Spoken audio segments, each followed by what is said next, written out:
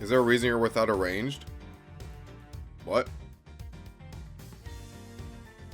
What are we talking about? Without what? Arranged tracks? Oh, did I pick the wrong one? Oh, no, I just messed up. I just messed up, that's it. Doo -doo -doo -doo.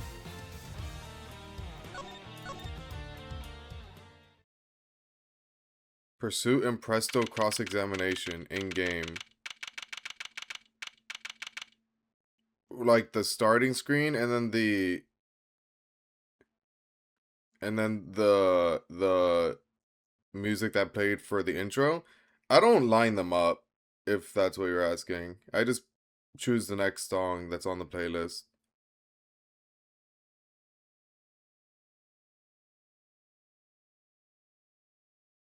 You don't seem to have them throughout cases. I don't know what for the starting screen or for like the actual game. I don't know what we're talking about for the game. Yeah, I don't know. I don't know. I don't. I'm just opening up the game. I don't know. What's wrong? Is there something that's wrong with the game?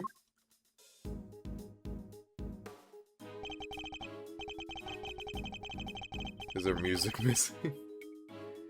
Here we are again. Let's hope we can find something this time that will finally reveal the truth behind it all. Although that might be easier said than done. There's nothing left to investigate. Judge Gavel's deduction yesterday. Probably something in the setting. Yeah, I haven't done anything. I don't know. Oh, yeah, arranged. Do I change it? Original? Oh, it's because of the fucking... It's because of the collection. That's just the default. There's another possibility, one you seem to have overlooked.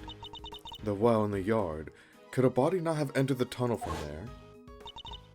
In summary, the body must have been thrown down the well and moved to the workshop. At some point during the show. Tell me, who else could have done that but Mr. Saint? Had Knight's body really been thrown down the well? The answer to that question will surely show us the way forward. But before we begin, I should tidy up my organizer a little. The reason I was confused is because, like, it sounded like you were asking that question, like, immediately after I got off the starting screen. So I was like, what are we talking about? Unnecessary evidence has been removed. Yippee. Sorry, what'd you say? Oh. There's a cover on it. A dried up well slap bang in the middle of a prison? Figures it'd be locked. There's only one person who has the key. I think. I mean, it would make sense if it were her, right? Well, luckily, I'm a master lockpicker. Want me to do my stuff? I think not. We'll do this investigation by the book. Come on, don't be such a stick in the mud. Whoa! What is it, Kay? The lock's broken, and from the looks of it, it's been broken for a long time. Oh. How convenient. If that's the case, then anyone could have thrown Knight's body down the well. Gavel's not gonna like that one. Judge Gavel's theory was that Mr. Saint carried out the murder here in the yard, and then during the performance he threw the body down the well. What are you thinking, Mauserino? Plausible or no? Oh, why don't we see if Missile can help us out again? He'll be able to tell us if Mr. Knight's body was here, and which way it went. Good idea. I'll call Detective Gumshoe. And then we can use the fishing rod to fish out whatever's down there. Gumshoe speaking. Detective, I need your assistance. Come to the prison yard and bring Missile with you. You bet, sir. Gumshoe's 7 secret weapons to the rescue again, huh? I'm fairly sure Missile belongs to the precinct. You wouldn't have Missile if it weren't for Gumshoe, so be appreciative, alright? I'd also like you to bring one of our witnesses. Call the Berry Big Circus and ask Miss Regina Berry to come down here with you. Yes, sir. I'll be there before you know it. So, what shall we do while we're waiting for Gummy? How about a quick game of hide and go seek? Fun idea, kiddo, but where exactly will we hide? He's not seriously considering it. Your game can wait, Kay. We need to call on one of your more practical skills. I think you know the one. You bet I do. One crime scene recreation coming right up. Oh, we're actually doing that? Like now? Okay, cool. Say what now? Let me show you. Introducing a great thief's great secret weapon, Little Thief. I love Little Thief. Little Thief is so broken. Thank you, Little Thief. Whoa, screens appearing from thin air. This is some next level tech, little sis. Little sis. That's so cute. Wanna talk me through the deets? What are you doing now? I'm inputting everything we need for the simulation. Allow me to explain. This is Mr. Thief. It's a device that can recreate crime scenes at specific moments in time based on the data you feed it. How about I start us off with a recreation of what the yard looked like yesterday? Good idea. That was when they were in the middle of tearing down the stage. We didn't pay much attention to the well then. Who knows? We may have overlooked something. Leave it to me. I'll use the photo I took. I'm not saying that. That's all the data. Just gotta pump the projection power to max, and dark skies of evening when no other bird dares take wing. One alone remains all-seeing. Now, witness the true power of a real modern-day Robin Hood. She's so cool. Yipes! What is this? It's a recreation of how things were yesterday, modeled on the data I gave Little Thief. Hello, Galaxy. This gadget was a tool used by the original Yatagarasu, but they used it to plan robberies. Well, there's no harm in using it for something on the right side of the law now. Oh, but keep in mind that I can only recreate what you tell it to. It can't simulate things it doesn't have data for, and if the data itself contains mistakes, then you'll wind up with those same mistakes in the recreation too. But this particular recreation is based on case photo, so we shouldn't run into any problems. This is foreshadowing. That's enough preamble. Shall we get started? Ooh, foreshadowing. Ooh, how are we gonna fuck up? This is an episode 5 moment. Don't forget, you can examine stuff in the recreation just like in real life. Actually, no, it's episode 4 where we're wrong, and then that's set up for episode 5 where we're going to be right and awesome and cool. You can also present evidence to try to clear up any inconsistencies you find. Of course, thank you for the reminder. Hello, Diamond. Now let's take a look at that well.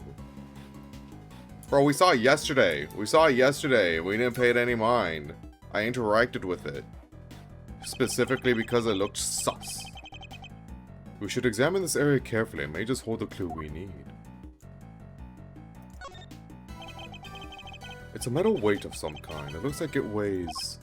The projection makes it a little tricky to read. It's 30. Do you remember how heavy it was, Kay? Sure, it was 30 pounds. What does anyone need such a heavy weight for anyway? It doesn't seem related to the circus show at any rate. There's a sturdy looking hemp rope lying on the ground. Kinda reminds me of the ropes we used for playing tug of war in school. The answer is no, Kay. What? I didn't even say anything yet. I'm excited we might actually see the third case today. Fuck off. We made a lot of progress yesterday. Fuck you. I see it also has a metal stake attached to one end. Oh yeah, it looks like something you'd use to put up a tent. But there was no tent, was there? In which case, what was it used for? The body! What are a bunch of pulleys doing here? They don't seem to be well pulleys for lifting buckets. We would have beaten it yesterday if we didn't get distracted by a certain shape. The well was behind the stage, which means there aren't many people who could have thrown Knight's body down it during the show. I just don't know how Lagarde did this, I'll be real. I don't know what she was up to. I mean, she has the most power in the prison, so she can realistically do whatever the fuck she wants. just don't know how. What do you do? Without, like, anyone seeing you. Do you use the stage as cover? I don't know. This is looking worse and worse for Mr. Saint.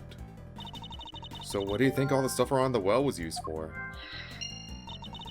I can't see any of the animals needing them for their part of the performance.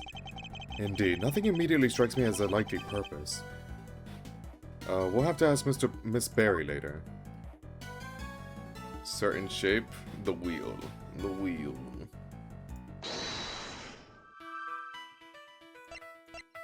Is this anything? Fuck it, why not? Doesn't seem like... Yeah, I figured.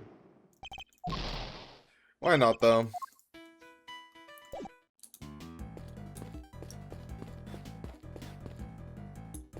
What about the basket?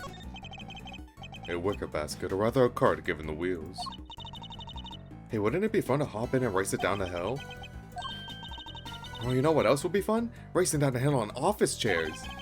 Where did any of that come from? First of all, you never let her have fun. What's up with that? Yes, this is where the circus show stage stood.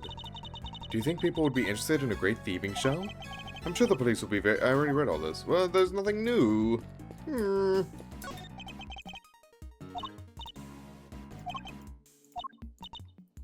then they mentioned Gumshoe does it. Yep. And then she said be nice, and then he was like, I guess. Same thing with the elephant, I presume? What was the name of our trunk happy friend again? Okay, well that's important. Did they use... Did she somehow use the elephant to move the body? Not exactly inspired though, is it? Was Miss Berry having an off day when she came up with it? Oh my gosh, Mr. Edgeworth, not in front of the poor elephant herself. I suspect that's about all there is to find for now. Detective Gumshoe should be here soon, too.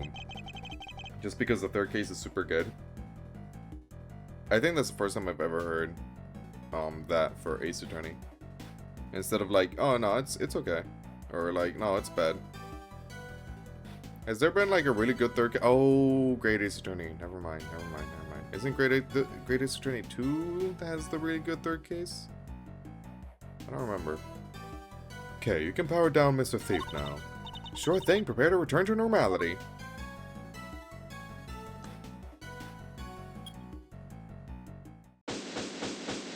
Well, that was fast. Sorry, sir, I came as quick as I could. Speak of the devil.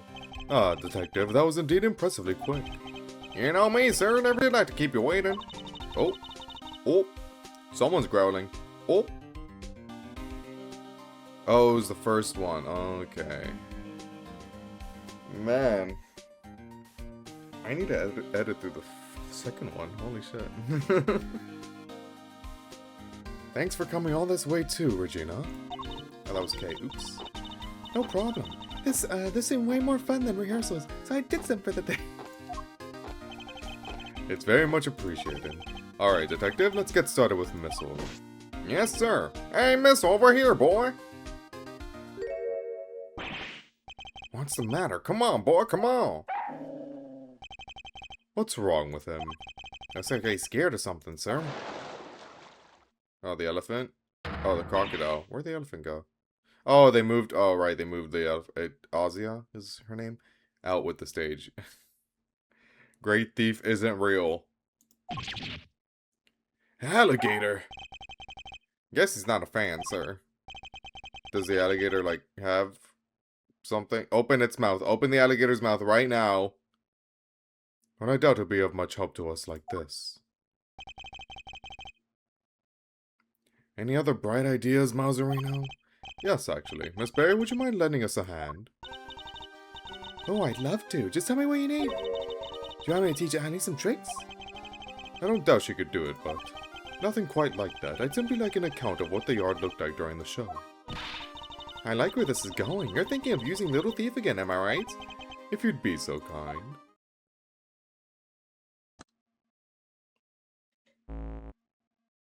I wonder what other characters from the first game they're gonna bring in. I plugged in all the data, firing up the simulation.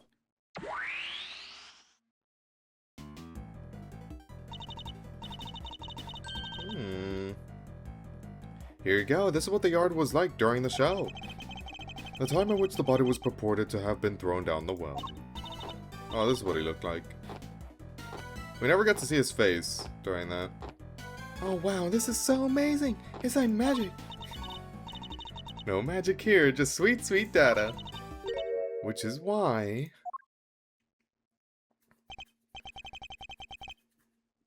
the area behind the stage is missing.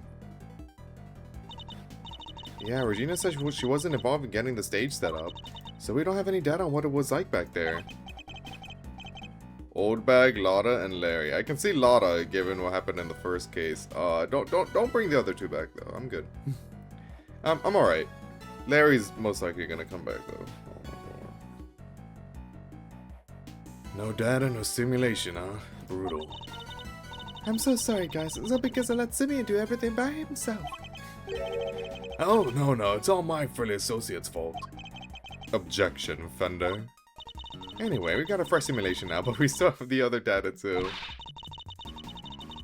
I wouldn't mind Emma. Bring Emma back. I love Emma. She's great. She's a good time. You can switch back whenever you want to the recreation of them taking down the stage. So we can examine the scene both during and after the show. And switch between the two at will.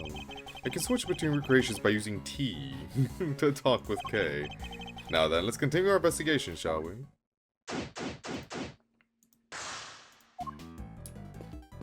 Okay. What's this?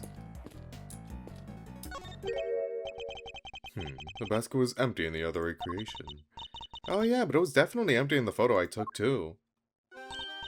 Oops, sorry. I made a mistake when I was filling you in earlier. Oh? That basket's for holding Ozzy as food, but on the morning of the show, all the apples that were in it had vanished. Poof! I totally forgot to mention it. Sorry! Disappearing apples. I should make a note of this. Okay.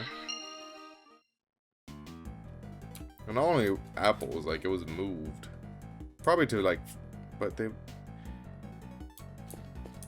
How was it? I wonder if like doing that does anything. Hold on.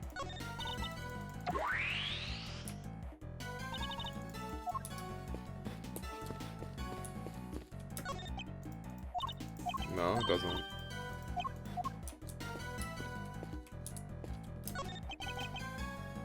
This door appears to be locked. Want me to open it? Can't carry it? Yeah, I already, yeah. Read this last time too. Okay, well, I guess it doesn't really do much.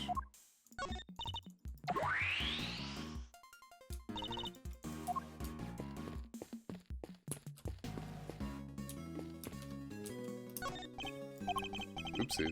Now empty, as Lady herself is on stage. I wonder how they got her in here in the first place. What do you mean? Well, the entrance to the yard is people-sized.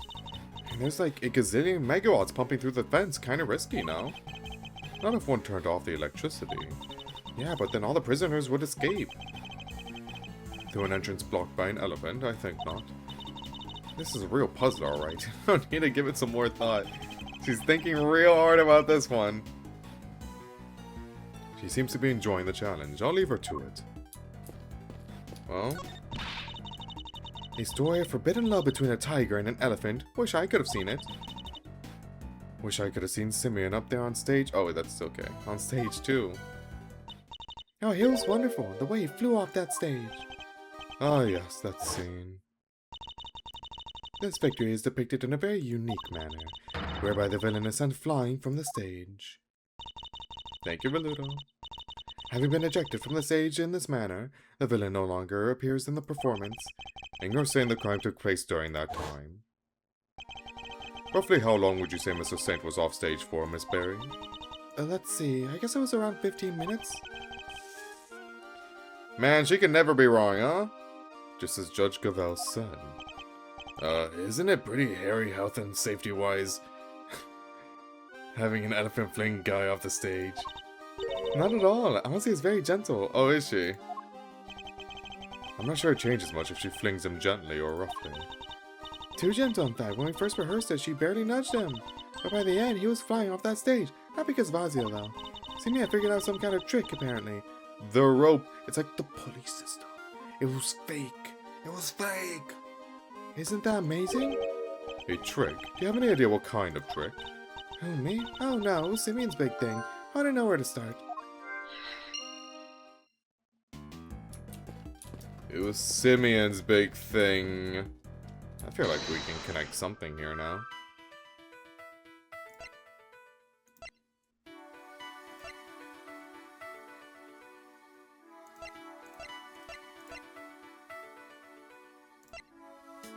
You know, this sounds obvious. I mean... yeah. The apples in the basket were likely eaten by Azia. Really? That's strange. I made sure to put the car where her trunk couldn't reach them. Oh, so this is when they'll realize that the cart was moved. I see. Are you sure about that? Oh yes, it was still full of apples the night before the show. Then we must consider the possibility that the cart was moved to somewhere within Azia's reach. A large basket full of apples couldn't have been moved by the wind, which likely means somebody moved it for a reason. So before the show had even started, the cart had been moved and its apples eaten. Yes, that seems to be the most probable timeline. Let's update the recreation, Kay. Will do, I'll add that into the simulation of the performance then. Updating based on what Regina told us now. Boom. There, all done. Oh, okay. Little wonder it smelled of animals. It was being used for the elephant. To hold Azia's apples, right? Yup. Wait, yeah, it was full of them the day before the show. So they vanished overnight. Did you figure something out, Mr. Edgeworth? Quite possibly. Is it still... no, still nothing? Alright. I mean, maybe. This door appears to be locked. Yeah, it's the same thing. Someone went in there! Oh my god. Someone went in there!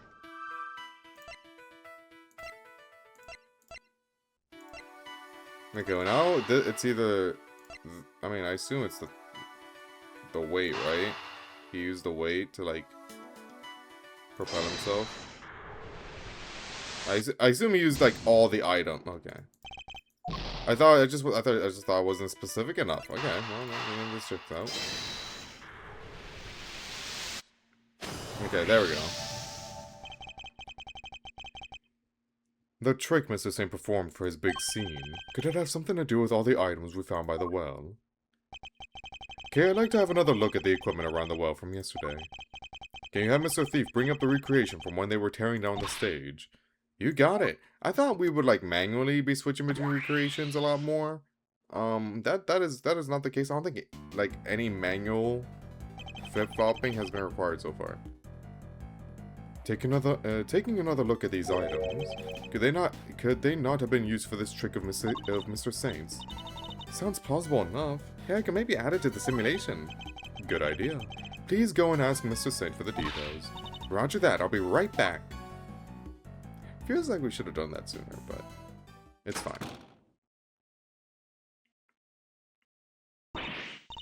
I'm back and he told me exactly how he did it.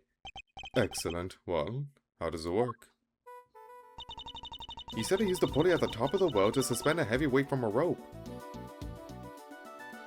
Okay. And lower that down into the well. So it wasn't blocked off. So... was it blocked off recently? The other end of the rope went through 2 more pulleys and was tied around his body. I see, so he used the downward pull of the weight to help him launch himself into the air. But how did he make sure the weight only dropped when he wanted it to? He used a stake to stop it, that's how. Why can't more people just stab their victims to death? Oh my fucking god. We don't do that around here. We don't do that around. We have to make sure we don't get caught. Just for us to get caught at the end of the day. Alright? This is why you wouldn't get away with murder. Miss Berry didn't seem to know anything. That's a really funny comment. Miss Berry didn't seem to know anything about the trick or the contraption he built for it. In which case, I suppose it must have been Mr. Saint himself who pulled out the stake. That's right. And to do that, he used a second length of rope. A second length of rope, huh? That must be the thing that was next to Knight. I forgot his name. I was stalling. He tied it to the stake, and then when he gave it to a sharp tug, the stake was released, and the weight dropped down the well.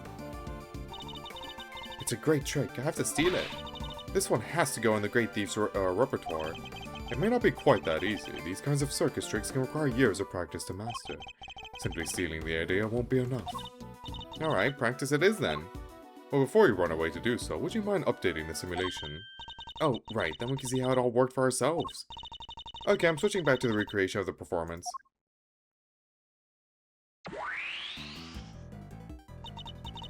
And now to add in the data. Little Thief should be able to reproduce the trick now. Are we gonna see the boy flying? No. Well, I guess it's like around the beginning of the show. So this is how Mr. Saint performed his trick.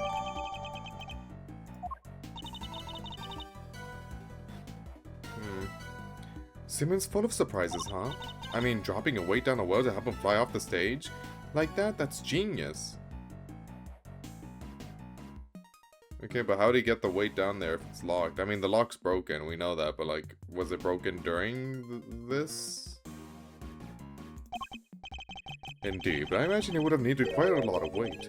More than him, at the very least. It would have taken some serious pull to lift him into the air like that. Yeah, I didn't think 30 was enough, but I thought he like really... I thought the elephant was like really carrying. But then, but Regina said that Nausea doesn't really like throw him hard anyway. I don't know. Yeah, probably a ton of practice. Okay.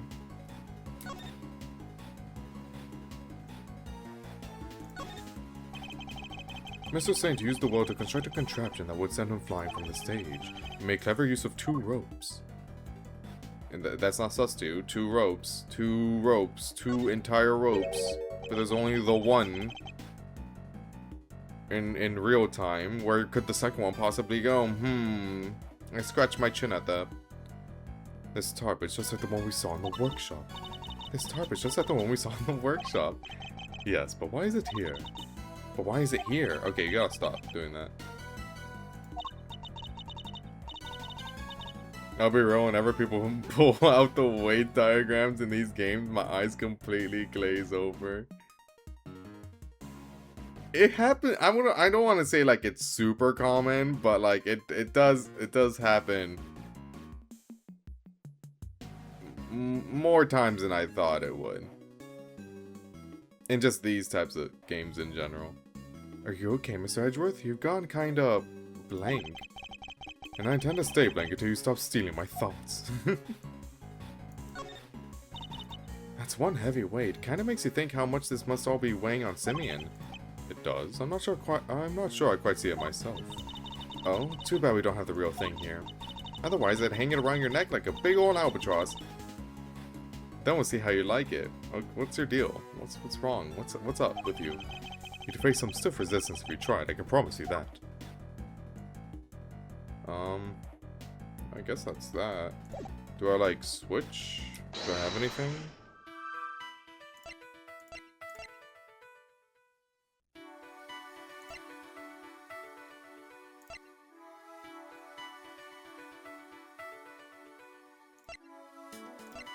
Yeah, I think I'm pretty sure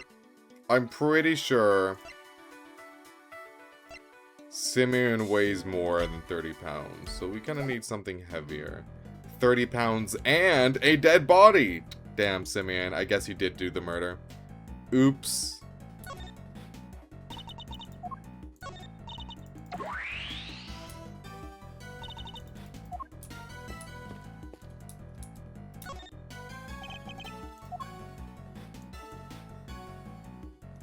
Damn you.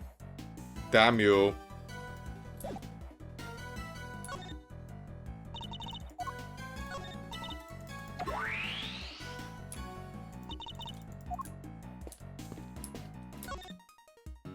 Can I, like, go up? What do you mean there's no more? This isn't checked off. There's no, you know, check on the thing when I inspect it. See? There's no check. So what do you mean there's no more? You lie. You liar. Okay, you know I'm just gonna do this just in case. Oh, wait. Did he use this? Hold on, let me see this shit. Okay, you know what? Maybe there was a time. I don't know. Okay, and then we can try this. I just want to, like, get my shit out of the way. See if anything connects. And I don't know for sure I'm missing something. Okay. So wait, what the? You said he has to wait more, way more. You said that. Unless it meant, like, since Simeon's using his own weight against him, he needs an extra thing. I'm not gonna lie. I thought we were already taking the weight into account. I thought, like, we all, like, as a consensus, me and the game, I thought we were already taking the weight into account. Because, like, that counts as one of the items from the previous puzzle piece. The items at the well, which is the weight, rope, and tarp. I'm just saying. I thought we were, like, in the same wavelength here, but I guess not. Doesn't this seem odd to you? No. You haven't noticed, Detective. There's something strange about the weight we found. Oh.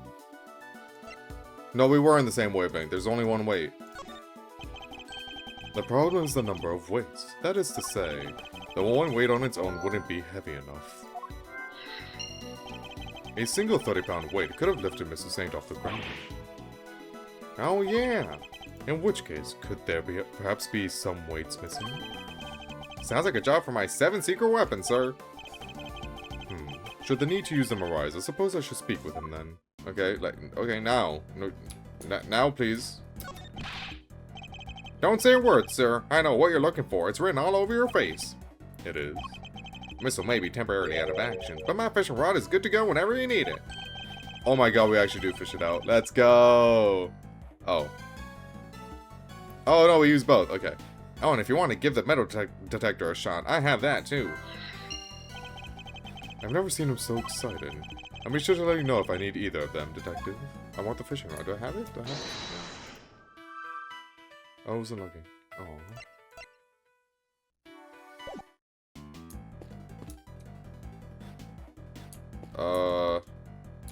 I guess that's that.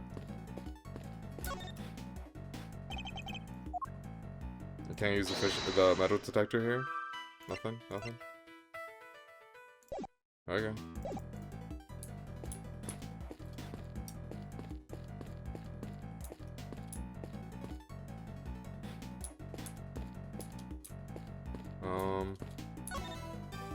Can I switch?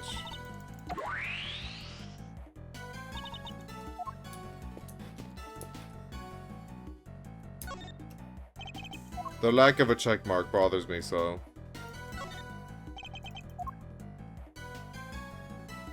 Okay.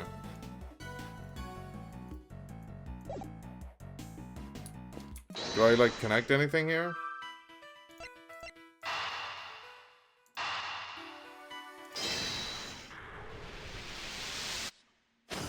Okay. Detective, I have need of one of your secret weapons. Roger that. The metal detector, if you would be so kind. He really wants to use that fishing rod. Oh, jeez, I'm never gonna get to use my fishing rod. So before we get started, let me run you through how the metal detector works, sir. It's simple enough. It uses this sound. And this gauge. To tell you how close you are to something made of metal. The closer you get, the more strongly it'll react. When it starts going wild like this, just give me the order to examine the spot where I'm standing. Say, what do we got here? Oh, the fence. Holy shit, you struck gold.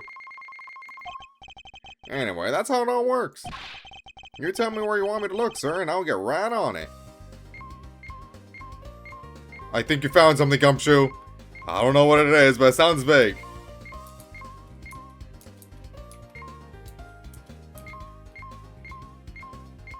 Well. We're close, sir. There's something metallic nearby.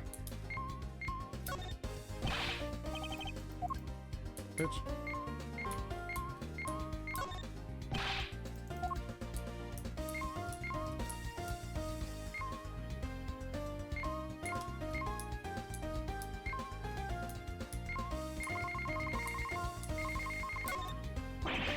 I got something. There's something here, sir. Oh, it's a gold coin, sir. What a find. I'll go down in history. I don't imagine a gold coin would stay hidden long in a prison yard. Oh, you found it. Never would have guessed it was hiding there this whole time. That's one of the coins from the big coin hunt we hold once every 2 weeks. Hey, that sounds kind of interesting. It must be fun for the whole family. What the fuck goes on here? Sure is. The prisoners have to hunt for the coins a warden buried around the yard. Oh, huh. The warden set it up, did she? And if they find 3 silver coins or 1 gold coin, they can swap them for a jelly donut. Cool. First a show, now a treasure hunt. Is this a prison or a playground? Alright, let's get back to it.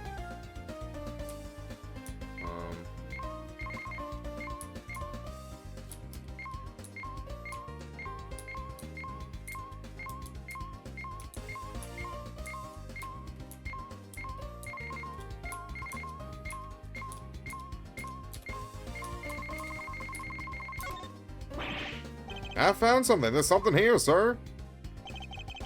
I don't see anything metallic. What did the detective pick up? Guess I must have picked up some iron sand. Can I please just find the damn thing? Iron sand, as in sand you can pick up with a magnet. That's the stuff. You can find it at the beach sometimes. And I got just... So wouldn't wouldn't metal detectors at beaches be popping off all the time then? Or can you change the setting? Why are you not changing the setting? Why are we picking up iron sand?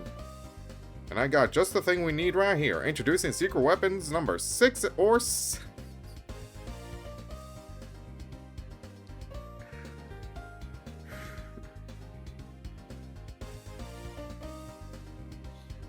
that again? God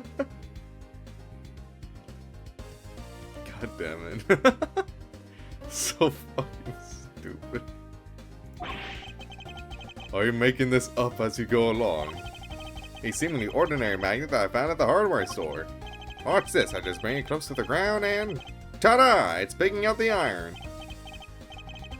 Come on, little guys, come to Papa. Must be nice to be so easily entertained. Regardless, the investigation must continue.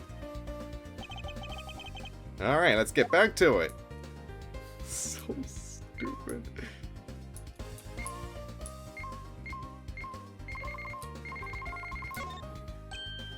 Sir, I'm picking up something over here. So there was something over here. Let's take a little look-see. Huh? Oh my fucking god. Well, at least I read the optional stuff. Ha ha ha ha. Found these little guys in the grass. They're the same as the weight we found by the well. It must be from Mr. Saint's trick. Did someone hide these on purpose? I count 4 altogether, sir. They would be more than heavy enough to send them flying. So somebody hid several of the same weights as the one by the well. But why? And why over here? Because no one will come looking here because of the alligator, bro. The alligator scares them off. It's foolproof. Yes, nice work, me. See? Alligator! That thing nearly gave me a heart attack. I knew it! Open that mouth of yours, buddy! What's the matter, detective? It's the metal detector, sir. It's reacting to the alligator. What? How? You're sure it's not responding to the weights we just found? No, sir. I'm sure this is something different, and I'm sure it's coming from the alligator. Regina, deal with that. And she's gone. We scared that big snapper good. I don't think that's it, Kay. Huh? Then what is it? Allie hasn't been herself lately. That's the name. Allie. Or Ally, I should say. The The warden's favorite pet. Or is it Allie? There's no E, so... Allie sounds more like a name, no? She wouldn't even look at the food warden Lagarde brought her yesterday. She was acting as if, I don't know, as if maybe she'd eaten something that didn't agree with her. Maybe the metal detector was responding to whatever she ate, sir. Oh no, what if she ate one of the weights? I highly doubt that even an alligator could swallow a 30-pound lump of iron. So what did the metal detectors actually pick up? The actual murder weapon. You thought it was a chisel with the bell. Lo and behold, it's another chisel with a bell. And why would someone hide those weights? Perhaps I missed something when I looked at the equipment by the well. It's the thing! It's the thing! It's the thing. But no, I thought it would be like the steak.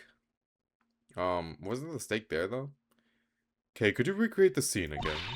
Coming right up. If she ate a steak, then that's pretty dangerous. Is it like this? Is it one of these things? Girl, what? What you eating all this shit for?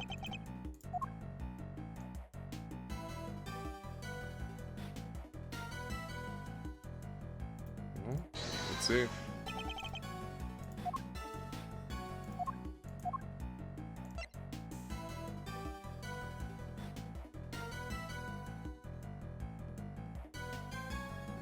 Sure. Okay. Well, fuck you in particular, bro. Thoughts on that? Thoughts on that? Contradict what evidence, bro? What's I got? What's I got? There's the one thing. There's the two thing. Where'd the things go? The things. That's why I picked it. So what's up with that? Unless you mean the rope and how there's only one. It must be the steak because when we saw the body, there's no steak there, no? Fuck it.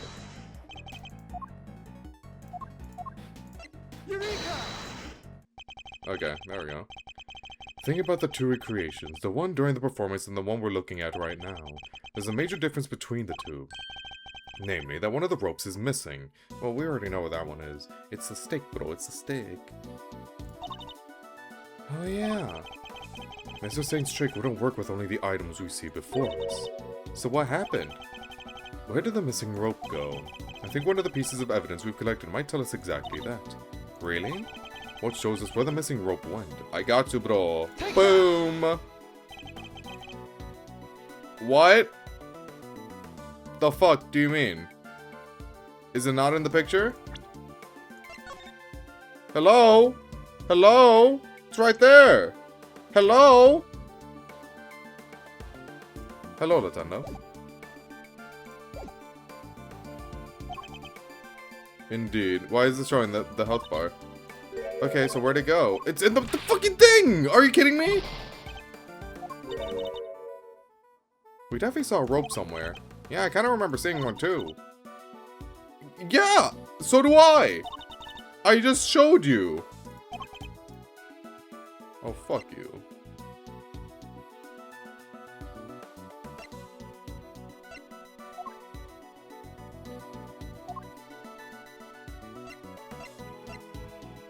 Just checking.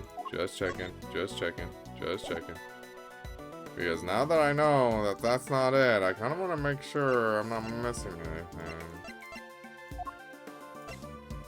Oh. Fuck off. Okay, look, I didn't... tunnel vision, shut up, I didn't see that. I swear to God, I didn't see that. I swear, shut up, shut your mouth. I didn't see that. I feel like both should have worked. I feel I'm gonna be biased and say that both should work. Both should have worked. Both end up leading to the same result. fuck you. The game is wrong. The game is wrong. This rope was found beside Knight's body. Wait, you mean... Yes, it must have been the other rope used in Mr. Saint's trick. So you're saying... Yes, that this rope did indeed have a weight attached. Oh my god, how did I not see that? How did I not... Dude. I don't think that's ever getting fixed, alright? You just have to deal with my tunnel vision, that's all. But it wasn't any of the iron weights we found. Those were hidden in the bushes and replaced with something else. What was it, Mr. Edgeworth? Come on, I'm dying here. Think about what the rope we found in the workshop was related to. Do that and you'll soon figure out the answer. The weight dropped down the well in place of the iron weights was... Okay, now we do this. Okay, cool. Hey, doesn't this look worse for Simeon? What's up with that? It could only have been Knight's body that was dropped down the well. What? Mr. Knight's body was the weight? Yeah, somebody first swapped out the weights used for Mr. Saint's trick. Then Mr. Saint used the contraption to make his exit from the stage. And let the rope around his body loose. Whee! And that's how he got dirt on his body. Both the rope and Knight's body fell to the bottom of the well. That rope was never used to restrain Knight. It was used to suspend his body halfway down the well. From this, we can easily see why most of the weights were hidden. So that no one would realize they were replaced with the body. Precisely. We can then further deduce that they were hidden by the killer. Whoa there, gang. Wasn't poor old Bronco stabbed in the neck? Wouldn't there be blood everywhere, including down the well? Oh, the killer thought of that, which is why they used this. What did the killer use? Shit. What did the killer use to stop Knight's blood from going everywhere? Oh, yeah, that. This top was found with the body. I think it's likely that Knight's corpse was wrapped in it. Oh, another piece of the puzzle falls into place. It's all coming together now. Love it. But all we're doing is proving that the body did go down the well, which means we're helping to prove that Simeon was the killer. No, not quite. But what about what Judge Gavelle said yesterday? Oh, but if Mr. Saint truly is the killer, why would he need to go to such lengths to commit his crime? It's Ace Attorney, everyone does that. That's true. Knight's body fell down the well when Mr. Saint used this contraption during the show. Therefore, it reveals nothing about where the real killer actually was or what they were doing at the time. It's only designed to throw suspicion onto those who were not at the show. Yeah, I guess we did suspect Mr. Canis right away, huh? That was the killer's goal, to make us think that the crime took place during the show. In other words, they used the well contraption to construct an alibi. Miss Berry, when exactly did Mr. Saint put his contraption together? It would have been the day before the show. The night before, actually. Yes, we started getting ready for the show at around 9 p.m. Interesting. And I think we finished at around midnight? Okay, yeah, that's like a shit ton of time. In which case, the killer must have switched the weights out for the body after that point.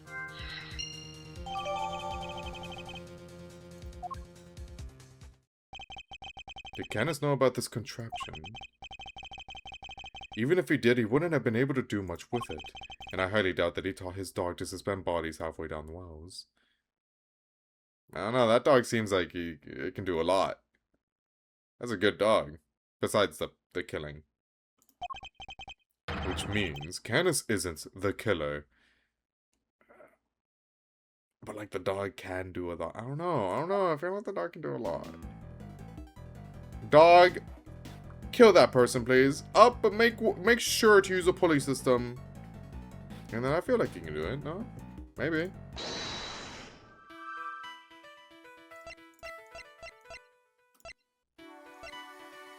What the fuck with the basket of apples, bro? You know what? I'll try it out. Why not? Oh my god.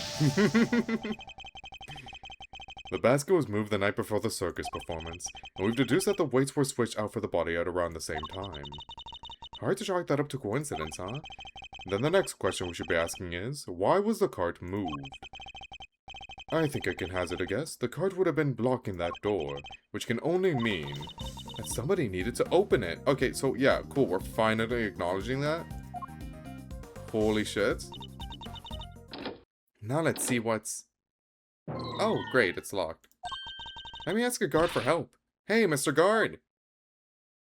Yes, please open that, please. Please, please, please. Yes, miss. What can I do for you? That was fast. Guard, where's the key for this door? Oh, the warden keeps hold of that. Oh, does she now? I'll go ask her for it. And then she's like, nah, I don't want them going in there. Warden Lagarde is the only one with a key. Meaning, if somebody did open the door, they would have had to get it from her somehow. Or she did it.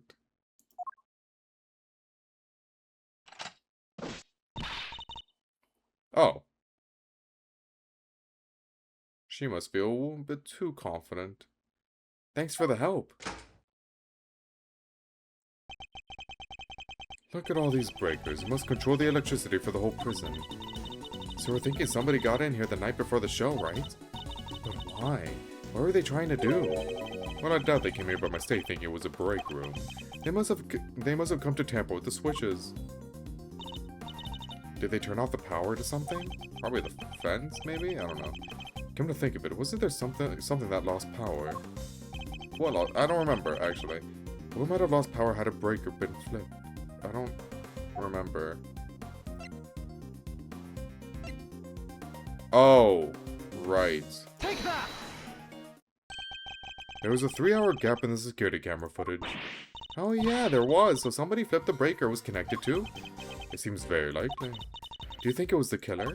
It's true that shutting off the cameras would have made things easier for them. It would? Which means the killer would have had to be someone who had access to the breakers, and it seems only one person has the key. It couldn't be. Could it?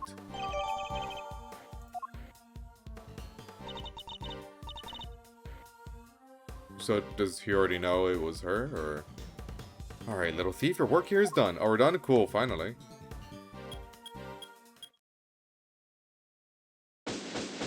Yippee. Alright, Lagarde, fess up!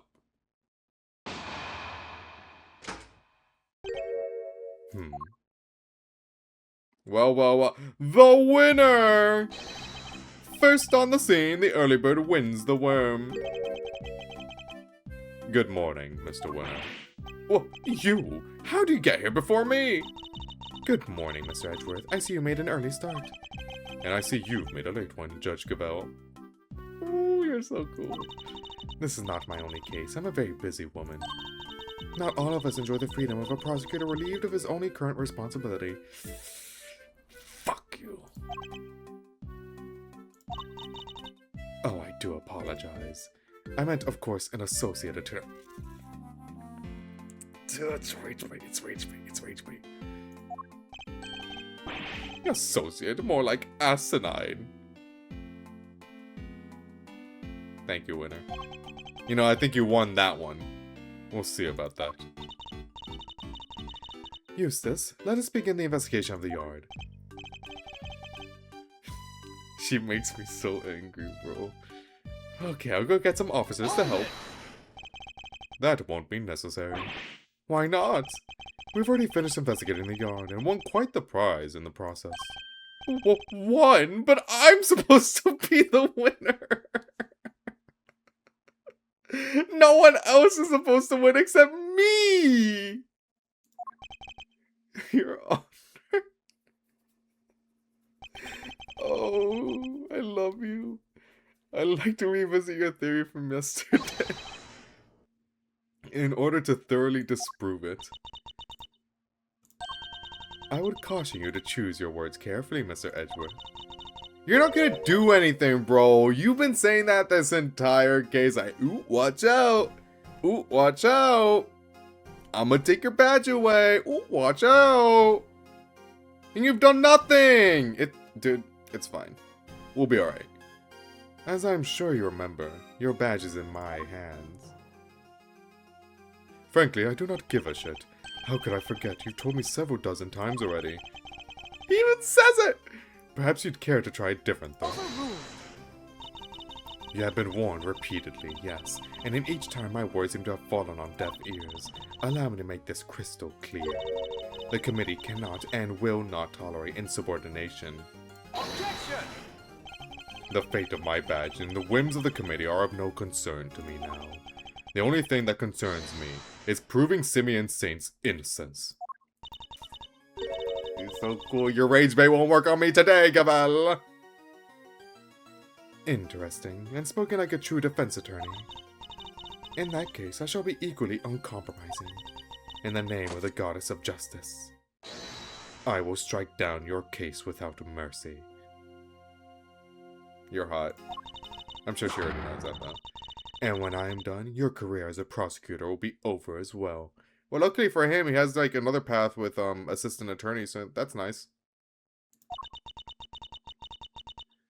I hope you do not come to regret this. Judge Gavel's theory. Yeah, your theory's wrong, BT dubs. Oh, there's a little bird there. Look at that. My theory remains the same as when I related it to you yesterday. Mr. Carcerado did not see Mr. Knight's body when he passed through the tunnel. As such, the body could only have been dropped down the well during the show. I mean, she's not wrong about that. Well, yeah, during the show. We both know the only one who could have dropped the body down there during the show is Mr. Saint. I think it's the second statement, right? That's still your assertion. You can prove it, of course. Of course you can. Who do you think you're up against? What Eustace means to say is that we received the final autopsy report just ahead of our arrival. She really is a very busy woman, busy looking after baby Winner. Still a winner, though. The victim appears to have died the night before the body was discovered. In other words, the night before the show. The cause of death is as stated. It seems the wound is 4 inches deep. Okay. Simeon Saint was off stage for a period of 15 minutes. That was plenty of time for him to throw the victim's body down the well. Judge Gavel hasn't investigated the yard yet, which means I fear there may be something of a flaw with your theory, Your Honor. You seem very confident of that. But do you have any evidence to prove it? A little bit, yeah. Yes, I think I just might.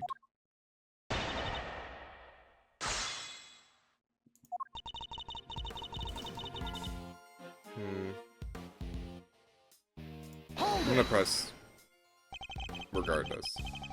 That theory being that Mr. Saint was the killer, you're certainly clinging to it rather stubbornly. And you are certainly clinging rather stubbornly to the idea that Mr. Saint wasn't the killer. Do you have any conclusive evidence that he wasn't? Any idea who the real killer might be? I'd like to see what evidence you yourself have first. I'm an emissary of the goddess of justice. My words are her words. But her words are wasted on you, I see. Damn it, she could. You would challenge me if I said the sky was blue. I don't know, it's looking kind of green today. Is this a court or a cult?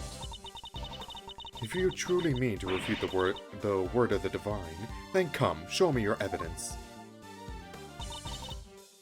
Hold it! I do think it's a statement, though. Isn't it possible that Mr. Carcerado simply failed to notice the body? Assistant to the Associate Attorney, you have been through the secret passage, have you not? Whoa, how do you know? I noticed mud on you yesterday. On that charming key in your hair, to be precise. That's incredible. You could be a great thief with eyes like that. Answer me truthfully, in the name of the goddess. Would you or would you not have noticed a body had one been present? Well, you know, I guess I would have. There you have it. Mr. Carcerado did not see a body, which means there was no body there to see.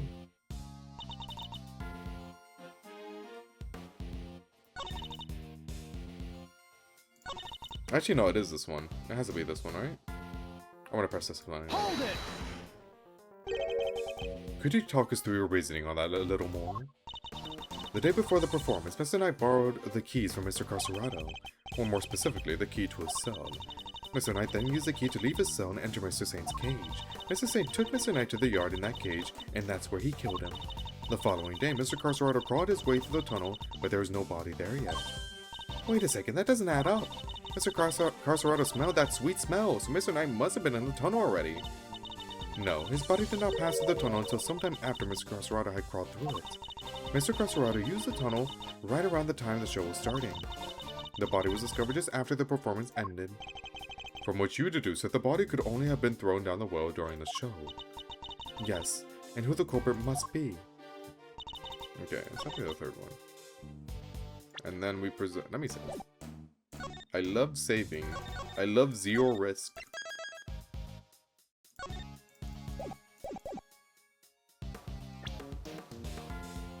The body can only have been dropped down during the one.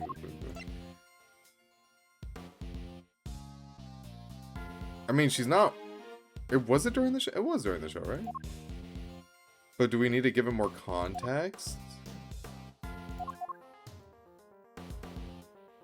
I don't know.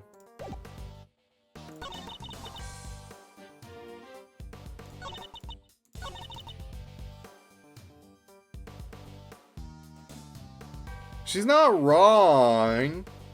It was Saint that dropped the body.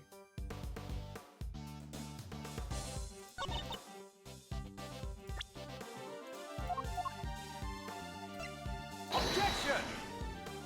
I mean, I figured that was wrong, but you know, worth a shot, right? I'm gonna press the last statement since we're almost there anyway. Maybe there's a hint. I don't know. Hold it! Are you sure about that? Could nobody else have done it? I understand that Miss Bear was on stage for the entire performance. Most of the prisoners were watching the show, and those who were not had plausible alibis. What about the guards? They too were watching the show, as was the warden. How can you be so sure? A guard could have easily approached the well unnoticed. None of the guards left their post during the show. I have checked this for myself, you know. I took statements from each and every one of them. She's thorough, I'll give her that.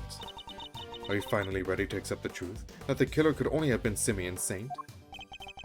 Nuh-uh. Judge Gabelle hasn't carried out a full investigation of the yard yet. Which means we got the advantage for a change. I shall review the evidence we gathered during our investigation of the yard. Fuck you. Okay, fine. What do I have? What do I got?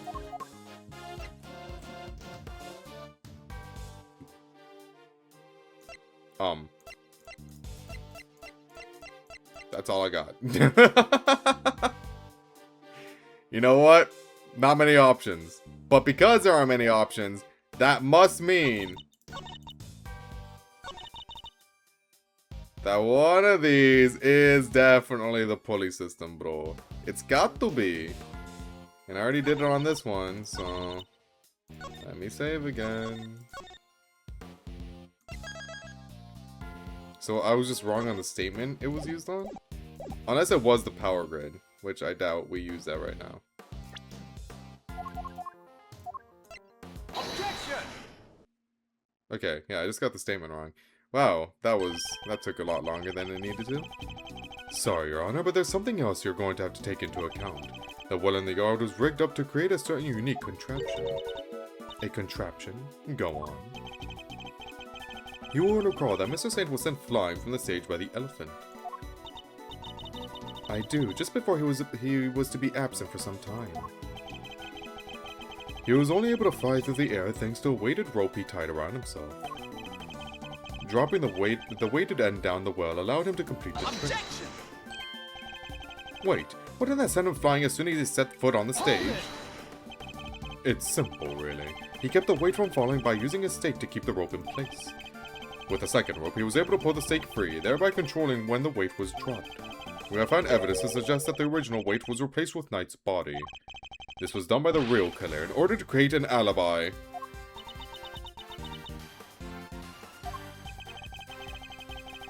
The estimated time of death tells us that the murder took place early in the morning. The killer could have tampered with the contraption in the time between the murder and the show. Objection! You're saying Mr. Saint himself set this contraption up, right? Well then, who do you think is the #1 most likely person to have used to dispose of a body? The #1, me, I'm the winner. Even you must see how this looks. Objection! If Mr. Saint was the killer, he could have simply done as Judge Gabelle theorized, without these extra steps. Miss Berry. Yes.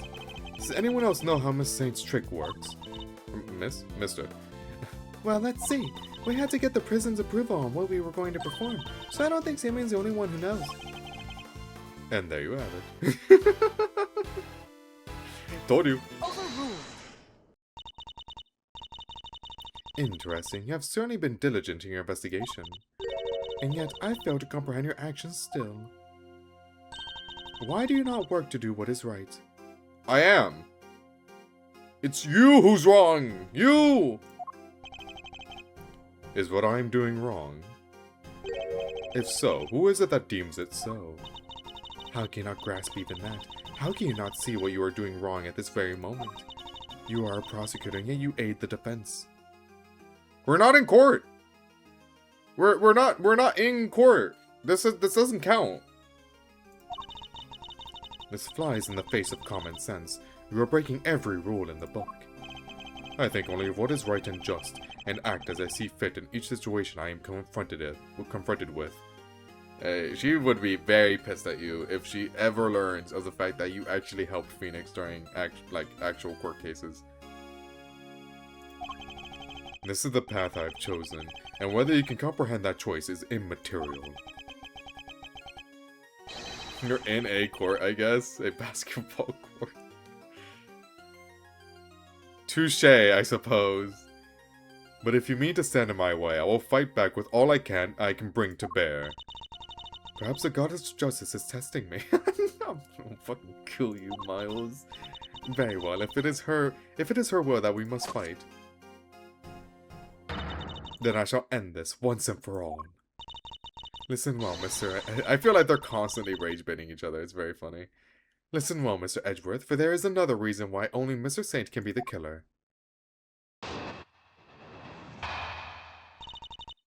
Why Saint is the suspect. Alright, entertain me so. If the body was moved from the yard to the workshop, then Mr. Knight must have first been brought here to the yard from his cell. The only person who had the opportunity to do that is Simeon Saint. Or someone else, maybe?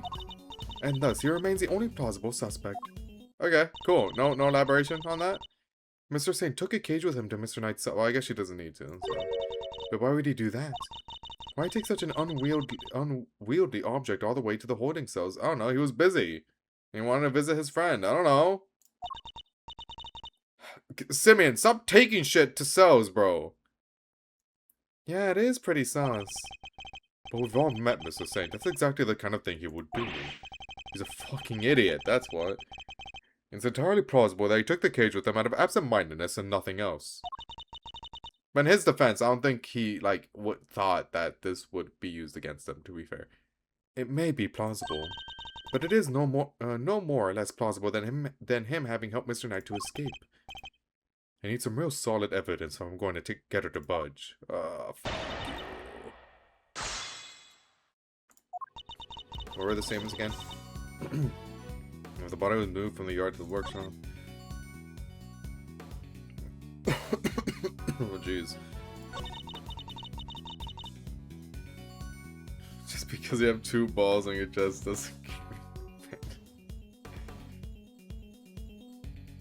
He's right, you know. If the body was moved from the yard to the workshop, then Mr. Knight must have first been brought here to the yard from his cell. The only person who had the opportunity to do that is Simeon Saint. I disagree with that, actually. And thus he remains the only plausible suspect. This seems like the "oh, you're wrong" statement.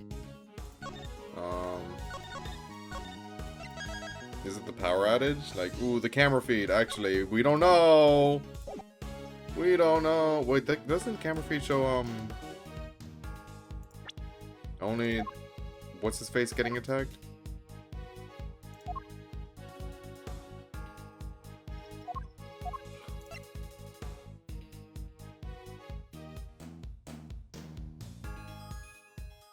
I don't remember.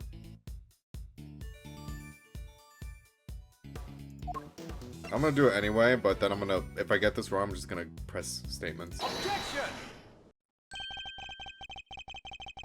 I'm goaded! Mr. Saint is far from the only one who had the opportunity. Which opportunity are we talking about again? We previously established that the time code on the security footage was off by 3 hours, and from this we can deduce that there must have been a power outage lasting for that length of time, during which anyone could have moved around the prison undetected. Do you mean to say that our killer intentionally created this 3-hour gap? That it was no simple camera malfunction? Is that even possible? Yes, actually. It was completely possible to create the 3-hour gap using this. Take that! Our investigation of the yard turned up something rather interesting. A panel of breakers, one which can be used to cut the power to the security cameras. We also learned that the power to the door to the power room may have been open at around the time of the murder. What? Eustace, you're not really doing a lot to help her. Such a shame to see one so capable fall so short of the mark. What? What now? Mr. Edgeworth knows what he's doing. And then how does he explain the lock on the power room door? Okay, I know who it is then. Is that the answer you want? I know who the real murderer is? Oh yeah, it was kinda locked up tight. And the warden's the only one with the key. Those breakers are vital to the prison's infrastructure. So I very much doubt that anyone could have gained access to the power room's key so easily. Objection!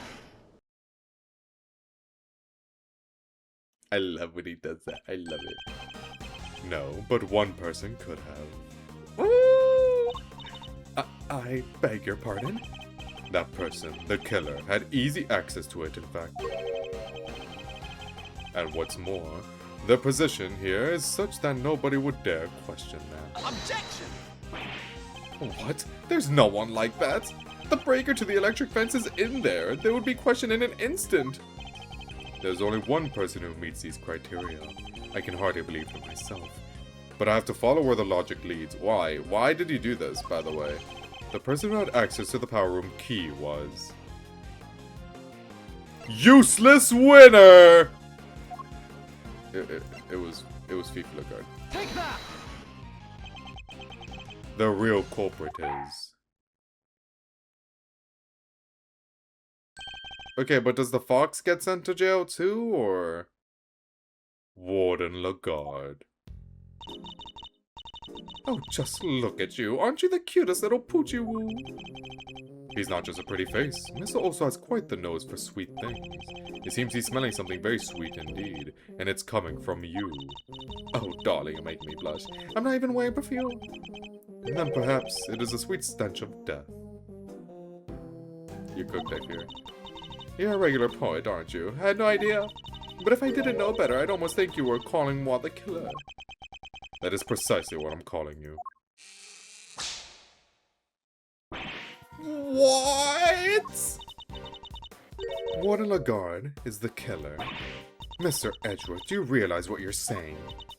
Oh, such a naughty boy. How could he suspect me, I'm the one in charge around here. It's like we're in a murder mystery, aren't we? Oh, I have news for you.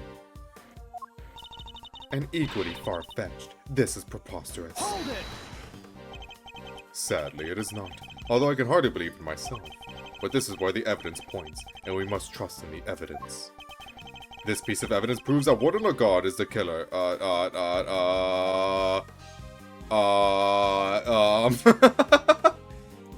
This again? I don't know. Like, what do you mean? This is very random on your end.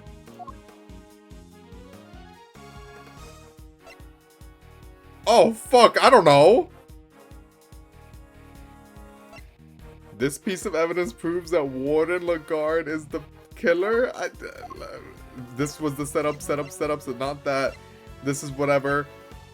What? All useless evidence is set aside, so like... Okay, but I don't think we use the door sensors. Not here at least. Pocket chest, no. Rope, no. Oh, my prosecutor's badge maybe? Oh, no. Prison roll call? Well, she's immune to that. But I don't think we use that here. Dog chest piece? I don't think... Why do we still have this, actually? Prison search, winner, Gavel, and the warden searched the prison for the murder weapon, but couldn't find anything. Oh, how interesting. Chest diagram? Why is this important too? I don't know why we have that. Security? No, there's no way. Hint, not the breakers. Okay, thank God. I had a feeling we don't use it twice in a row, but it's nice to know. Security gates, tunnel prints, autopsy reports, chisel, Mr. Candace's bell. What? I don't know how you use any of this for this.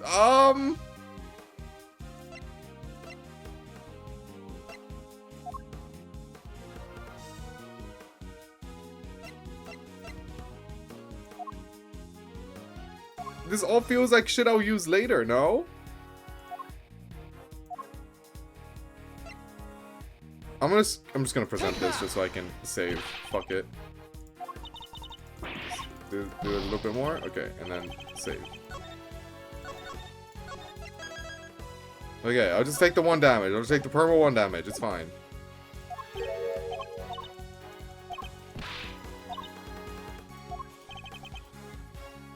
What? Proves that Warden Lagarde killed instantly by stabbing him to the throat. There's also a small quantity. Okay, a sweet scent can be. Oh! Take that! Sweet scent! Your scent betrays you, Warden. Oh my fucking god. And I completely forgot it. Oh my god. The hint was the shit they talked about right before. And here is your accuser. The police dog. We had him track down a sweet scent that was lingering around Knight's body back when it was first found. He now appears to be smelling the same scent, and it's coming from you. Darling, you're priceless, really you are. Your evidence is a whiff of suspicion. Verily, dear, do put him in his place. I don't know, you look kinda sus. It seems Judge Gavel may have reached a similar conclusion to myself. You believe this to be no mere coincidence, Mr. Edgeworth? I do. After all, she had the key, and the scent found lingering on the body is hers as well. Or just one or the other. We might be able to brush it off as coincidence. However... Indeed, then it seems the conclusion approaches. Perhaps we should hear what the warden has to say for herself. We should, and when we have, this case will finally be at an end. I like when Edgeworth talks. I think he's so cool. He's so cool. You're all being simply awful. Stop looking at me like that.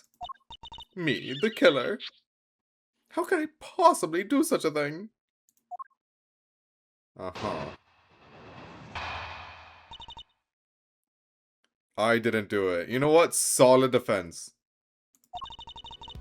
Verity told me everything she knows about the case, sweetie. The victim died in his cell, so by your logic, I would have had to kill him there. But how am I supposed to have moved the body, especially as I never went into the prison? I was too busy with work, you see. I was cooped up in my office until right before the show began. Check if you like, you won't find a record anywhere of my having entered or left the prison proper. You're the fucking warden! You can just do whatever the fuck. That's not a defense. That's not a defense. I haven't the first idea what harebrained theories you little scamps have cooked up, but I'm innocent. There's simply no way I could be the killer. Give me a break. Missile doesn't lie. Don't make it hard on everyone. Just come clean. Oh, dear. I'm afraid you are the one making things difficult. As I just said, I never went into the prison. If you think I'm lying, go and check the records. She clearly wants us to check those records, which means they won't help us. We'll just have to find another way of getting the truth out of her. Please, Mr. Edgeworth, stop being a big silly. You've made a boo-boo, and you know it. No, I didn't. I didn't make any boo-boos. Shut up. What do I have? What do I got?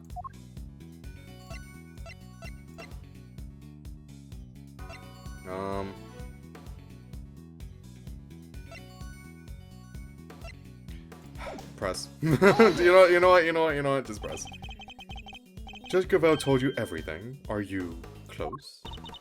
Thick as thieves, darling. Why do you ask? Are you jealous? A little bit, yes. Jealous of what? I had to ask Warden Lagarde for a lot of information on the first day of our investigation. It seemed only right that I share some information in return. Oh, Verity, do you have to make it sound so awfully dry? I thought we had a lovely chat. I simply shared the truth in our conversation. It was the least I could do.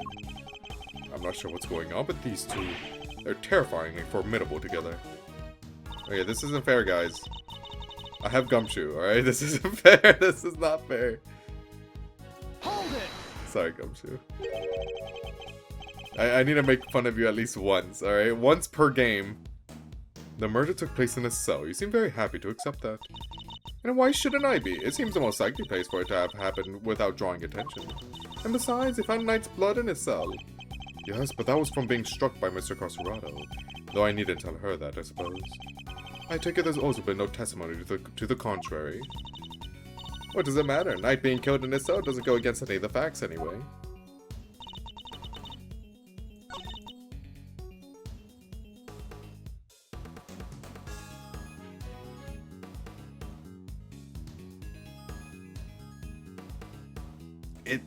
It's this one, right?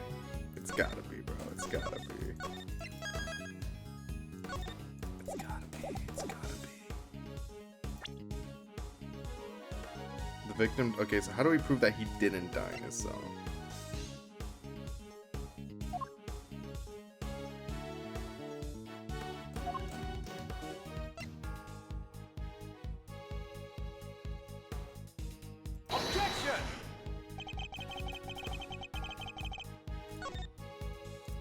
Shut up.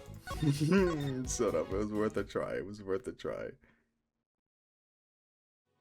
Because if it was replaced with the body, then like how the fuck did he get from there to the thing? Whatever.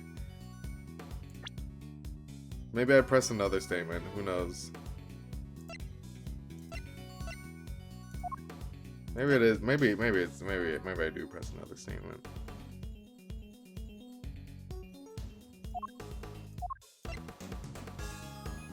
Is it this again?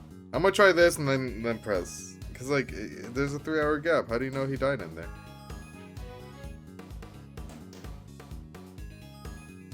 I'm gonna try. Okay, yeah, I figured since we already used it before, but you know, you never know. Okay, I'm gonna continue pressing.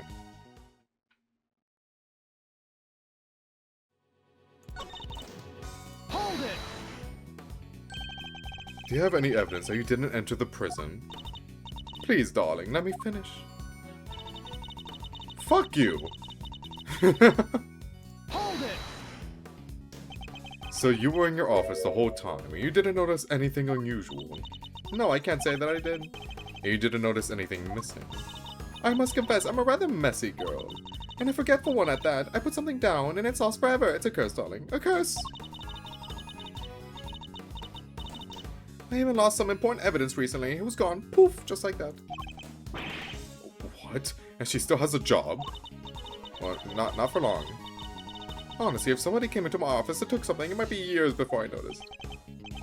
It seems like I'll need more than the power room key to expose her. On the day of the murder, I was working in my office. Oh, and looking for something I'd misplaced. Even if I had a reason to go into the prison, I simply wouldn't have had the time. Oh, it's this. Okay, dude, it's gotta be this one. You won't find a record anywhere of my having entered or left the prison proper. Okay, but like it's gotta be that one, right? It's gotta be that one. It's gotta be this one. A record. You won't find a record. Okay, fine. We won't find a record, but maybe we have evidence that you did leave the prison.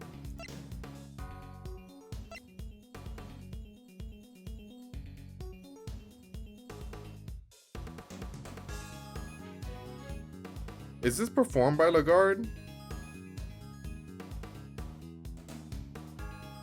I don't know if this is performed by Lagarde. It feels like this is a warden. I mean, I feel like the warden would like be the head honcho of that while the guards are doing all of it, but I don't know.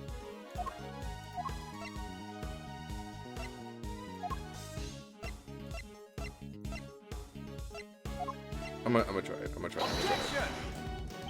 Fuck you. Can't the music stop for a little bit? Let the music stop.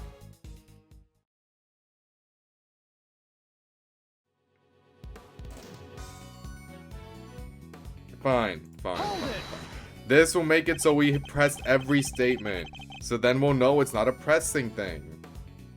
Sure, maybe even though we already know it's evidence. But still, Sure, maybe you didn't go through the main entrance to the prison, but what if you took another route? Oh, come now, sweetie. Surely you don't mean that awful filthy tunnel they discovered. Why, until yesterday I had no idea it even existed. No, you had another way in, I'm certain of it. A route that didn't require going through the main entrance or the tunnel.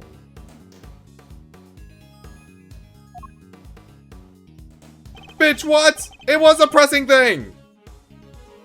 The route you took went through this location. Oh, fuck off, bro! No, you had another way in, I'm certain of it. A route that didn't require going through the main entrance or the tunnel. Isn't there like a thing? Or the tunnel? The yard, right? Yard? Because that's her, like her whole thing. Yard? Take that! Cool. It was a pressing thing. Oh my god. Dog in the sun reaction. How would I have known? How would I have known? Through the fence. Warden, you took Knight from his cell and brought him to your office. We need that as an emote. I can't add any, I'm sorry. I can't add any yet. But as soon as I'm able, I got you. Which just happens to be connected to the yard. If you had a way through the fence, then you would have been able to circumvent both the entrance and the tunnel. I need, in order to get affiliate, I need... Well, I guess today would count, because like there's 6 people watching. I need a consistent... Let me see. Minimum of 3 average viewers on 4 different days, and we're 2 out of 4. So, if you want that emote, that's what you gotta do. Look, I'm just letting you know. I'm just letting you know. Because other than that, this is what we got. This is what we got. I don't know why that says 54 when we're at 55, but yeah. Anyway.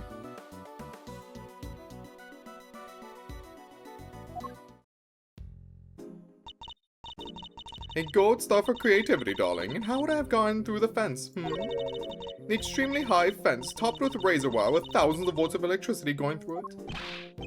Yeah, how's she supposed to have gone through that? The fence's electricity supply can be cut off from the power. And only you had the key, Warden. No one but you could have done it.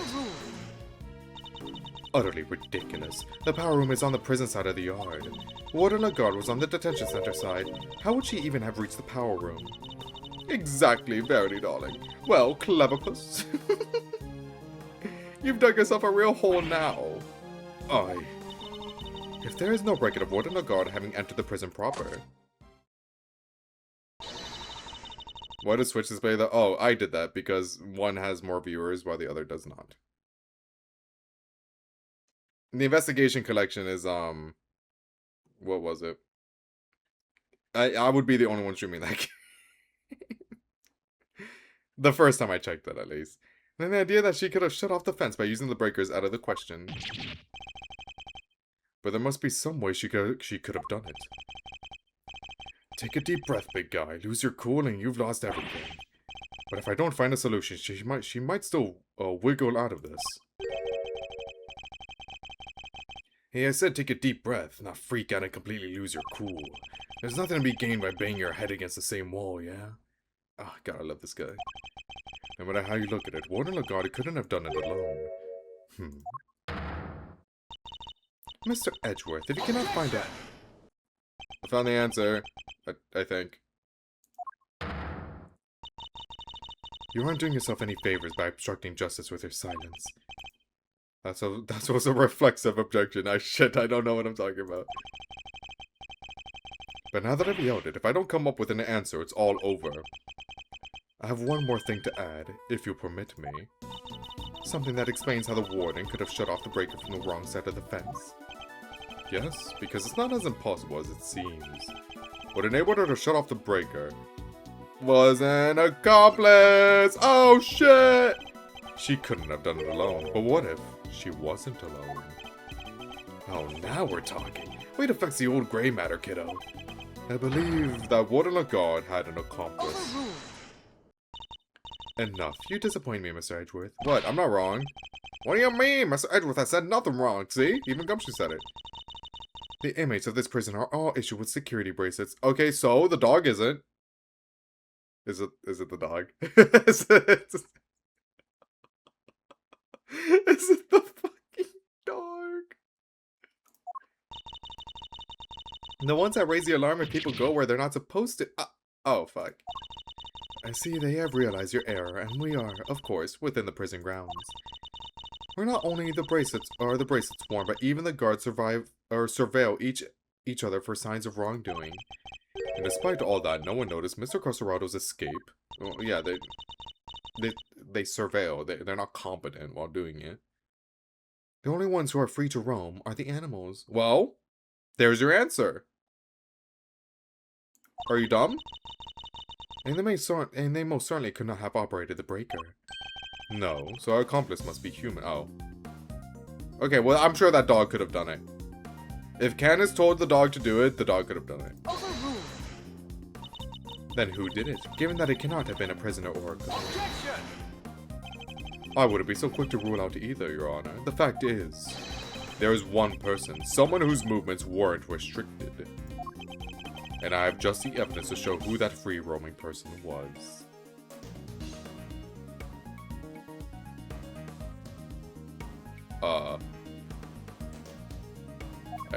I do.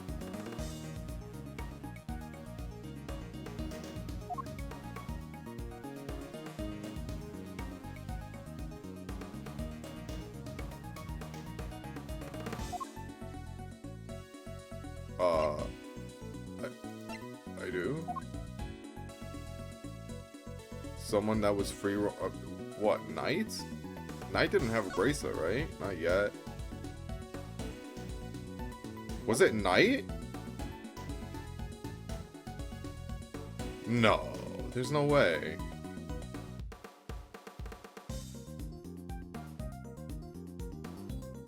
And I have just the evidence to show who was who the free roaming person was. There's no way it was Knight, bro.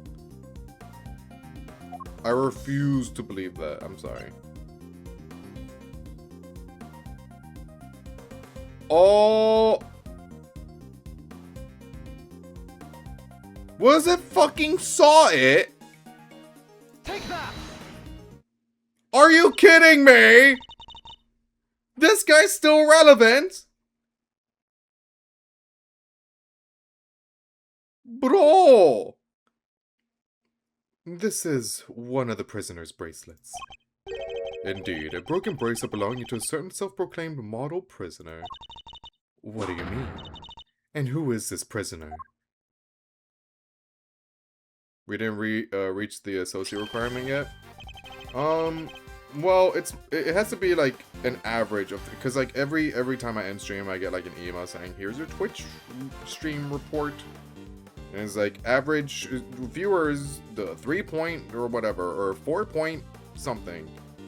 It has to be like a consistent 3 and above. So,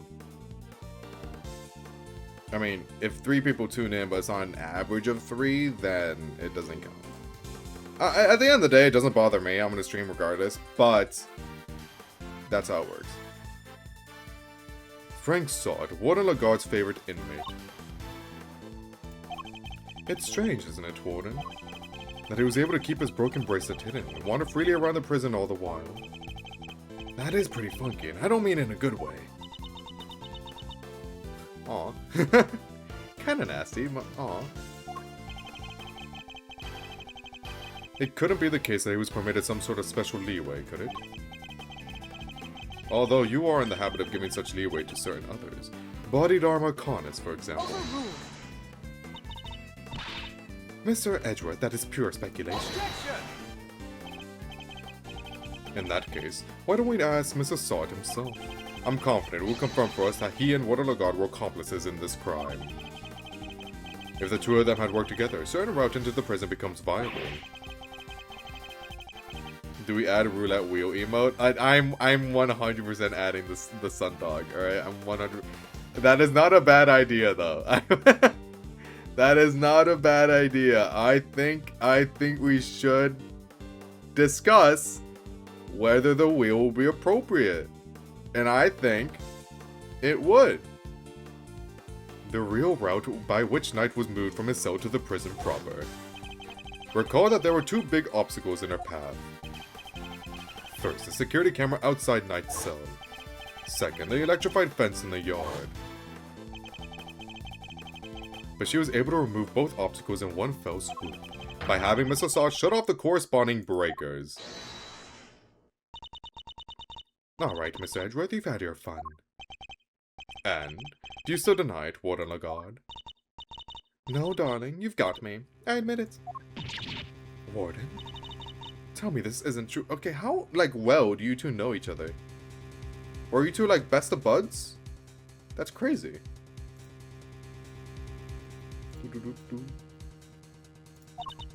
Sorry, Verity, honey. I'm afraid it is. Oopsies. Frankie helped me do it.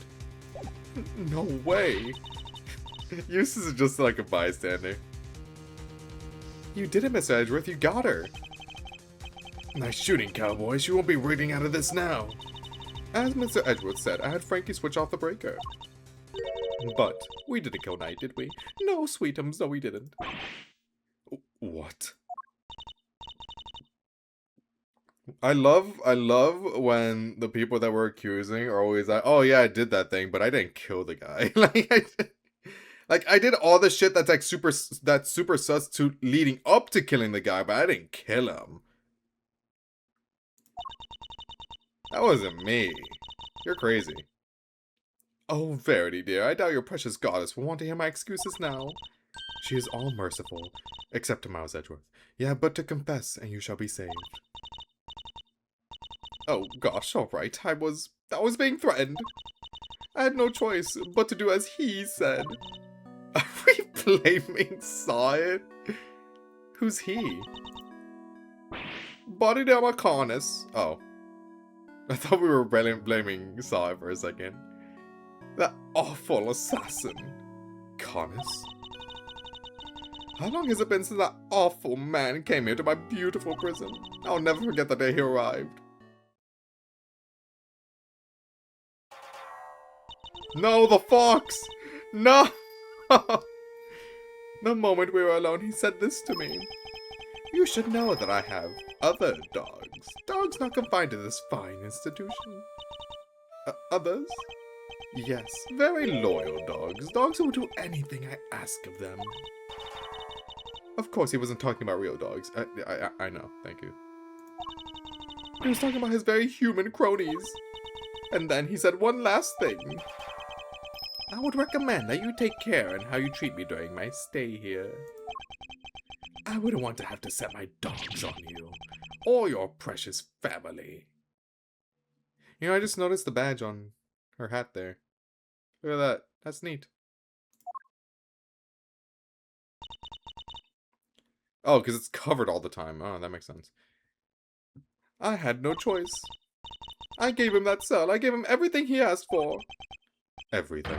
Wait, is that how he became the fixer? You know, for a warden, you let your guard down. Or, like, you get intimidated very easily. Yes, darling, I obeyed his every command and smuggled in for him all that he wanted. Eventually, I brought dear sweet Frankie into our little conspiracy. He agreed right away, of course, because I made things easier for him, too. So you were smuggling in contraband? How exactly? Once a week, late at night, Frankie would shut off the breakers that allow me to go in from my office into the yard without being seen by the cameras. Then I simply dropped the packages down the well on the prison side and went back through the fence. And then I assume Carnus was like, go, Helmut. Oh, this is cool. This looks cool. Each one of them spritzed with a little of my perfume. So that's what the sweet smell was. Yes, it was a signal for Canis' dog.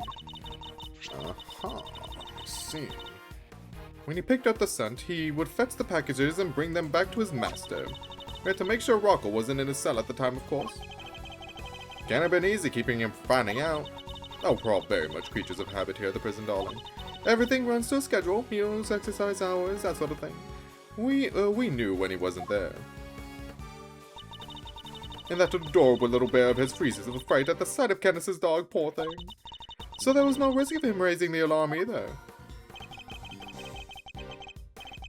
She has oversight over everything here at the prison, which made her the perfect mule. With her on his side, Candace couldn't fail. Frankie would sneak out again early in the morning to switch the breakers back on, and our work was done. Apart from fixing the time codes on the cameras, which I would do later when I got the chance. You have shared a great deal, Warden. The Goddess of Justice will surely take your honesty into account. I've been the most dreadful fool. I know I have. I'm supposed to be the one in charge. The day of Knight's Meadow is also one of our delivery days, and so Frankie, bless his heart, did his usual work with the breakers. But there was no package for me to deliver that day, so I didn't go out into the yard. So that's the secret behind the fixer's system, and why she was... The police have been trying to track down his accomplices for the longest time. Even I've had to lend them a hand myself, you know. Heaven knows how many times I've hauled that secretive scoundrel into my office to talk to me. But no matter what I say or how much evidence I present him with, he simply won't say a word. You liar! You lied! That's why you're interrogating Mr. Candace over and over. Exactly. Oh, that's new. I was trying to track down those horrible hench people of his. I borrowed everything the police had on that rotten scoundrel. I watched his every move, intercepted every letter he wrote. His letters? Then I suppose you must know about his correspondence chess games, too. But no matter what I did, I couldn't turn up any clues as to who his underlings were. Living in fear like this, it's... Oh, you just can't comprehend it. As you have just heard for yourself, Mr. Edgeworth, the words of Warden Lagarde's confessions have cleansed her of all suspicion. Surely there is no need to hound her any longer. No, a little bit more, please. Has she really been cleared of all suspicion, though? Or is there more about her to uncover? Yeah, no, there's more. I'm sorry, Your Honor, but this conversation isn't over yet, and I think the Goddess of Justice would agree. So you mean to make her suffer even more than she already has? Unfortunately, her suffering under Mr. Candace does nothing to prove her innocence in Knight's murder. She admitted herself that she knew of and even facilitated the so-called Fixer's delivery route. I believe she used that same route to move Knight's body. And where's your evidence, Mr. Edgeworth? One second. One second. It's in the fact that the sweet smell up on Knight's body is the exact same scent Warden Lagarde uses to signal a delivery. What do you make of that? Well, that's because we've done it so many times by now that the whole well probably smells of it. Some of it must have just rubbed off on his body. That does match the same that Mr. Carcerado provided. A smell. Yeah, we smell kinda nice down there. Nice? I don't know, smells sort of like dessert, I guess. Okay. His words would seem to suggest that the smell had permeated the well. You've been rendered speechless, I see. Then I hereby move to adjourn this session of the court. No, what do we do, Mr. Edgeworth? What can I do? Is this as far as we go? Gumshoe, to the rescue! Finally! So we're actually done. You've done nothing! You have done nothing! Yes, Eustace, it seems we are. By the power vested in me, this court is adjourned. What? No, Gumshoe, we're supposed to stop the thing! Oh, okay. Is it Eddie Fender? Who was that? Let's fucking go! I love you, man! Come on, Judge G, things were just getting good. Fender. Eddie Fender. Are you objecting to my adjourning this session? No, no, no. Would have shouted objection if I wanted to do that. You do you, G. Adjourn, don't adjourn, whatever floats your boat. What are you doing, Mr. Fender? Don't worry about what I'm doing. Let's all just take a chill pill, shall we? By which I mean a square of chocolatey goodness. Anyone? Okay, yeah, okay. So it's... Carcerado said desserty. Does your perfume said... does it smell desserty? Because when he said that, I was like... I was thinking of Gumshoe's chocolate cake that he ate. The Missile wanted from last stream. So, is this the hint? Is Fender, like, nudging Mouse in the right direction here? Thank you, Fender. Are you trying to get yourself charged with contempt of court? No, my bad. I just had a quick request to make his own. As Simeon Saint's lawyer, that is. Ah, yes, I had forgotten that you were his real attorney, Mr. Fender. How could you? You're killing me here. Can you blame us? You've been making Mr. Edgeworth do everything this whole time. Right you are, which is why I figured it's time to put in some work. You're so cool. Work, you say? Somehow I don't believe you worked a day in your life. Then let's say this is me doing some prep work for the upcoming trial. Mind if I question the witness? Now, amusing, but what is there left to ask?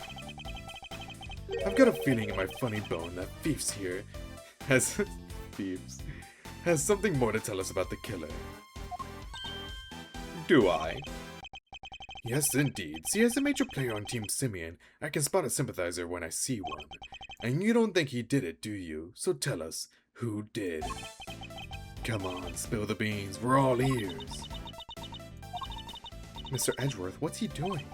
He's trying to coax Warden Lagarde into giving something away. Ask yourself, why would she go to all the trouble of sending Knight's body on such an odd journey? It's because she wanted to frame Mr. Canis. She did? No way! Okay, so the antagonism is actually real. Gotcha. If he was convicted of committing murder here, that could have been grounds for a transfer to another prison. Most likely a more secure facility. And where he'd be out of her hair forever, huh? Precisely. She saw her opportunity and seized it. Is there a reason to kill Knight specifically, or did he just get the short end of the stick? Maybe that's it. I feel like she just saw the opportunity and ripped Knight, I guess. Oh well. No! Saint can't not be the killer. That's not fair. I was all ready to prosecute him. I know, right? But maybe we should find out what she thinks first. Don't want to get the wrong guy, yeah? Nice. Now Mr. Winter won't has to go along with it too. Well, Warden, are you happy to testify further? Of course. How could I refuse the silver-tongued devil? Eddykins. It's old bag in spirit, bro. It's old. Don't bring old bag back. We basically have her. You have such a way with words. Just doing my job, thief. Besides, one can't tell the truth without telling the whole truth, can one? I'm simply dying to tell all. Verity, darling, do say you'll let me.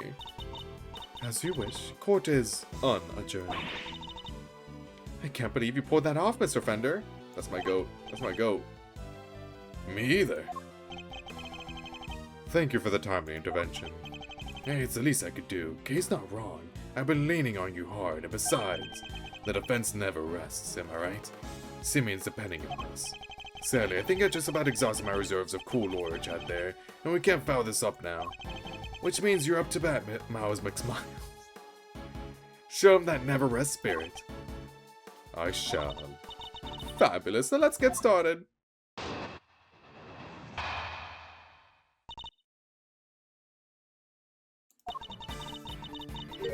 I really don't think anyone could have done it but that dreadful man Canis. There's no telling what went on between him and the victim. Perhaps he simply took a dislike to him. He's certainly the type. But whatever the sort of details, it was him. He stabbed that poor man to death. And then he had his dog dispose of the body. That simply has to be what happened. Well, we know that's not what happened. We know that. The victim, Mr. Knight, yes.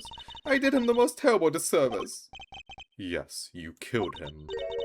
I suppose you could put it that way. If I wanted such a sorry excuse for a warden, this never would have happened. And that's why I have to clean up this terrible mess. Warden Lagarde, as ever, your honesty is truly to your credit. Okay, you need your bias is, like, really obvious. I'm certain Mr. Knight is looking down and weeping. Looking down? Down? Are we positive on that? You've clearly never met Mr. Knight. He's looking up for sure.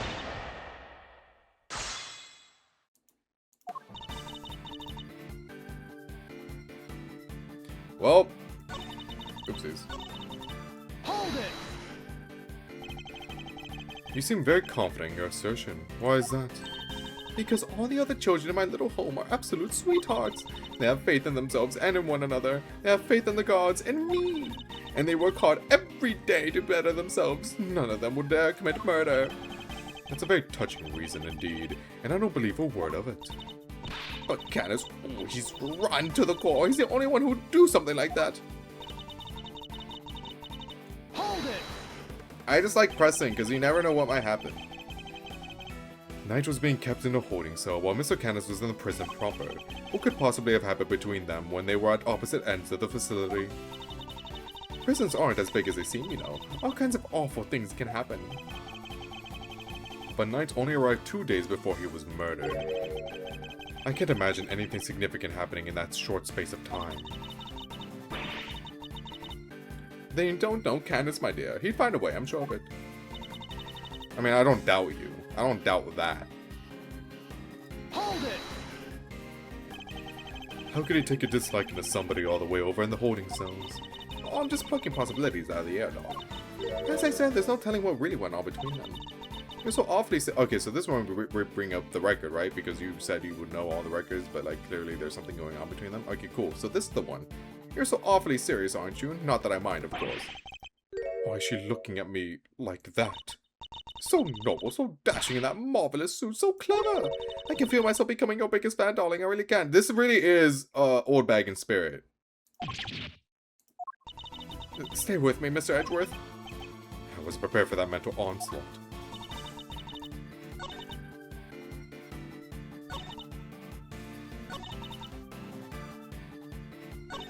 Is it this one? Let me read the others just in case.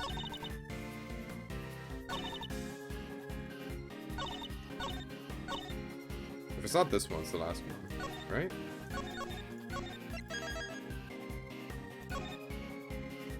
I charged him with attempted assassination on the president, according to Twitter. You know, he also killed a guy. We framed a presidential assassination, and also he killed a guy. So, kind of missing out on some details here. Presents, and then this, right? Boom. What's this one? Yeah, this, right? Objection! Fuck you. How do you not know? Hold on. Dun.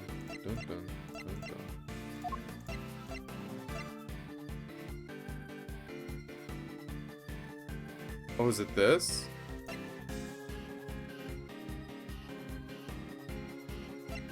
Is it... What about this one? Objection! Nope. Okay, so is it the last statement? I feel like this is when we bring up the shit that they connected, that they're actually connected.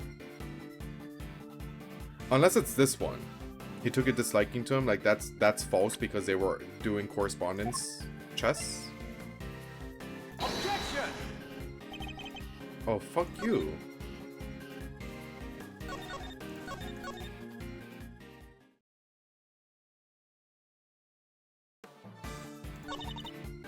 I'm gonna try both on Objection! oh my god.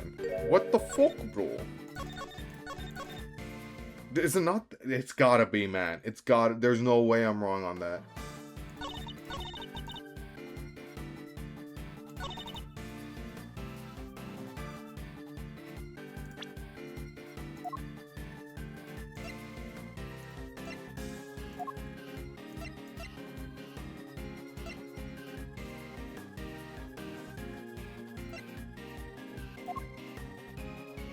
I'll try this again, and then I'll just continue pressing, I suppose. Objection! Okay, yeah. I mean, that doesn't really contradict the statement that she said, but... Really? Okay. Sure, I guess. Hold it! Did I press this? How could he take a disliking to somebody all the way over in the holding? Okay, I'm just fucking. Okay, yeah, I already did that one.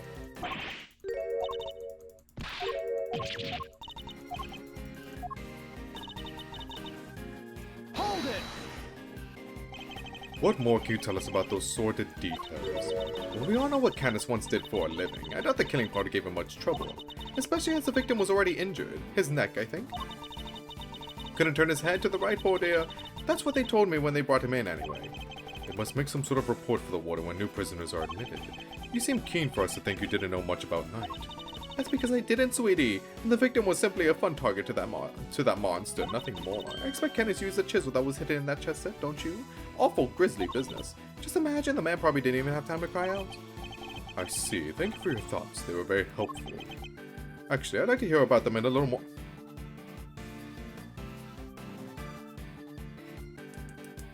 Sure. I'd like to hear about them in a little more detail if you don't mind. Oh, Mr. Edgeworth, you're making me blush. I could chat with you all day. Oh, don't look so nervous. Oh, so is this not an addition?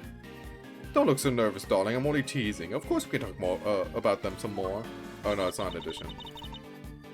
Oh, wait, no, she did add. She did add this.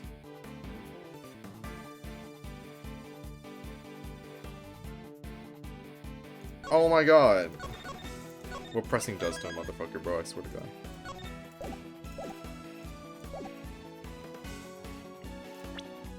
I expect Candace to use the chisel that was hidden in that chest set, right?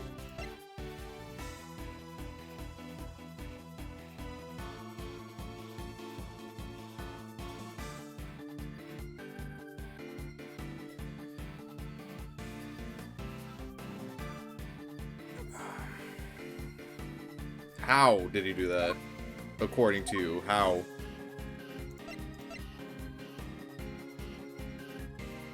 Man, I'm gonna press. And which chest set would that be, precisely? Why, the one the victim brought in, sweetie. Do try to keep up. The victim was a certified chess fanatic, or so I'm led to believe. But the naughty boy snuck a chisel inside it. Can you imagine? How does she know about the chisel in the chess set? Only a few people are supposed to know about that. After all, we only learned about it thanks to certain deductions we made. So how did she find out? Of course, in the hands of a killer like Candace, even a chisel could serve as a deadly weapon. How do you know? You know, I'm just gonna present it. Fuck you. Objection! Oh. Yeah, I knew that. Yeah, you know, I didn't doubt myself at all. I knew I was supposed to present that, actually. Warden Lagarde, you strike me as being more careful than the image you project suggests. Oh, Mr. Edgeworth, please call me Fifi, or Sweetie Pie if you prefer. However, I think you may have been a little less careful than you realize in this instance. Aren't you just the most adorable little creature? Don't be embarrassed, we're all family here. Okay, you are really weak when it comes to older women telling you you're cute. This is like your #1 weakness, bro. Come on, Mr. Edgeworth, don't let her get inside your head. You said earlier that you didn't know much about Mr. Knight. In which case, I find it rather strange that you know about the chisel. Well, of course I do, darling. Do you think we don't check prisoners when they come in? Yes, actually. Yes, I do think that. Given what has happened. Objection! You're not talking way out of this, Warden. This is entirely irrelevant, and you know it. Knight didn't bring the chess set into the prison himself. It was brought by Mr. Saint when he came to visit. Knight wouldn't have had it with him when he arrived. Truth, Nuke. I mean, of course, that when Mr. Saint came in, we... Objection! You checked him? I find that hard to believe. Because if you did, that makes your story all the stranger. If you found the chisel, why did you not confiscate it there and then?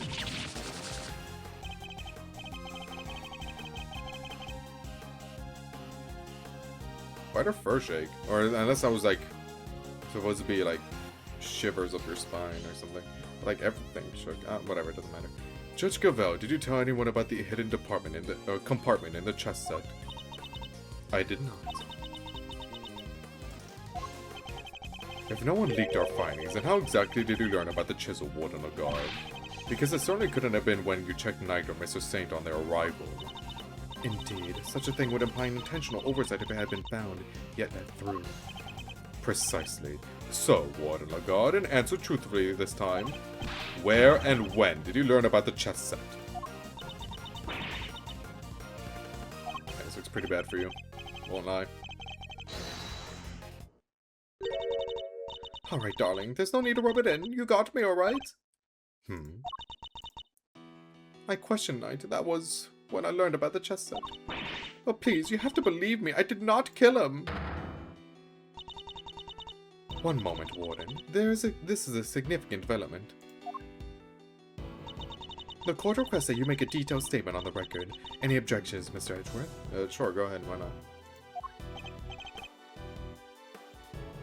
None, Your Honor. Thank you. Thank you, darlings. I'll clear up this awful misunderstanding, I promise.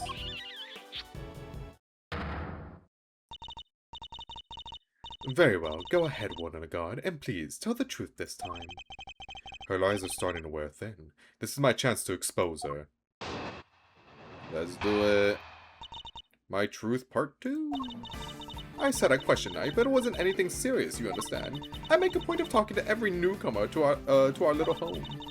Knight was no different. We just had a little chat, you might call it. And after we talked, I had him taken back to his cell straight away. Yeah, the press galore, what the fuck? The more she lies, the more thoroughly she seals her fate. So it's simply a conversation with a new detainee. That seems entirely above board. Exactly, Verity, darling. I knew you'd understand. Objection! Well, I don't. What proof do you have to back up your statement? I suppose we shall see, won't we? Mr. Edgeworth, you may begin your cross-examination.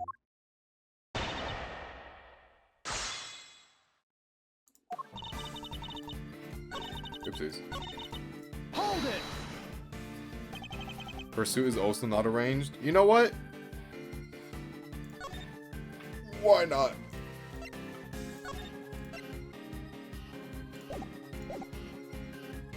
Boom. It's original now. So am I right in assuming that you talked to Knight the night before the show? Exactly, darling. It would have been around 3 AM on the 27th. 3 AM? That falls squarely within the window of time laid out in the autopsy report. That seems rather late for a friendly chat. Wouldn't he have been asleep? Normally, yes, but if you remember, God was attacked in his cell. We had to examine the scene of the crime, gather information. These things take time, sweetie. I assure you, he was wide awake. We all were. Regardless, I find it somewhat odd that you would choose to question him at such a late hour. Ooh, you're such a tease, aren't you? Anyway, no matter how odd you think it is, I had him brought to me, and that's what happened. Must you really insist on questioning every last thing I say? Sorry, Peeves. He's like a dog with a bone sometimes. I'll be sure to scold him once we're done. Though, would you mind giving us a little more info? Like where you had him brought to? My office, of course. Where else? Her office, which is where we believe the body was moved from. Would you mind appending what you just said to your testimony? Oh wow. First statement. Anything for you, darling.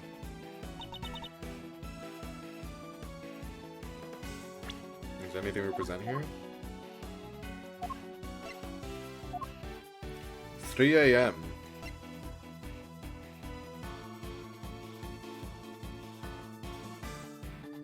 I'm gonna save. Oopsies, not autoplay.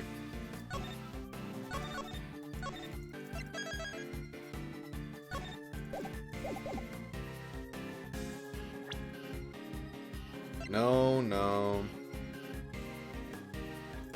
No. No. No, no, no, no. No, no, no. No. No. No. No, I don't think. No. No. Fuck it. Objection! Yeah, the time frame is too large. She can just be like, yeah, okay, so it's between this and this time, you stupid idiot.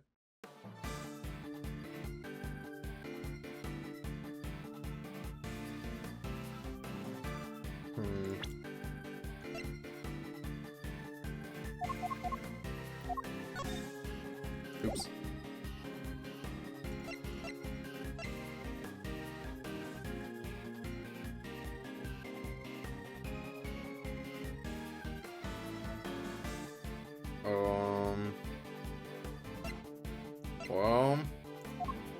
I don't know, brochacho. Let's just press. Hold it! Remind me where your office is. You've seen the sign in the detention center corridor, I imagine.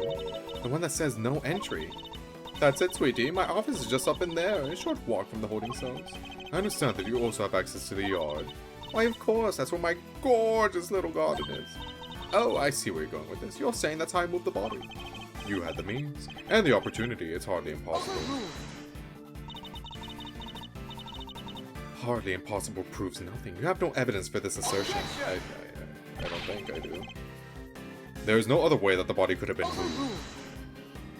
Surely you haven't forgotten that it was Mr. Saint who dropped Mr. Knight's body down the well. Okay, the body was already there. Yeah, what she said, you're miles off, Edgeworth. God damn it, he cooked. I probably shouldn't push this any further for now. Sure, let's just continue pressing, I guess. What did you and Knight speak about? Oh, nothing much, just some small talk, really. I asked him about what animals he liked, what his hobbies were. His hobbies, and I imagine you talked about chess.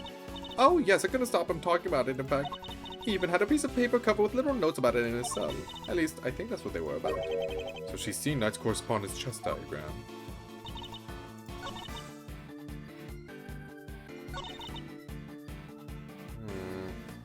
Hold it!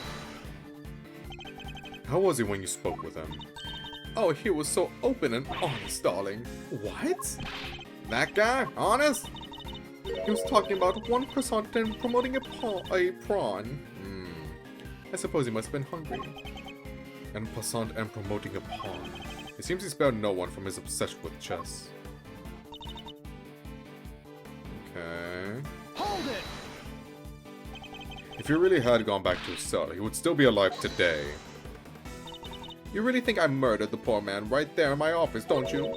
But what about my motive? What would my motive have been, darling? I told you I barely knew him.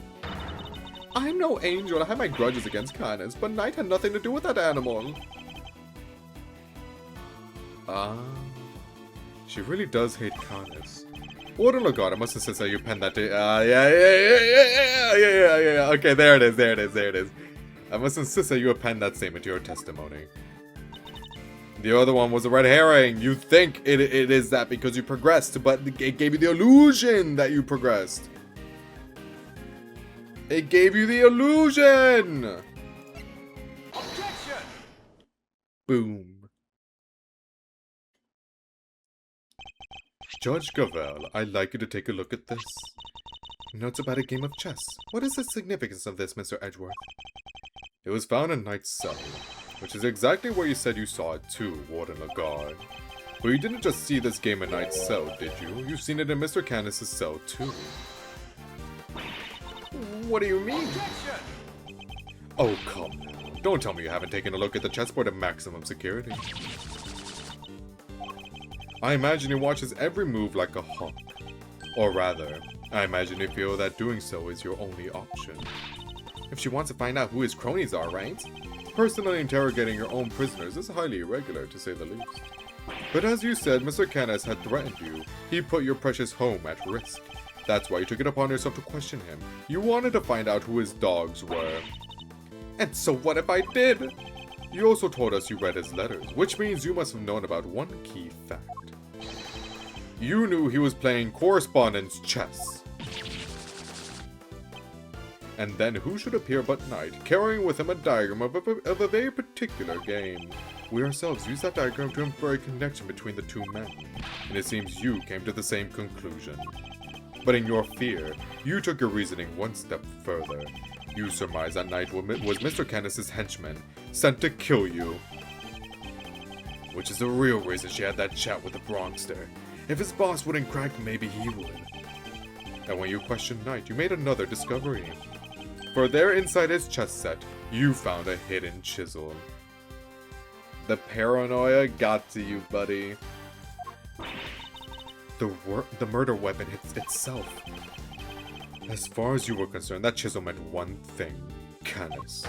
Thus, you convinced yourself that Knight was working for Canis, and that is why you killed him. I see you have no more excuses. Judge Gavel, your verdict, please. Much as it grieves me, there would appear to be little room for doubt. I hereby give my verdict. Bronco Knight was murdered by... In the name of the goddess of justice, who is it this time? Oh, we're really pushing her. Warden. I like how every one of her fingers has a ring except the ring finger. She's single, folks. Miles, she's single. It's a joke. It's all a big, stupid joke. You people just don't get it, do you? I think we've proven that it's you who didn't understand things correctly. Me? Please, darling. I understand it all perfectly well. Thank you very much. And I understand... Oh, look at that. And I understand that there's a glaring contradiction in your theory, Mr. Edgeworth. You're just grasping at straws now. I have no time for this, Your Honor. The verdict... Ugh. I'm curious to hear what the warden has to say. What? You're dull, very. I just have one last thing to say, then Mr. Edgeworth can declare himself the winner. You rang?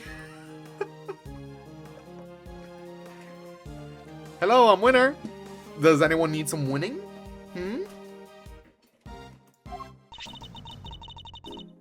Does anybody remember a certain autopsy report? Look, as much as the whole debate between, oh god, fan translation and official translations, I don't care how good the fan translation, whatever it could have been for Eustace Winter, is, it is not Eustace Winter. I love Eustace Winter. It is so funny. Does anybody remember a certain autopsy report? Of course, we received the finalized version only this morning. That's right, and I was listening to what you told us about it, Faraday, even if nobody else was. You said the wound was 4 inches deep. 4 inches? Wait. Riddle me this, Mr. Edgeworth. How does a tiny chisel make a 4-inch wound? Tiny? I think it's decently sized. Forgive me, oh goddess. I came perilously close to making a terrible mistake. Looks like your theory is the one that doesn't hold water, Edgeworth. What now, What do we do? It'll be fine. Mr. Edgeworth always comes through, right, sir?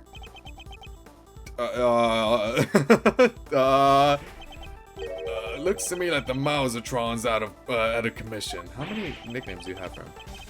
You're an attorney too, aren't you? Why don't you do something?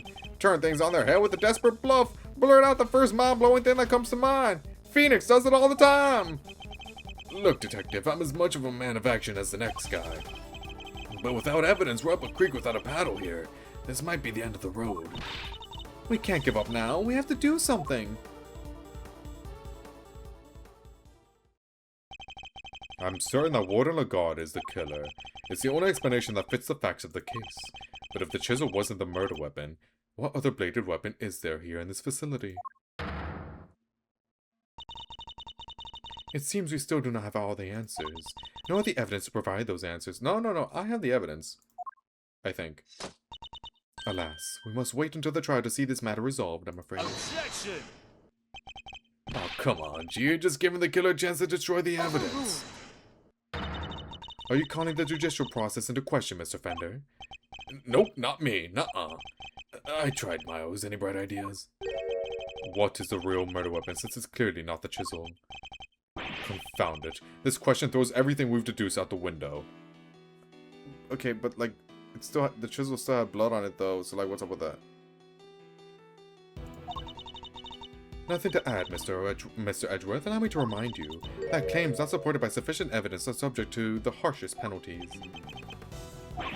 It's hopeless. I can't think of anything. I need more time. Loath as I am to admit it, You can't give up now. Remember what Mr. Fender said. Miles, don't give up, bro.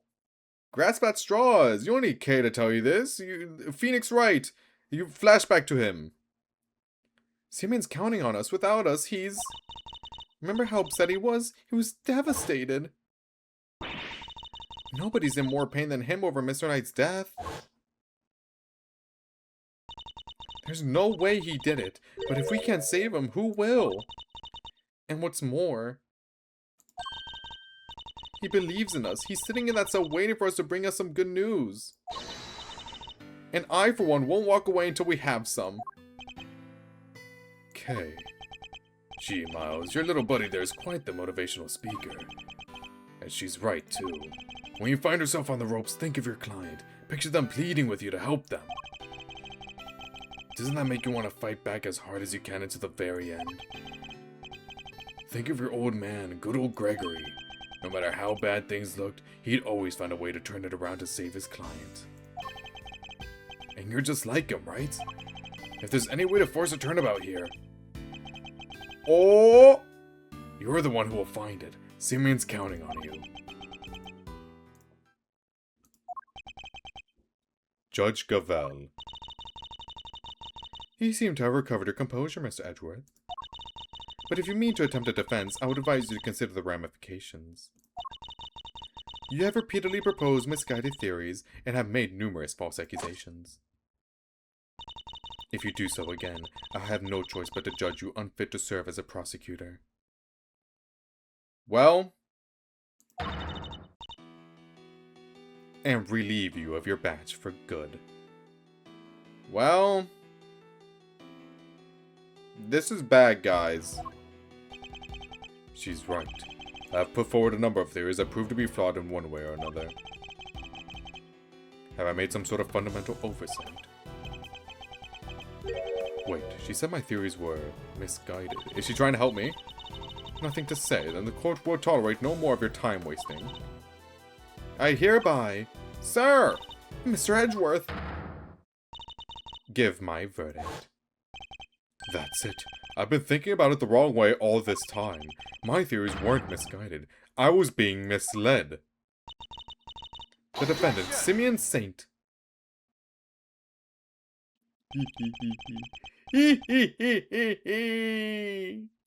I think it's a little soon for that, Your Honor. I'd say it's well past due, darling. Wouldn't you agree, Verdi? Mr. Edgeworth, you may proceed. What? I'd like to remind you of a few things. The sighting of his dog, Helmut, the fact that he wasn't at the show. These and other factors made Mr. Canis the obvious suspect at first. Overruled. This again, Mr. Edgeworth. You seem almost proud of your blunder. Hold it! But what if the real killer wanted us to suspect Mr. Canis? What if it was all carefully arranged? And what if the same was true of the chisel, our purported murder weapon? Oh, I guess, like, she dipped it in, like, the wound, maybe? And that's where the blood came from?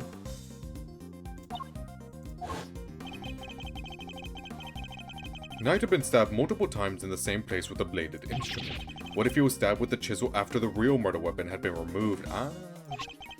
Just to leave traces of blood on it for us to find. That was how the killer misled us into thinking the chisel was the murder weapon. But why mislead us in this way? Why indeed? Why make us think that the chisel is the murder weapon rather than whatever was really used?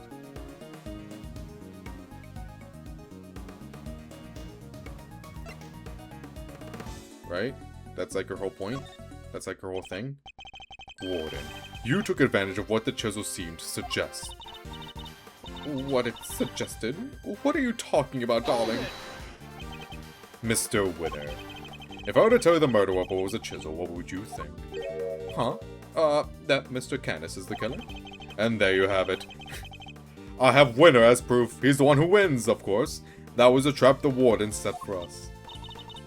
Oh, Mr. Canis has a bunch of chisels, so she wanted us to think it was one of his, right? Well, I feel like that was, like, obvious. I didn't think that's needed to be said, but I guess we're covering all the bases here.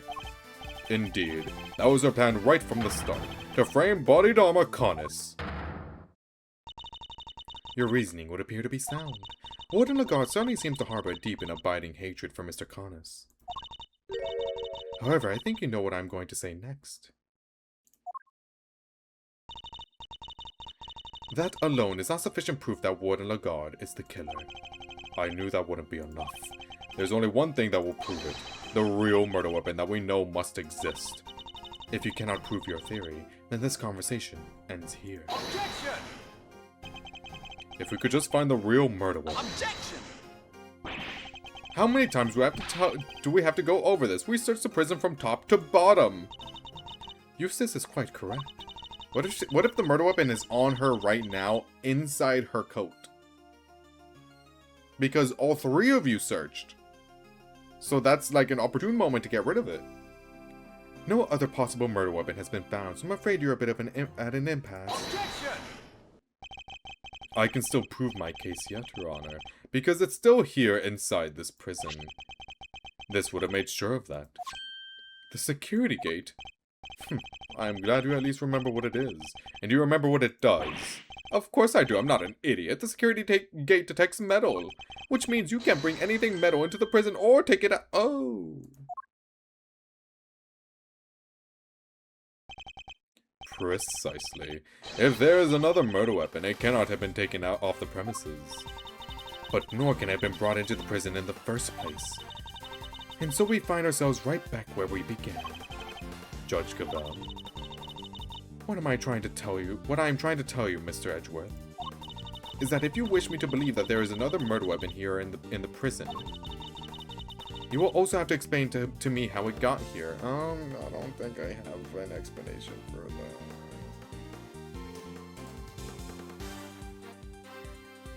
I'll try my best. Alright, we know that the chisel was smuggled into the prison inside a pocket chest set. But our contention is that the chisel is not the real murder weapon. So if the weapon came from outside the facility, then there must have been a way to bring it in. The circus, maybe? I don't know. Yes, but the question of the hour is this. Can you show me this alternate route? How did the weapon Warden Nagata used get into the prison?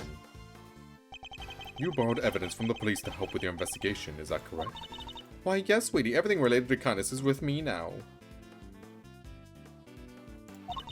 Heaven knows how many times I've hauled the secretive scoundrel into my office to talk to me. Of course, that's what evidence from that can be used to stab. The fact that this is here with us shows how a bladed object could have been brought into the facility as well. What, the pocket chest at? Right? Right? Pocket chest, this? Take that! Oh. Well, Simeon brought it, but you know, I know they said there was a chisel in it, but I thought things changed. Anyway, sorry. Sorry, that was dumb.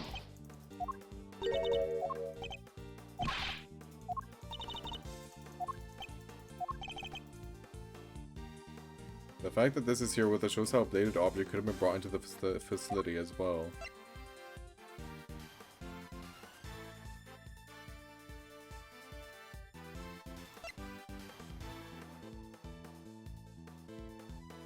Oh wait, is it? No, the breaker was only off for... What's its face? Off? Ooh. Wait, no, it's on. All of them are on. What, is it the breaker? If everything was turned off? But not everything was turned off, it was only for this, right? Maybe I should have saved.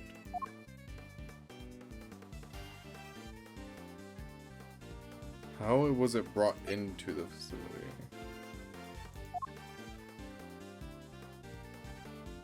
Take that! Yeah, I'm gonna save, bro.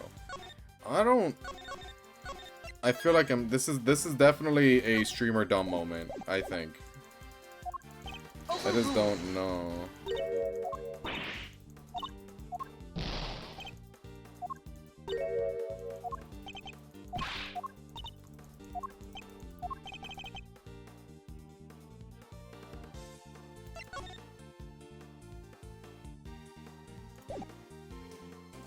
This is... The fact that this is here with us shows how to blade it. This is here with us is the hint.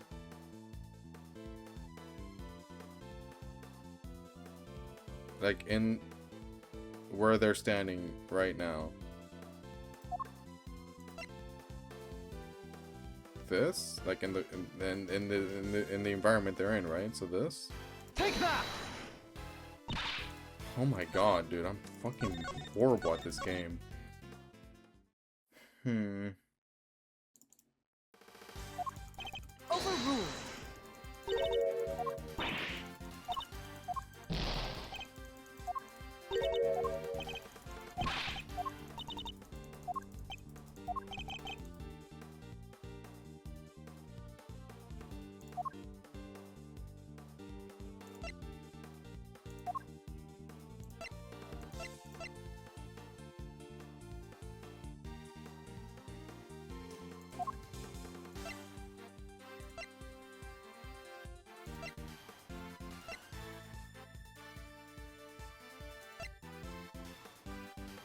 I don't think I present this yet, right? That doesn't, yeah, that's not yet, yeah.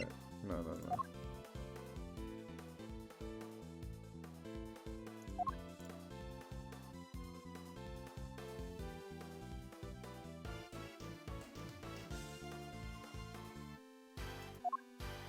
Have we presented the roll column?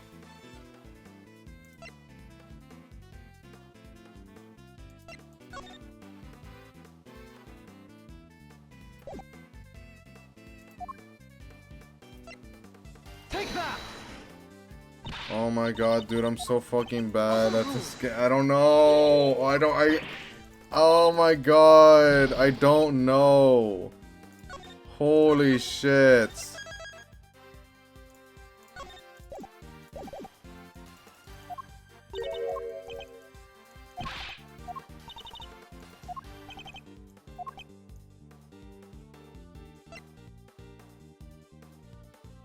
I don't...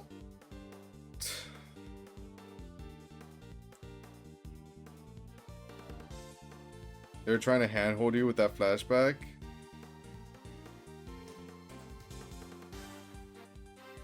What, like the flashback with, what's her face? Lagarde? Okay, let's go through each one. Hold on. Not this. Not... There's no way.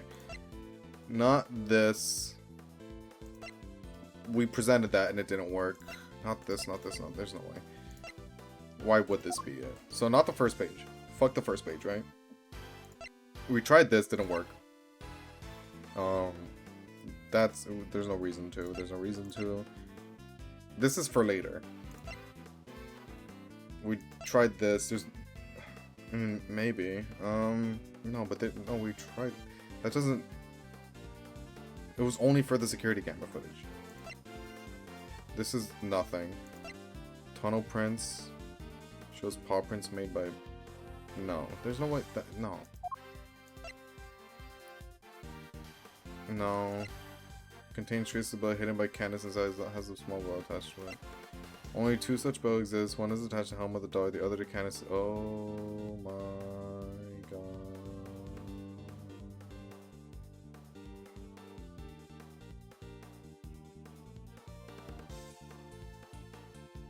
Oh. You know, I forgot this existed. Take that. That's on me. That's on... I'll hold that. That's on me. That's on me. Allow me to remind you of our conversation with Mr. Canis yesterday. Yes, it was but one of my bows, one of only two in existence. Just two. Two and only two. One for my knife and one for my beloved helmet, exquisitely crafted, utterly unique. My ears are my guide after all. And I must be able to use my tools precisely. Of course, as you said, the knife has long since been taken from me. Wow. Wow. So you see, there is a way for objects to be brought into the prison unscrutinized. As part of the evidence, Warden Lagarde borrowed from the police. What? Mr. Canis's knife was part of the evidence in the case against him, and that evidence was here in the prison. Not only that, but the knife had a certain bell attached to it. The bell that was attached to the chisel. Correct. The killer took the bell from the knife and attached it to the chisel. But that can't be right. The chisel only had Mr. Knight's fingerprints on it. Easy enough to explain if the killer wore gloves. She made it look as if the chisel was the murder weapon, and then attached the belt to it. In so doing, she made sure that all the evidence pointed to Mr. Canis, and who had access to the evidence from which the belt was taken. Why, only the person to whom it had been entrusted. Who was it, sir? Who's been messing with the evidence? I believe that would be you. Isn't that correct? Warden Lagarde. Bells aren't exactly rare, you know. Anybody could have set that up. Objection! Unluckily for you, that isn't quite true. These particular bells are unique because there are only two of them in existence. What? By attaching that belt to the chisel, you as good as declare yourself the killer. But you don't have any proof that the knife was even here to begin with. Hold it! I don't. Not yet, anyway. Mr. Winner, I'd like you to order another search of the prison right away. Huh? But if you do find something, that's going to make things awkward for me. This isn't about what's convenient for you. We have to find the truth. You're a prosecutor, aren't you? Well, yeah, but, you know. This worthless excuse for a prosecutor. If I had investigative authority, I wouldn't be sitting on it. Anyhow, it's not my decision to make. The warden would have to authorize it. You know full well that you will do no such thing. You have the power to insist on a search. Use it. Sorry, darling, but not without that evidence. The goddess of justice cannot bestow her blessings on those who lack the proof to support their claims. Our work here is done. The rest of this matter... How can you guys be so sad? How? Is your hatred to Miles outweighing the search for justice and truth and morality? What is your deal? What is with the hate boner for Miles, man? The rest of this matter will have to be settled in the courtroom. No. If we give Lagarde the opportunity, she'll destroy whatever evidence is left.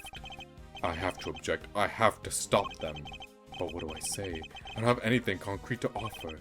What am I thinking? I'm never this reckless. No, I can't back down now. I've got to put everything on the line. I'm not a prosecutor right now. I'm an associate attorney with a client to defend. Only I can save Mr. Saint, and that means... Even if my chances are 1,000,000 to 1, it's still worth a shot. It's now or never. Should I object? Oh yeah, but... just in case I'm wrong...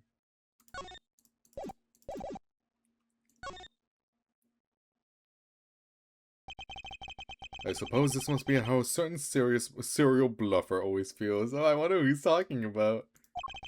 Regardless, I cannot walk away. Objection! Wait, Your Honor. This had better be good, Mr. Edgeworth. I've got it. Got what, exactly? The real murder weapon, of course. I know where Mr. Canis's knife is. Do you really, Mr. Edgeworth? I do. Not at all. If I did not know better, I would say that you were bluffing. Huh. You wound me, Your Honor. I don't know the meaning of the word. This is terrible for my heart. There's no way you could... It's not here, I tell you. Well, would you be so kind as to enlighten us? Where is the real murder weapon? Think, Miles, think. Somewhere not even the police would search. A blind spot in this zoo. A hiding place that the warden could absolutely be sure of. A hiding place? No. If you insist. Come on, Helmut. Open up. Oh my god. Oh my god! Did she use the same trick? No, that's ridiculous, isn't it? But the more I think about it, how many foolproof ways to evade detection could there be? Open your coat. Mr. Edgeworth, how long do you intend to keep us waiting? There's the faintest possibility I'm right, but if I'm wrong, we stand to lose everything. We're gonna lose everything if we don't do anything, so... The hand-holding is unreal. There are moments where it's like... Okay, guys, I get it, but like... I'm stupid, so sometimes I just need it. Wait, what was the question? this is where the real murder weapon is. Oh yeah, it's right. It's with us like right now, bro. Yard, right? Like we're like here. Like this is the fence. Yeah, we're fine. We're fine. Take that! Here in the yard. Indeed. I don't believe I understand. Would you care to explain a little more? Where exactly is the real murder weapon hit? Oh, that's good. Oops.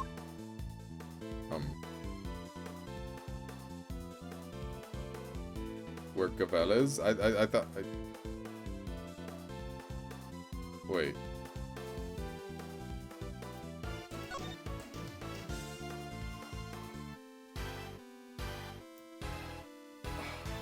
Poor Allie. Poor Allie. Take that!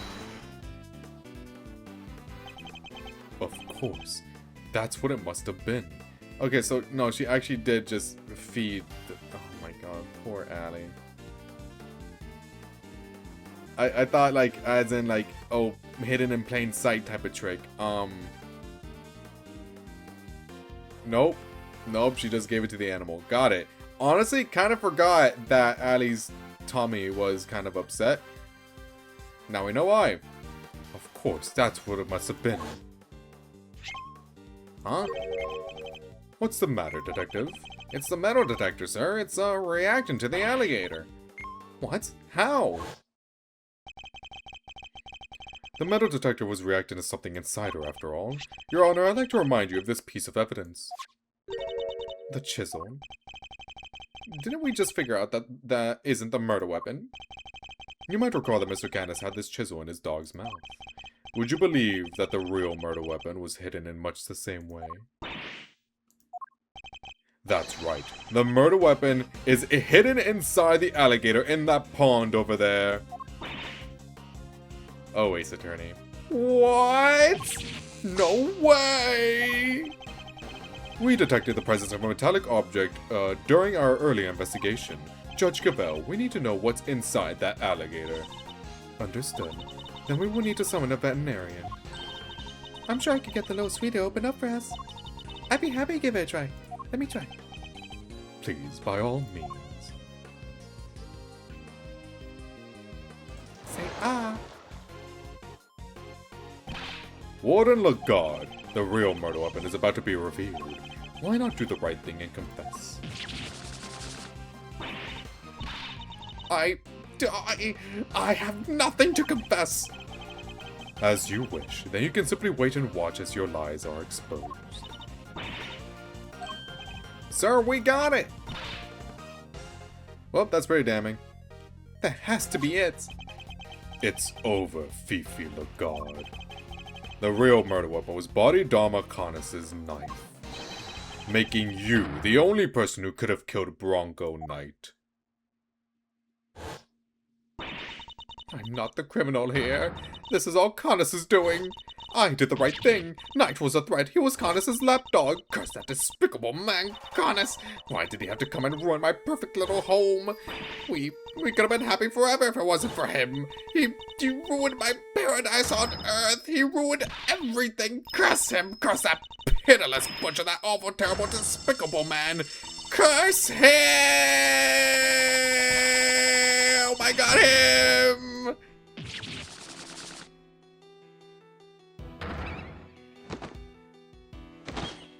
Oh my god, they're all fucked. Oh, and she's already in the prison outfit. Oh, how clever. Oh, how clever. No wonder they were all shaking. They're all animals. Oh, that's smart. Oh my god. I love Ace Attorney, man. Prosecutor Thwinner. Thwinner. The test results have just come back. Thwinner? I guess we've all been under a lot of stress. Traces of Bronco Knight's blood were found on Mr. Canis' knife. It's just like you said, sir. Congratulations on a stunning victory. Thank you, officer. Excellent work. You can continue complimenting me if you like. I do win often, don't I?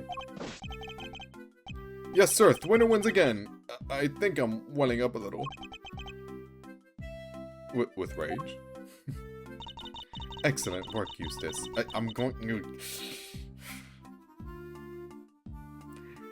If it's rage bait, why am I so mad? If it's rage bait, why am I so mad? Huh? What are you talking about? I just solved the case, didn't I? We have yet to confirm whether or not Knight really was working for Mr. Canis. It will be vital to know if Ward and Lagarde will simply jump to conclusions on that front. Huh? Huh? There's Clueless and then there's you. Well, then I guess we better get back to our investigation. Alright, officer, you're with me. You're about to see the winner win a whole lot more. Prepare to witness first-rate investigative talent in action. Yes, sir, I'm right with you, sir. Can't wait to watch you at work. It's winning time!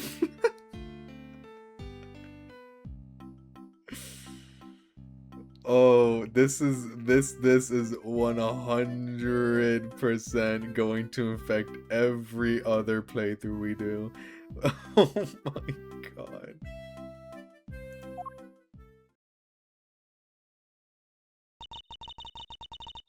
I expect this case will cause quite a stir. The attempted murder of a president is news enough, and now his would-be assassin has been murdered. But Knight never sought to kill the president in the first place. The truth is not always as important as it might seem, Mr. Edgeworth, in the eyes of both society and the law. How can you even say that? You do not have to believe me, however. As a prosecutor, Mr. Edgeworth is obliged to accept that this is the reality of the world he operates in. Being a prosecutor is about more than proving people guilty. That's what I believe. You'd be correct.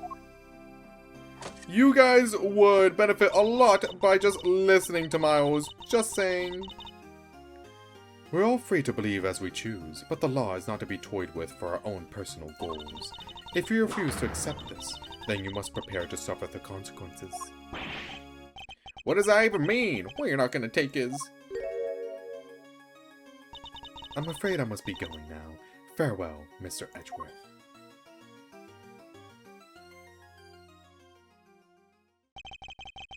Judge Cavell is right. There must be only one set of laws for everyone. But if following the law means sacrificing the truth, can I really do that in good conscience? Oh, hey, yeah, I kind of forgot about you. Simeon, you're out! Hi, Regina. Is everything alright? They did let you out, right? Yeah. But I'm so confused about what's going on. Some guy just came and said I was free to go, and that I have Mr. Edgeworth to thank. You sure do. Mr. Edgeworth found out who the real killer is. Uh-huh. Wow, really? You did that for me, Mr. Edgeworth? Oh no, no. Stop staring at me like that. I'm innocent, I swear. Don't pull this rug out from under me now. Stop it, silly. It's true. He saved you. So they say thanks already. Oh, okay. Thank you, Mr. Edgeworth. Thank you. And a great big Regina Berry thank you for me too. I love her so much. Mr. Saint talking directly to me. Small victories, I suppose. Can I just ask one more question, Mr. Attorney? Sure. I'm not actually an attorney, though. I thought Bronco was my friend. No, my best friend. I trusted him, but now... But now? Well, it's just... I never knew. I never would have believed that he could have hated somebody enough to want to kill them. If he kept something like that from me, then he never really trusted me, did he? Well, I mean, I also wouldn't really tell my best friend, hey, I'm gonna kill someone real quick. You know? I love this victory thing. Yeah, it's good. I like it. I wonder if it's like that in the other setting. That's not true, Simeon. Of course he trusted you. No, he didn't. If he just told me, I could have stopped him. I could have told him that hate never helps. That he had to let go of all that stuff. Mr. Saint, I think you're forgetting something. I should show him that thing that proves I trusted him. He had this, right? Right? Right? I mean, this is the only thing that could be it, right? Take that! Okay, whew, thank God. It's the chest set I brought for him. Knight had hidden a chisel inside. I imagine he meant to use it to escape. What? You mean he was using me? Arrange OC is only for pursuit and... Oh, okay. Never mind then. No, he believed in you. He knew he could count on you to bring it, and that you would never be so untrusting as to look inside. I imagine that by not telling you, he was hoping he could keep you from getting caught up in his mess. Oh, you did a horrible job at it! Sorry. Oh. Bronco, why didn't you tell me? At least you understand now, right, Simeon? I'm sure he does. He may not show up, but Simeon's no dummy. A good night's sleep and you'll be completely over this whole thing by tomorrow. That's not as complimentary as you think it is. I'll try. I have to, for Bronco. I have to show him I can become the best animal trainer out there. That's the spirit. I do like how, with one character, they're able to make, like, double pun themes. Where it's like, yeah, Bronco Knight. Like, the Knight chess piece. It's a horse, yeah, whatever. And that connects to, like, Rook Bastion. And that whole chess theming. But it also connects to the animal theme going on with this case. So I think, you know, that's clever. That's clever. 2 birds with 1 stone type of thing. I like the puns in this game. I think they're really clever. I almost forgot. We're doing a new show soon. I'd love it if you could come, Mr. Edgeworth. Oh, yeah, no, he's still there. I'll be joining Regina on stage for this one. That's right, the Berry Pig Circus is the biggest, most fabulous event in town. You have oodles of fun. Sounds great, doesn't it, Mr. Edgeworth? Come on, we have to go. Well, I'll think about it. Alright, Simeon, we got some training to do. I think it's time you and Regent got acquainted. What? Regent the tiger? No way, I can't. No. Oh, you'll be fine, silly. You'll never meet a nicer kitty cat.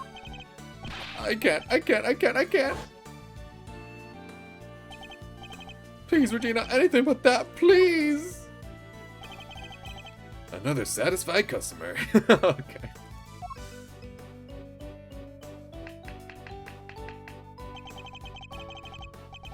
Well, that was really something, Smiles. Please stop calling me that. Talk about pulling it out of the bag. I couldn't have done it without you, Fender. Without your timely intervention, she would have gone away. Besides, I have you to thank for even being able to investigate the case in the first place. Oh, stop it. Pat me on the back any harder and you're gonna make me blush, or topple over. I suppose you'll be asking too much for you to take this seriously. Seriously? Miles, my friend, I'm always serious. Anyway, how does it feel to save an innocent client? That's what it means to be an attorney, after all. To be an attorney. Gotta say, I had a blast. It's stressful as fuck, that's what. Reminded me of the good old days. Like Gregor was standing there right beside me. It's been like a zillion years since I felt this warm and fuzzy on the job. That's good? Bittersweet? I'm not sure. Say, Miles, you ever thought about going into the defense game full-time? No, prosecutor all the way, buddy. But I'll be a good one, I swear to God. Excuse me. You know, pick up where Gregory left off. Get out there and actually help people. Hey, pal, don't get any big ideas. Mr. Edgeworth ain't about to switch sides. Why not? Coming over to the light side's all the rage. Anybody's doing it these days. Dude, he's gonna be like Riku from Kingdom Hearts, where he's like, I won't walk the side of light or dark. I'll walk my own path into the twilight. And I make that sound cringe, but I will say that is still like my favorite part about like all of Kingdom Hearts. And it's from a game I haven't even played. Come on, Mr. Fender, you know it's not about that. Chill, team, chill, don't get it twisted. I was just asking a perfectly innocent question. The heck you were. Looks like you've got a mean defense team there yourself, Miles. Fender, I'm a prosecutor. Yep, and I'm an attorney. You could be one too. I'm serious. Nah, I walk the twilight, bro. Sorry. Notice how Big Circus is 10 times better when no love triangle is involved? Yeah. Yeah, it is. When it just exists as its own thing. I do enjoy it a lot more.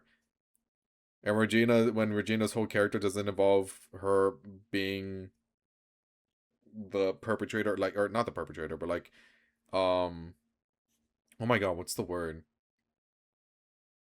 It's not coming to me right now. It's like the tip of my tongue, but like, oh, the reciprocator of all that love, the one that's receiving it. I think when she's just able to be her own character, I think it's really nice. I think they did Regina justice here. Well, I said my piece. You change your mind, you know who to call. I'll be waiting. Bye, Fender. See you in literally next case. Follow in my father's footsteps.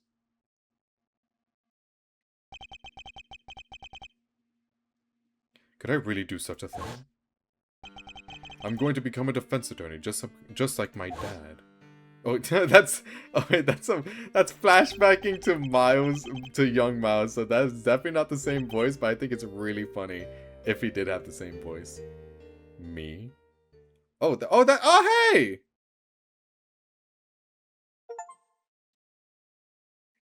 I mean, we know what his dad looked like before, right? So, like, it's weird just having, like, a close-up to him like that. That's cool. Well, episode 2 finally done.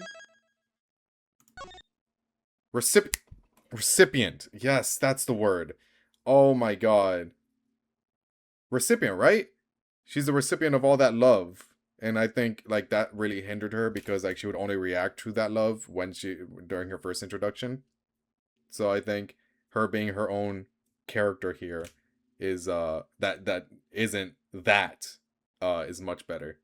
Just her like being helpful in her own way and her showing off her skills. I think it's really cool. They did Regina really well here.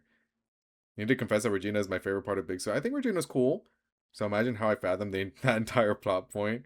Well, you know, I mean, I think the love is definitely despite it being like such a big part of it. I think Oh, is it a flashback case? Is it a flashback case?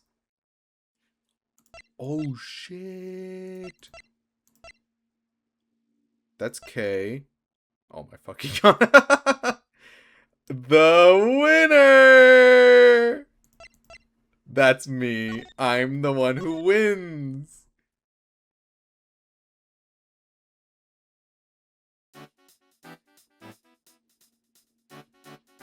Your 3 p.m. cake extravaganza. What shall we make today, kids? And Judy's bake and bow. Oh. Okay. Macarons, waffles with cream, chiffon cakes that are light as a dream. Oh, she's adorable.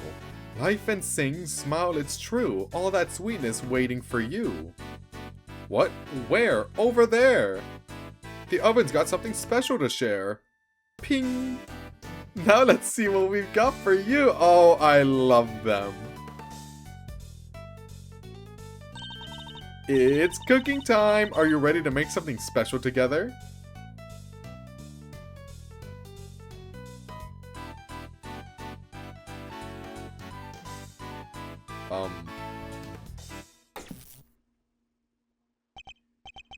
Wow, talk about a blast from the past. Aww. Hey, Gregory. I'm going back there tomorrow with your boy. I'm finally going to find out what happened 18 years ago. Dude. Was Eddie the partner to Gregory? Is that why they're so attached? I don't know, like, how young they, like young apart they were. I mean, he looks significantly older than Eddie in that picture, but... To figure out what happened 18 years ago. What? Is it an unsolved case? I don't know. Well, Fender, are you finally going to tell me what we're doing here? Why have you brought me to an art gallery of all places?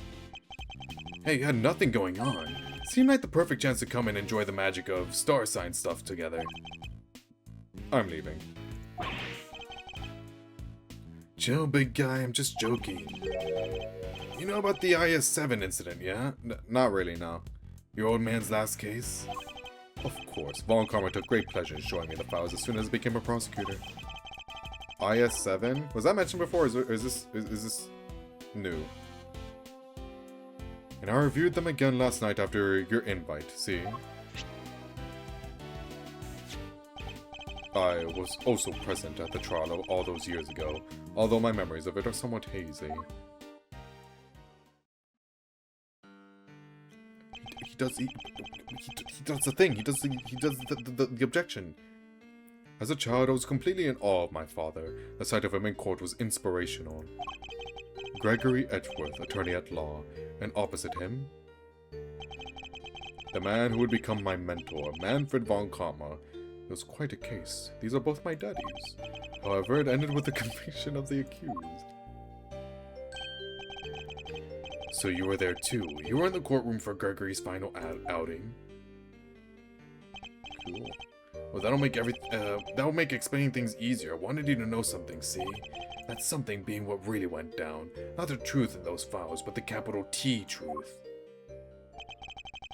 It was 18 years ago, smack dab in the middle of a real doozy of a winter. The buildings were covered with a blanket of snow. It looked like the streets were lined with popsicles. But things weren't so innocent behind those frozen doors. In fact, some pretty sordid stuff went down. This was back before yours truly was the fine figure of an attorney you see before you today. Wow, oh wow, okay, we're doing this now? That was fast. Oh, shit. Hey, Mr. E. I'm not changing the voice. This one really came out of the blue, huh? It did. We were called in before the ink on the arrest papers was even dry. My name is Gregory Edgeworth. I'm in a defense... This is so cool, what the fuck? I'm a defense attorney. I'm here visiting a client with my assistant, Eddie Fender. A murder on Christmas Eve? No, there's no way. There's no way. There's no way. There's no way. No, we're not. No, are we actually? Are they gonna say the thing? Almost Christmas doesn't mean it's Christmas!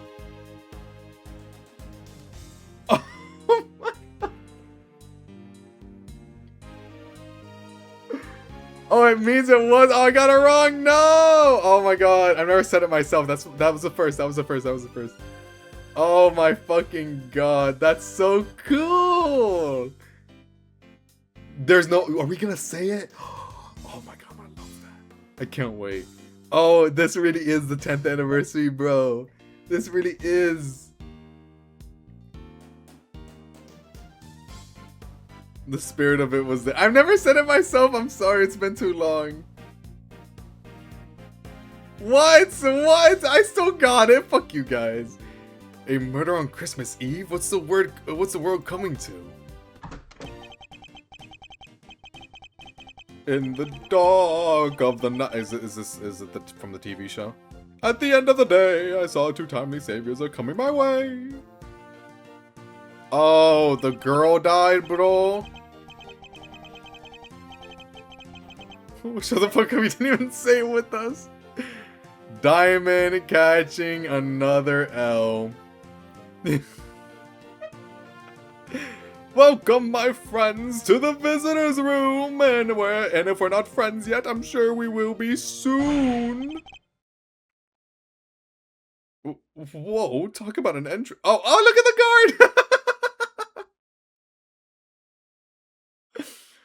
guard.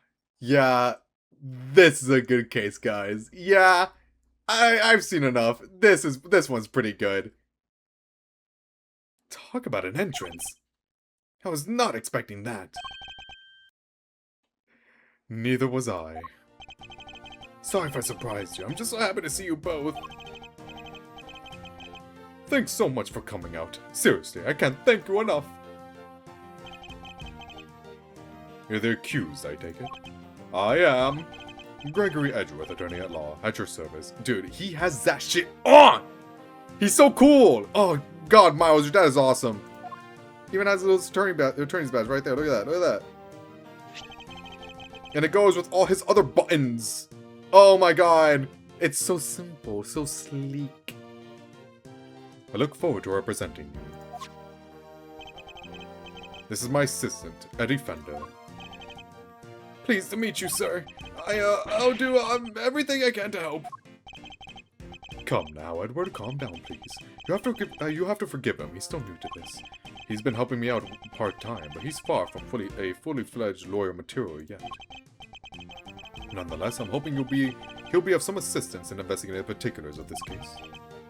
Gregory and Eddie, it's an honor to meet you both. My job as a defense attorney is to save my clients from wrongful convictions. I need to check the achievements. Hold on. Just in case there's anything I missed. Okay. Okay. Okay. When you get control as Gregory at the scene of the crime, inspect the moon-shaped teapot on the counter on the right. Then inspect it in your... Okay, so this is into when we reach there. Oh! When was the last one? I assume I already did it. I sure hope I did. I sure hope I did. We'll know soon enough. We'll know soon enough. My job as a defense attorney is to save my clients from wrongful convictions. So the first thing to do is to establish whether or not he is truly innocent. Perhaps we could begin by having you tell us a little about yourself. What am I thinking? I haven't even told you my name. I'm Samson Tangaroa. Samson Tangaroa.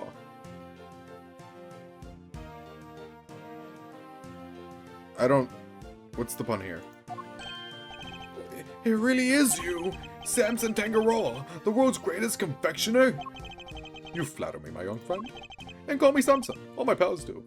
I love this guy. You are great. You didn't kill anyone, right? Wow, thanks, Samson. I will. I can't believe I'm meeting you in person. It seems Eddie knows something of our client. Mr. E, it's the Samson Tangaroa, the singing, dancing confectionery making sensation.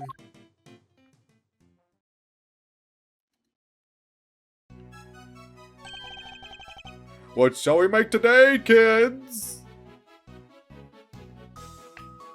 Macarons, waffles, with cream, chiffon cakes that are light as a dream.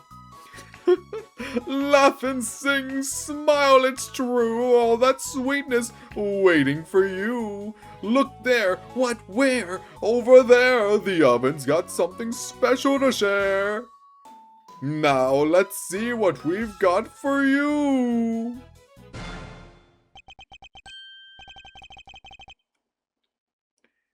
This is the best case out of the entire series. I almost started dancing along.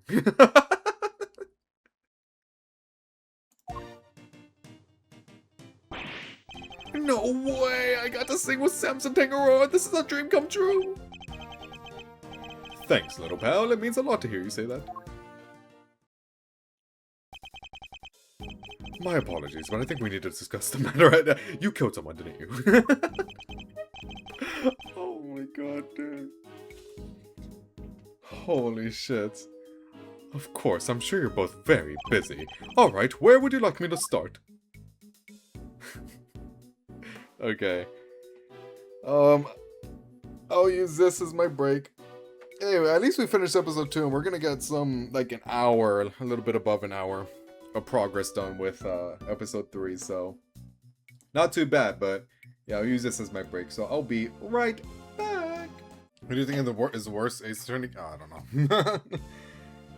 I don't know. I don't remember enough. Probably wasn't directed at me, but I'm responding anyway. And my answer is, I don't know!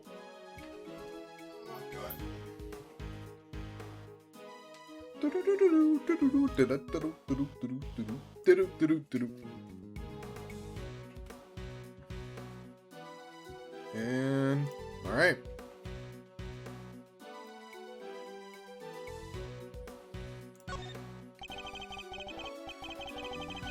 Joan Gary Deb. She is very annoying, I will say.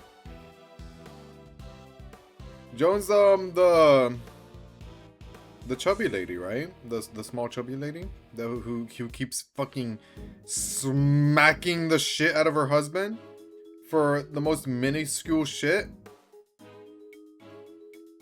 So you're just look at the way his hand moves. So you're not just a confectioner. Look at my hand, but also a singer and a dancer. I sure am. When I'm having fun, my body just starts moving. The one who's supposed to honor her husband, yes. Yeah, she's definitely down there. For me. I must really enjoy making desserts. Wouldn't be much of a confectioner if I didn't. I love to make sweets that will bring joy to others. Hey, they're not just things, they're works of art. Sparkling, dazzling, mouth-watering creations, the stuff that dreams are made of. So he aims to create joyous and inspirational pieces, does he? I understand that the incident in question happened at your mansion. It did. We were holding an international confectionery contest there when a body was found inside one of my creations.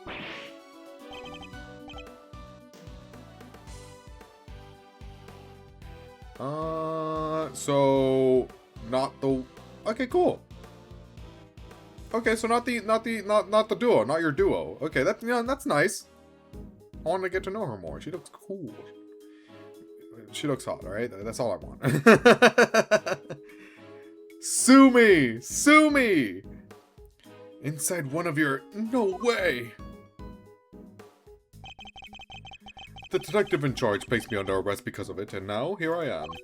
But I could never take a life. Never. I'm sure the police will see that too in time. They'll realize their mistake. Are you sure? I sure hope so. And what can you tell us about the victim? His name is Artie Frost. Well... He is really giving you a cold stare, isn't he? He was taking part in the contest. Mr. Frost was a wonderful confectioner. His creations were things of real beauty. I just don't understand. Why did he have to die? I assume this case is left unresolved. Or maybe they fail. And he's sent to jail or something? I don't know. I'm sorry. He seems genuinely upset over the victim's death. I think I have a pretty good measure of the man now. Mr. Tangaroa, there's just one last thing I need to confirm with you. You didn't kill Mr. Frost, correct? Correct. I swear to you I didn't do it. Like I told you, I could never take a life. Never! He seems quite sincere.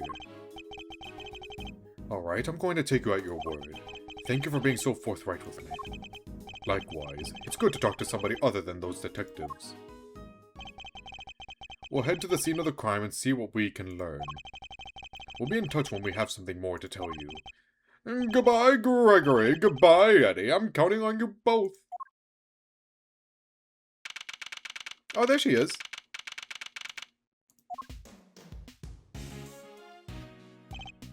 It's pretty cold out there, huh, Mr. E? I never saw so much snow. Yes, and it doesn't seem like it will be letting up anytime soon. But just look at this place. What a sweet house Samson's... Oh, wait, that's Fender. But just look at this place. What a sweet house Samson's got. It's huge. Oh, is this his house? This is his house? I thought it was like an event. Like at a mall type of thing. Holy shit.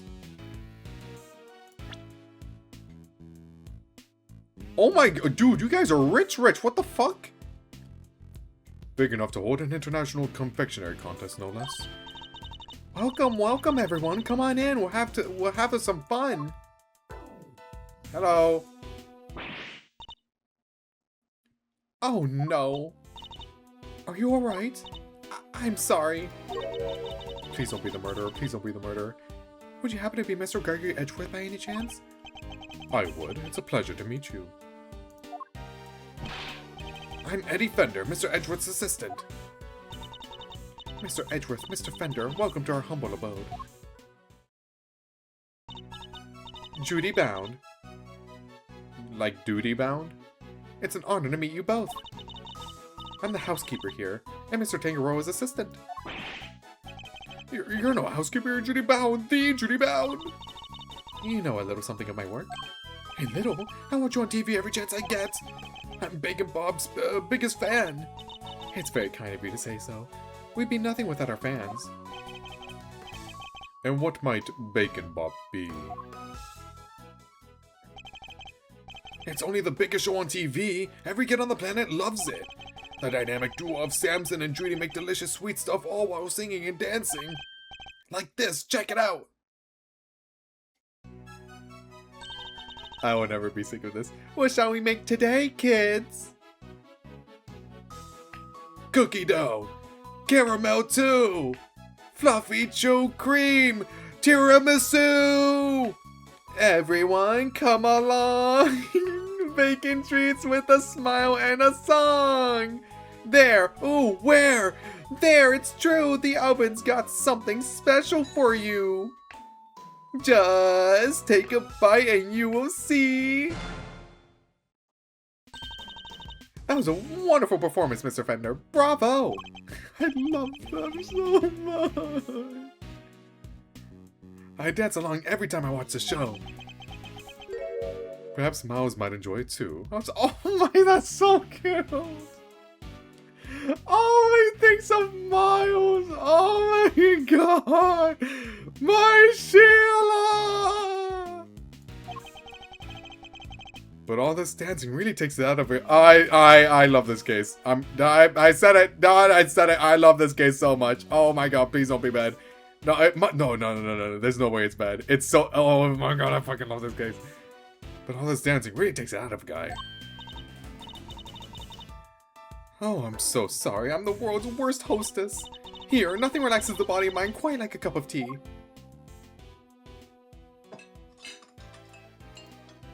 Oh my god. This case brings me so much joy. They're star-shaped cups. Oh, this is Ceylon, correct? It's delicious. It's citrus aromas that improve one's ability to concentrate, as I recall. Interesting. So this is what Ceylon tea tastes like, huh? I never had it. I don't know. How odd. The saucer's cold. Yes, it's so that the tea cools down more quickly, I'm afraid.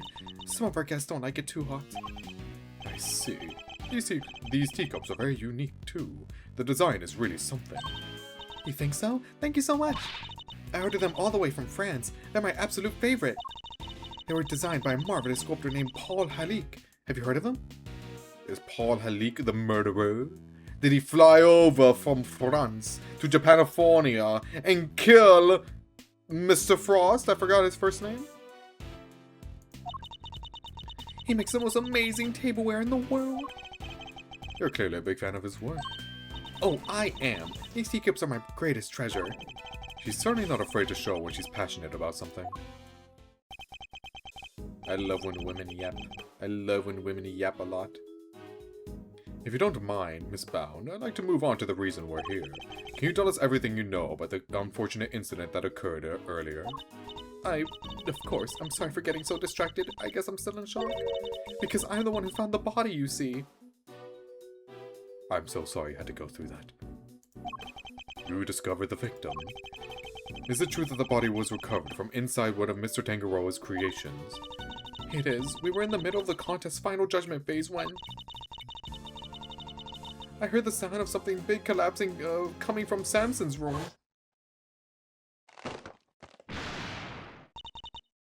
Samson, are you in here? Oh.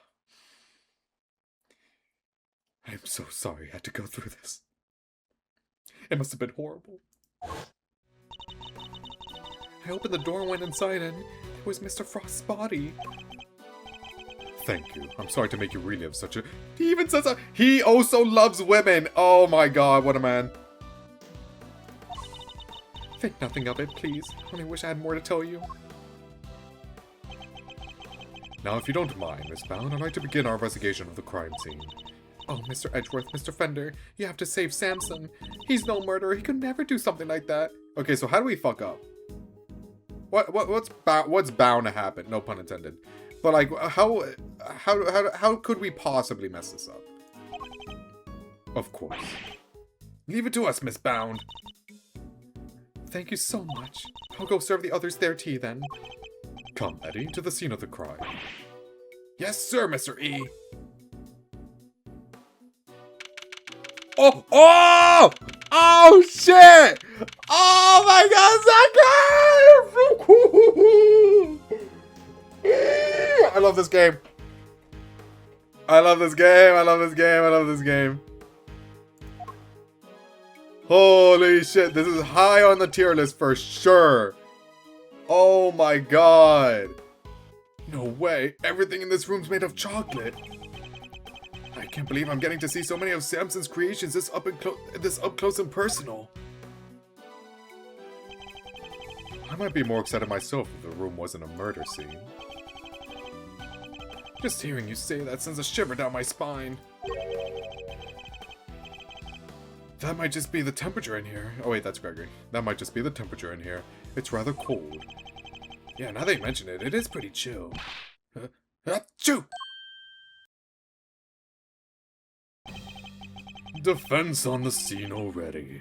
That was fast. Oh, I miss you. I miss you. Even though I only get to see you in the past, that's enough for me. That's enough for me.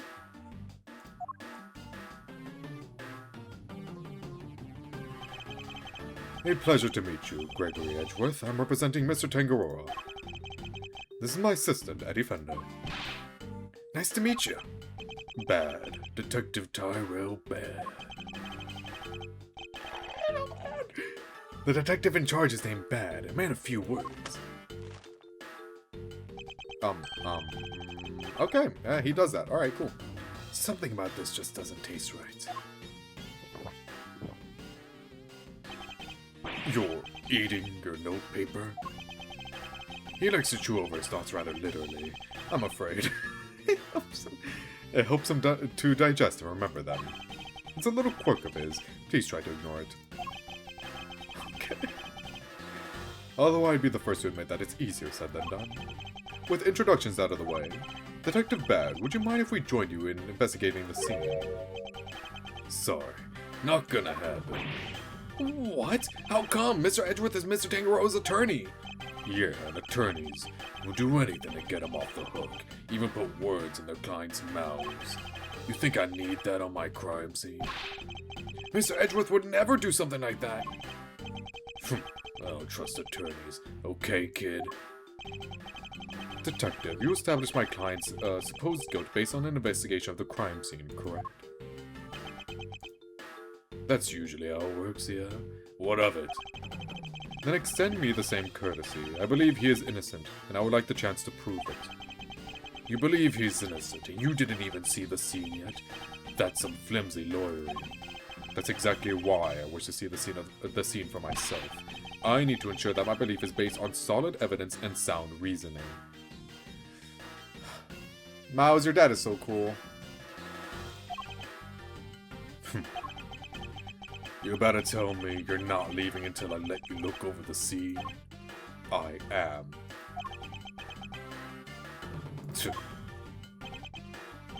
Fine. Knock yourselves out. Thank you. Thank you, Detective.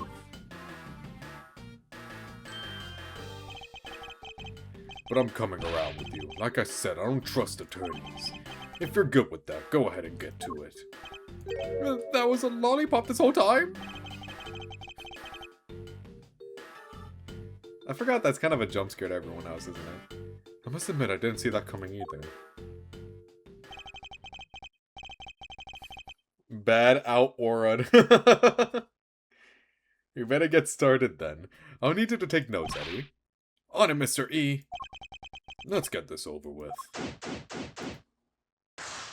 Alright,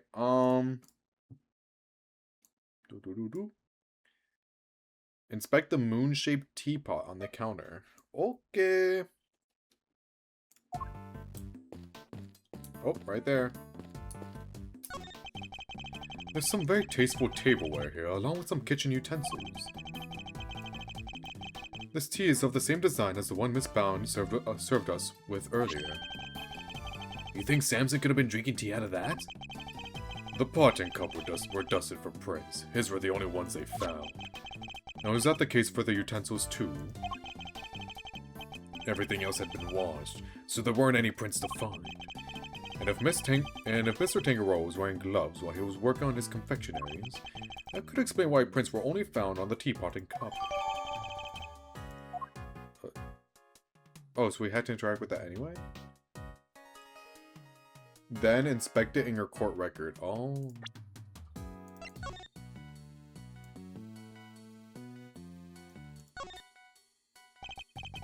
Yes, what a gorgeous design.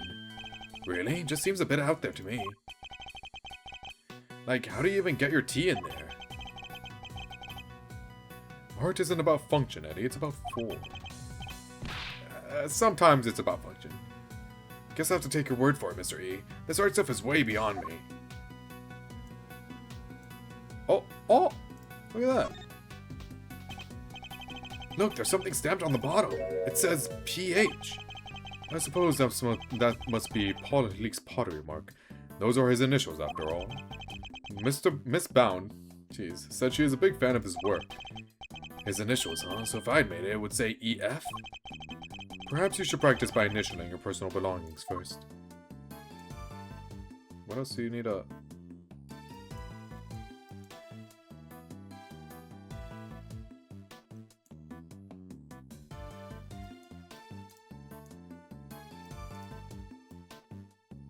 Oh.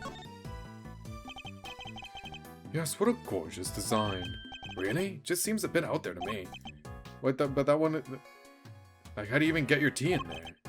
Okay, why would we... What the... But there wasn't a check mark. Unless it was like... Oh, I guess... Okay. Must have been covered.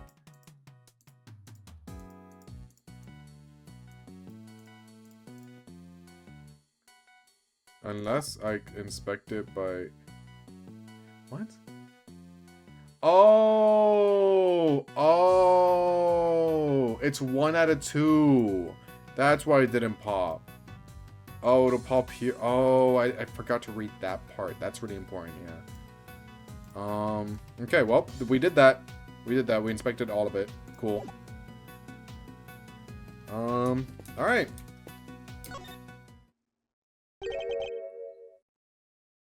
And you are? Oh, he's cool. You're cool. I got the scar, like, goes up here, too. That's sick. Sorry, meditating. Did you want something, detective? Oh, I'm an attorney, not a detective. Gregory Edgeworth, a pleasure to meet you. And I'm his assistant, Eddie Fender. I see. Name's Carmelo Gusto. I'm a confectioner, here for the contest. You are? What's your specialty, Mr. Gusto?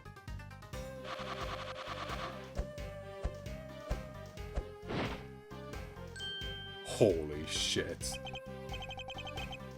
Dude, you can tell he does this a lot too because look at those back muscles. Oh my god. The art of air and sugar.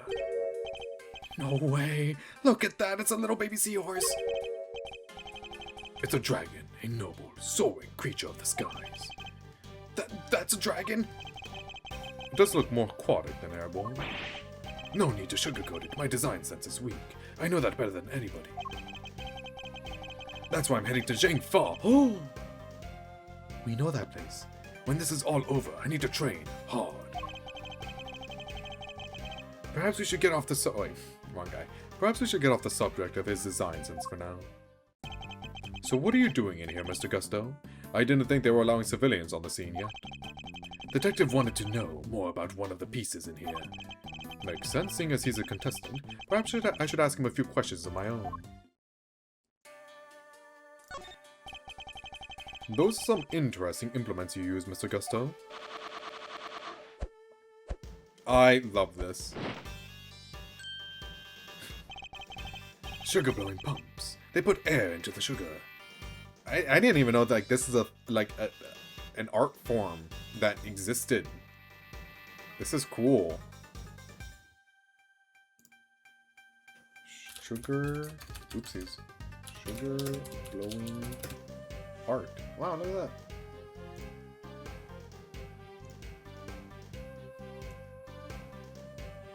Wow. Oh, shit. Oops. Look at that. Oh, that's so cool. What the fuck?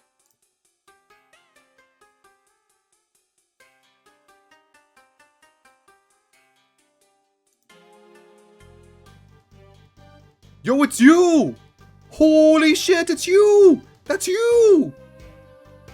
Oh my god. Dude, I'm fascinated by this. How do people do that? That looks so difficult. That's so crazy. Look at that!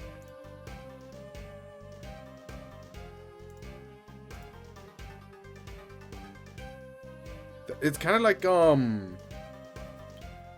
blowing air into like glass as you're like your glass making, right? Like you're heating glass. It's kind of like that a little bit. I assume the process is like significantly different. Other than that, but like that's kind of similar. Whoa, that's sick, bro. I didn't know that. That's really cool. They're so cool. It's like watching a swordmaster do his thing. I'm no master. Not a day goes by that I don't hurt myself one way or another. That's why I wear red. That way, it doesn't matter when I make a mess. That's smart. The way of the confectioner is a lonely one. You never stop learning, not until you die. The way of the confectioner sounds like a long one too, if he's still injuring himself on a daily basis. I love this case so far. What can you tell us about the contest? Based on what we've seen so far, flavor doesn't seem to be the only criteria at play. The contest was Tangaroa's idea. It's about art, confectionery as an art. Confectionery as art? Art you can eat, every part of it. Brother, do you see the this is all chocolate. This shit is all chocolate. Yeah, it's art. Look at it. Look at it. Art you can eat. That's like the best type of art. Every single item in this room is edible. The whole place does kind of smell like chocolate. Tangaroa is a genius, a once-in-a-generation talent. Flavor and flair. He has it all. And if you can't outdo the god of confections himself, you can't win. I don't know, man. Beating out the greatest in the world seems kind of hard, yeah? As it should be. Whoever beats him becomes the greatest in turn. That's the real prize here. Nothing else matters. So you're competing for a title, effectively. And a treasure, the ultimate cookbook. So ridiculous. Tangaroa's most prized possession. If you want to know more, it's all written down here. It's the list of rules I was giving out to contestants. Thank you. You basically make a ball with heated syrup and blow into it with a straw. Oh, so it's just like glass blowing. It really is just like that. That's sick. That's cool. I wonder who thought of that. I wonder which came first. That or glass blowing. And then the next person's like, I wonder if we could do that with this instead. And then that's how the other one was created. Glass blowing was probably invented first. And then the sugar blowing shit was like, I wonder if we can blow air into sugar. And then that guy just made it. And that's how it was created. How interesting. Sorry, I don't know much about what happened. I only heard about it after the judging was over. How was the judging organized? It started at 3 p.m. Tangaroa began making the rounds right around then. He left his own room, then worked his way around the venue clockwise. I feel like this is gonna fuck with me. I feel like this is gonna fuck with me. My creations were the first to be judged. The confectionery tournament arc is such a cool concept for a case. I think it's a cool concept in general, because I didn't think we'd have a tournament arc in Ace Attorney, let alone a confectionery tournament arc. Interesting. After that, he went to Scone's room. Scone did it. Scone did it, I'm convinced. She's another one of the contestants. What can you tell us about her? Ruthless, brutal. Whoop, heard enough. There's nothing she wouldn't do to win. She was working with Cream, some kind of dreamscape. And Scone's room is right next to Frost's room? Yeah, I've seen enough. It's Scone. Then, last of all, Frost's room. His thing was flavored ice. Okay, that makes sense. Sculptures this time, or so I've heard. Sculptures made out of flavored ice. So you're using the shaved ice? You're using the shaved ice to make sculptures? Isn't that... That shit must be so frail. If you, like, even move an inch, that shit is toppling down.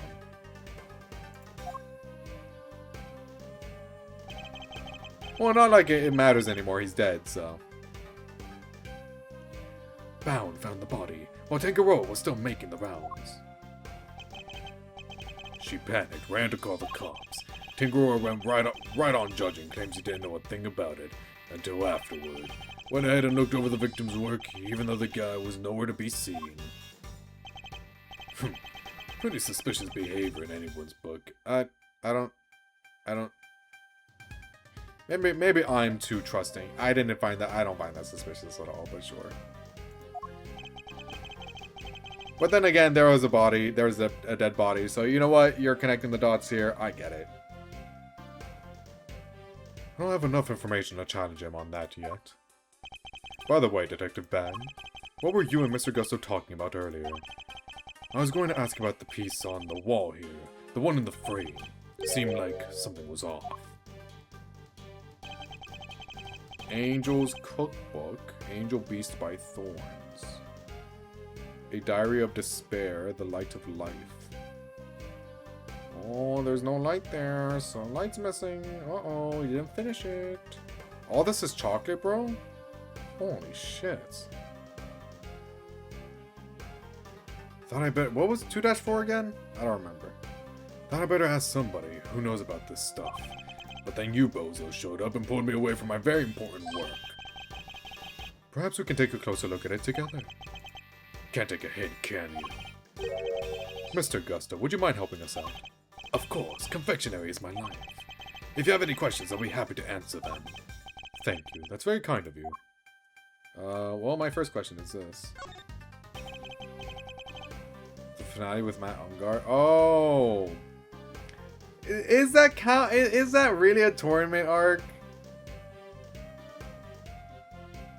Would that be considered a tournament arc? There were only like, it was only, what was it? Steel Samurai versus the Jammin' Ninja, right? It's just like a one-on-one thing. There were other people there though, right? But they were the main focus. A candelabra made of chocolate. There's a title here, The Light of Life. Well, this particular light seems to be missing one of its life-giving flames. Does it have some sort of symbolic meaning, or could it be... Ooh, I ate it, sorry. There were other contestants? Okay, yeah. I feel like... In a way, in a way, if the definition-wise, yes, technically it is.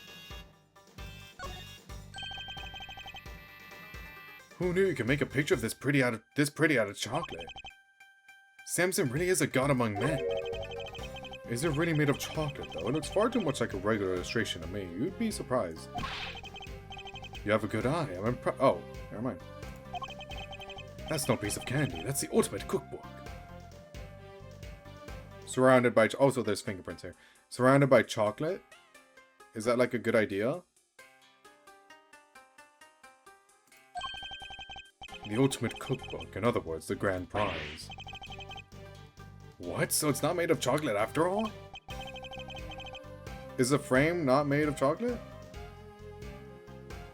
No, the book is simply framed inside. Oh, okay, there we go. Tangaroa showed it to all of us when he gathered us here to explain the rules. Someone wanted it. Someone was a bit too greedy. And they weren't going for the chocolate because there's no bite taken out of it. So the participants knew that the grand prize was in this room the whole time. Anyway, you said 2, right? The frame. Something's missing. Oh, also, yes, that. Oh, maybe they did eat it, actually. Who's been eating this shit? Stop it, you glutton! The oddity Detective Bad was going to ask Mr. Gus about earlier. Yes. You're right, Detective. Something is missing. So it's not just me. Huh? What's missing? I better show Eddie which part of the frame is missing some chocolate. It's a very serious blunder on Eddie's end. How did he not notice this? Look at the decorative work in the corner here. Something's missing, no? Oh yeah, it's different from the other side. That's not like Tangaroa. The balance is all wrong. But that's not all. Take a look around. Every confection in this room is missing some small bit. Who's been eating the chocolate? I know it's delicious, but guys, what the fuck? You're right, the candle holder, the nautical stuff, they're all like that.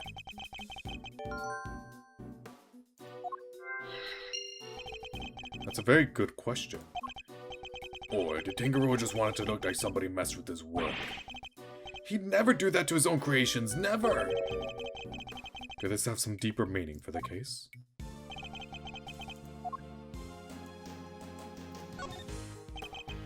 Are these finger marks? Yeah, but we don't know whose yet. Still haven't figured it out. No fingerprints, no ID. Finger marks without prints. Gloves?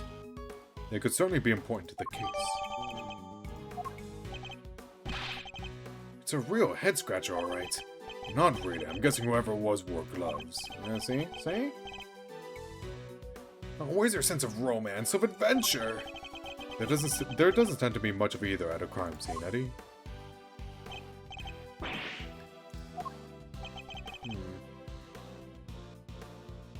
Oh, you're alright, Eddie. Yeah, but it sure is chilly in here. Yeah, to keep the chocolate from melting, bro. Yes, it wasn't exactly warm out in the fountain room either. But it's even colder in here. Would you like to borrow my jacket? No, I'm fine. We couldn't afford another model. And besides, you said you'd give it to me when I finally got my attorney's badge. Did he die before he could do that?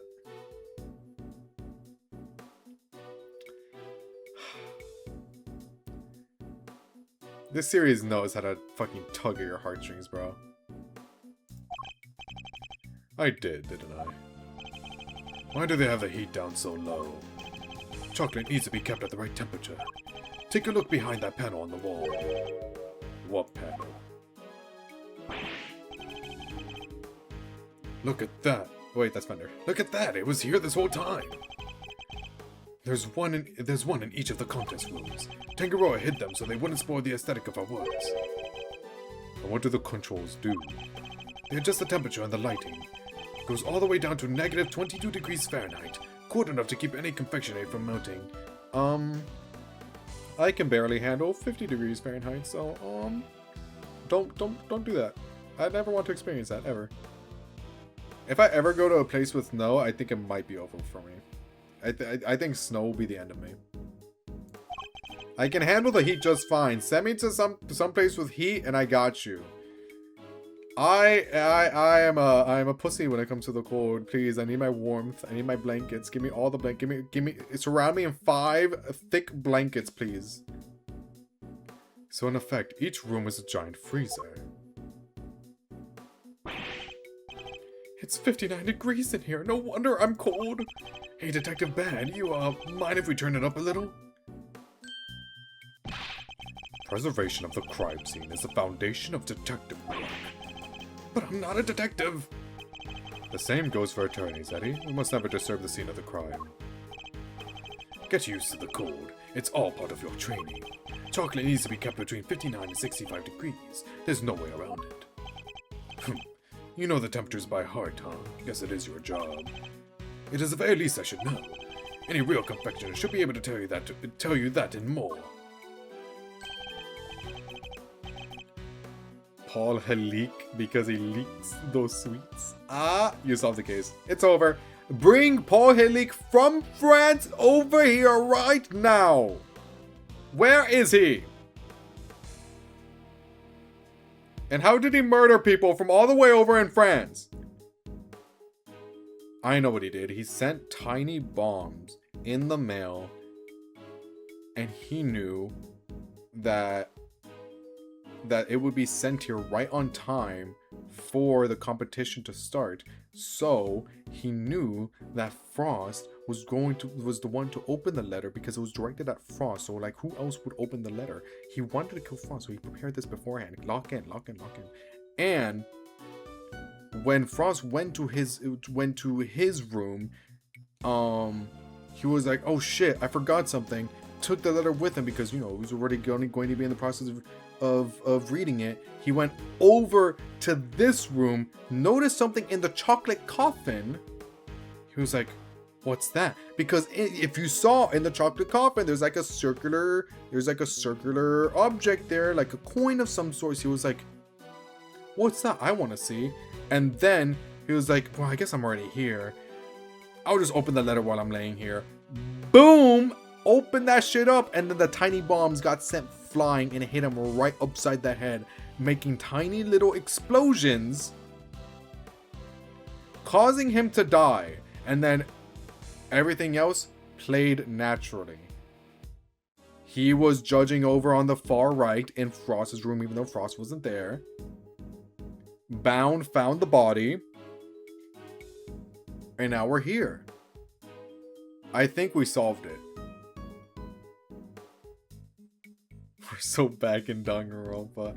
I don't think you are prepared for what I'm about to cook up in 2x2.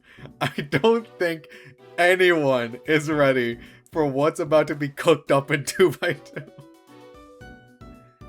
Oh, I can't wait. Oh, how exciting that will be. What about lollipops and cream? If it's not too hot or too humid, a lollipop should be fine just about anywhere. Cream needs to be kept at around 50 degrees. Need to watch out for heat and humidity, huh? Duly noted. Detective Bad kind of brightened up when he was talking about lollipops, didn't he? I suppose he must be very fond of them. Yep, I think that's it. We're done. I'll check this just in case. These controls can be used to adjust the room's temperature and lighting. Red, yellow, green, dark blue, light blue. Oh wait, let's find our font. That's a huge range. Temperature is set to 59 degrees, light color set to white. The pieces in here are made of chocolate, that's why. White light makes them look better. Okay, fair. 2x2 will either be the wokest piece of fiction, the most problematic one, or both. It's probably both, I will be real with you. It's most likely both. Mr. Tangerone must see the room itself as part of his carefully crafted creations. Okay, yeah. And there was no need to check that since Gregory was like, we're done, but I wanted to check anyway. See? Circular object. It's a coin. Technically, my theory isn't wrong. It was said with the blue truth. And only the red truth can deny it. And I have yet to see a red truth in this game, is all I'm saying, so. Putting it out there. So this is where the body was discovered. Yeah. They took it away already, but everything else is just how we found it. Coin. It appears the body was inside the treasure chest. Okay, well, it wasn't a coffin, but my theory still stands. Yeah, a woman by the name of Bound found it. Samson, are you in here? Seems she heard something breaking and came in to see what it was. If only we had just a little more information. There's something else in here. It's... Well, well, well. How very interesting.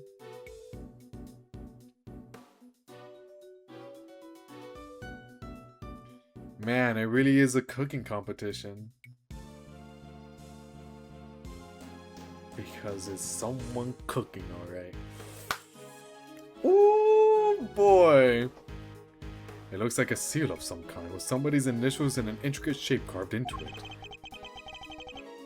Is it for making those fancy wax things on documents? Do you think it belonged to the victim? On documents, Like how you would put a wax seal on mail? How interesting. You know, for something that sounds super ridiculous, it has a lot of ammo. No idea, but it's gotta get logged anyway, so I'll take that. This is the next coming of Rose Garden. I said it. It's really rather impressive making an entire ship out of chocolate. That's Samson Tangaroa for you. Don't you just want to take a big bite out of it? Which part to bite first, though? That's the real head scratcher, you know? I feel like you'd have to eat this for like a year straight to finish it. I assume the water is edible, too. Bet any part of it kidding will be off this crime scene so fast your head will spin. Hey, it was just a joke. Stop staring at me like that. I do sometimes wish Eddie could keep his cool a little better.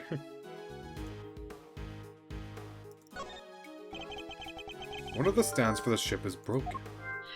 Nice. The ship must have collapsed onto the treasure chest and smashed it open. Wait, do you think...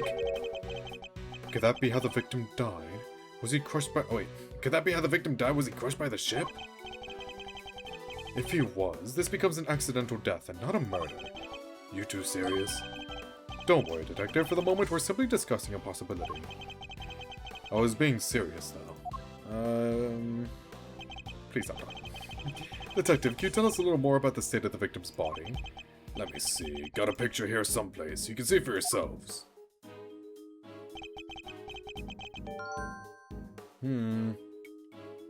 Death was from blunt force trauma. Explosions. Many tiny, very, very, very, very tiny explosions can be caused and be confused for blunt force trauma, yeah. That's been proven. By the University of Me. And what about the weapon? Has it been found yet? You can ask the prosecutor in charge about that. Who's the prosecutor in charge, actually? Oh, Von Carmel, right. Yeah, most likely. The detective's not one for sharing much, I see. Would you mind if we borrow this? No skin off my nose. It's not like it's official. Bound took it with an instant camera when she found the body. An instant camera? Like it's disposable or something? No, it means that it develops the pictures right there and then when you take them. No way! Sounds pretty convenient. Now then, better get my facts straight and take down some notes of my own. There's something in this picture that contradicts with the current crime scene. I'll need to call on my powers of deduction to figure out why. Okay. I'm not done yet, though. This is a fine selection of nautical paraphernalia. Paraphernalia? There's an R there, so I just thought. You think one of them could be the murder weapon? No, they're all made of chocolate. You'd have a hard time bludgeoning somebody to death with one of them. I don't know, chocolate can be pretty hard. Can't tell what's real in here. They really do look genuine. I can hardly tell the difference myself. A true testament to Mr. Tangaroa's skills. Okay.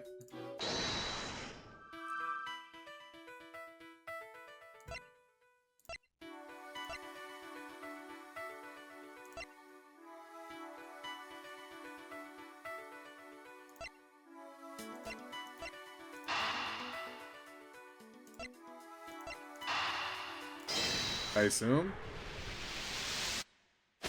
Cool.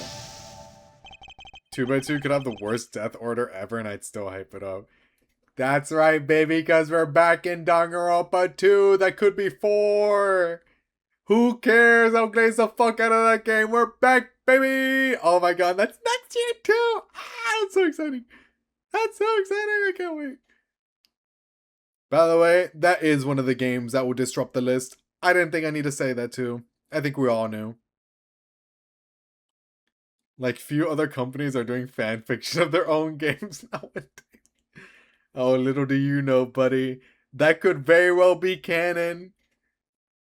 Actually, back in Danganronpa 2, there was actually foreshadowing for, like, different timeline shenanigans. You just didn't see it, you fool. What if they do, like, a South Park Tolkien thing, where they gaslight you so much into thinking that Tolkien was spelled like the author Tolkien instead of Token, like the Token black guy.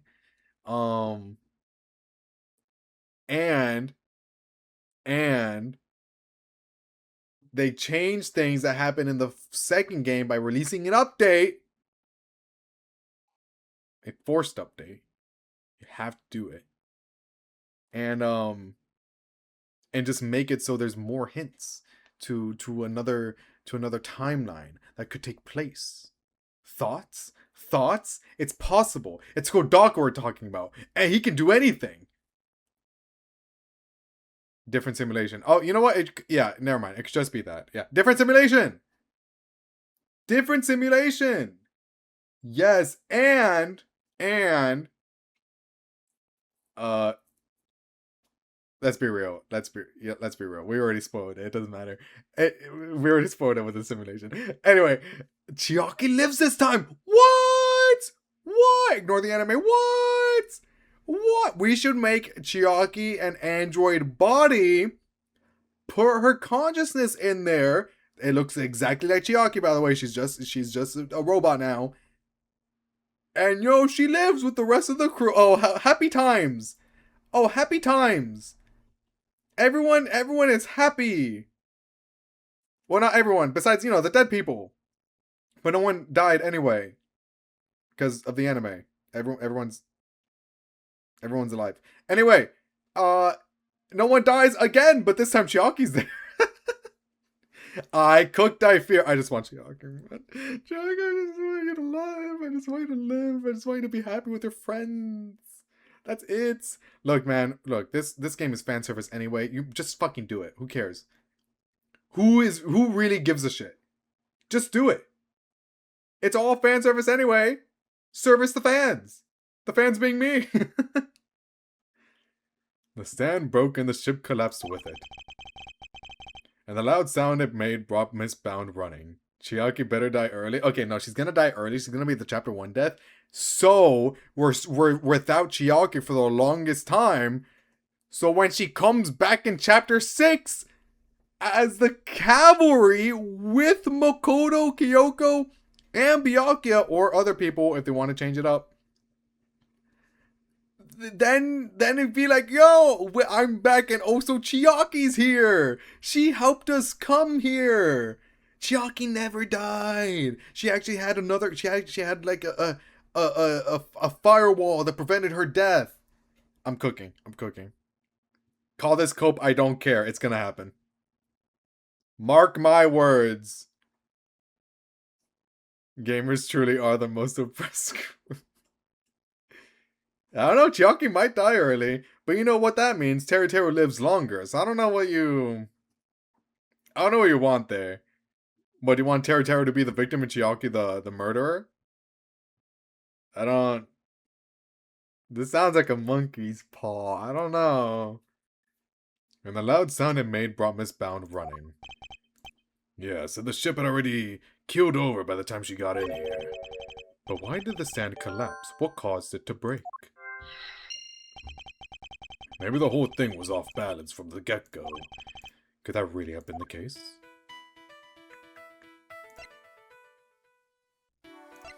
Maybe because it was already damaged? I mean, it could go with either one of these, I'll be real.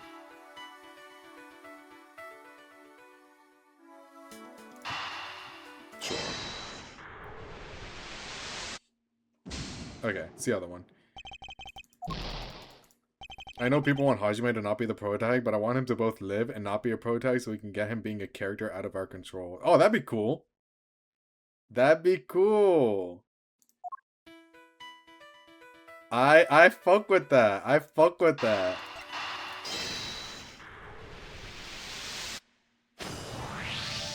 I think I'm a fan of that and will now be upset if that's not the case. My headcanon going against the actual game. No, we can't have that. You have to put my ideas in the game. It's my idea now, by the way. I came up with it. All of Mr. Tangaro's creations are missing a little piece each, including one of those stands that was holding up the ship. Somebody really went all out. Do you think it could have been the killer? It's certainly a possibility. Either way, I think we can safely say the stand was damaged in our mystery person's tampering spree. Oh my god. The possibilities are endless, so I expect everything to disappoint. I think, dude, okay. I think a lot of people are going into this with like go into it expecting like go into it expecting like it's just something more for you. It's something more. It's more Danganronpa 2. Unless the game tries to differentiate itself that much. Unless it tries to differentiate, then that's a whole different conversation because we don't know what's gonna happen. But like if we're doing the Danganronpa 2 times 2 equals 4 shit, then maybe it's maybe that's a conversation for another day. But for right now, I just think it's cool. It's a cool little AU, you know. It's like a whole alternate thing. Like, oh, what could also happen? I'm not gonna think too deep into it, but I am interested in what they do. It can't be worse than that's true. It can't be worse than Danganronpa S. That's really a big nothing burger. So, you know, as long as it's better than that, I'm cool. And when it broke, the ship fell and smashed open the treasure chest. I didn't even finish it. I never finished Danganronpa S. That shit was boring as fuck, I'll be real. We should have remained closer or closed otherwise. It also takes like 100 hours or so. No, more, I think, to 100%. So, yeah, maybe not next year. Maybe that's a 2027 thing. Oh, that's it? Yeah. What are you investigating, officer? Sir, I was just taking the temperature of the water here. And what have you learned? Oh, it's warm, sir. The stream in each room flows into the main fountain, and then the water circulated back into the rooms. Unusual, to say the least. I've never seen a house quite like this one. Rich folks, they're all crazy.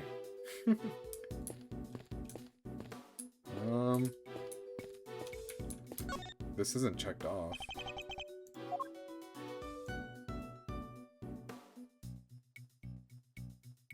Ooh, right, because he did say this.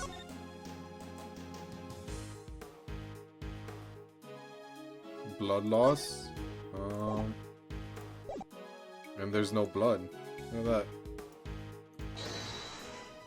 The chunk where the blood would be is gone. Eureka! You said the only thing that has been removed from the scene is the body? Yeah, that and the piece of cloth it was wrapped in. But something here doesn't quite add up. It doesn't? Take another look at the scene in front of us, detective. A very conspicuous pool of blood that should be here is clearly missing. You're right. Don't remember anybody mentioning they removed the blood along with the body.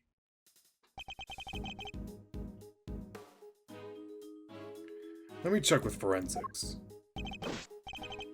What is it, Mr. E? What did you figure out? Compare the treasure chest in the photograph to the real thing. Oh wait, that's Gregory. Oops.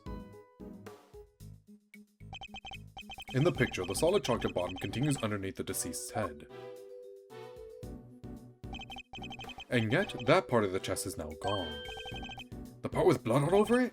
Exactly. So did the police remove it, or perhaps the killer? It wasn't forensics. They're saying nobody took anything like that away. Interesting. So somebody deliberately removed the blood from the scene. Could be. Are we done? We're done! Hey, we finished one part of it. Let's go. I think we're about done here for now. I didn't miss, like, the other part. After inspecting the crimes. Okay. We might be able to get the next one. What if I wasn't convinced before, I am now. Tangaroa did it, no two ways about it. What do you mean? All the rooms in this place lock from the inside. The only way to unlock them from the outside is with this key. Oh, thanks for letting me know that just now. I don't think you did it. Yeah, you know what? Hot take? I don't think you did it. I see. And who had access to that key? Who do you think? Tangaroa. And it's the only one. There aren't any copies. How much time do we have? Like 10 minutes. With this mansion key, Tangaroa could slip into anybody else's room anytime he liked. And he could even lock his own room from the outside if he wanted. But Mr. Tangaroa's room wasn't locked, was it? Nope, which is exactly what makes him a suspect. Would you care to explain your thinking? Oh, god damn it. Oh, no, we're not getting it today. Not the next achievement, at least. Why I think Tangaroa did it. If the door had been locked when the body was found, Tangaroa would have been the obvious suspect. Which is why he deliberately didn't lock his room. And why he smashed in the lid of the treasure chest so the body was on full display. Everyone was supposed to gather in his room when the judging finished up. So he made it look like the murder happened while he wasn't there. The one thing he didn't plan on was Bound finding the body. Anyway, that's my thinking on this whole thing. Good enough for you, Mr. Attorney? Do you also believe it was Mr. Tangaroa who damaged the other pieces in this room? Yep. I know you have to believe your client. That's your job. But I'm a detective and I serve the law. And no matter how squeaky clean somebody might seem, a suspect is still a suspect. I fully understand your reasoning, detective. Now, would you mind if I applied a little critical thinking of my own? Do your worst. Just as the detective won't compromise his devotion to the law, I won't compromise my beliefs either. And I'm not about to just accept his version of events. In fact, I'm going to show him the piece of evidence that highlights a contradiction in his claims.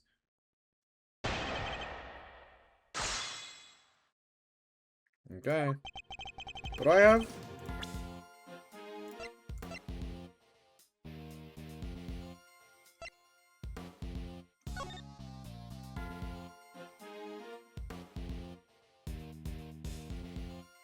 Okay. What was the last one?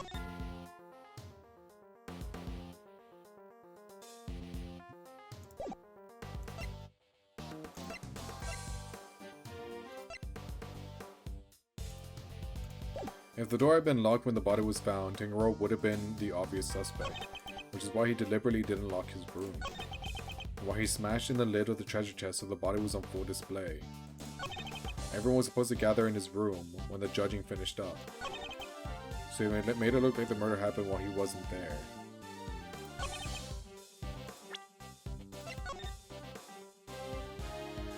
Yep, that's true.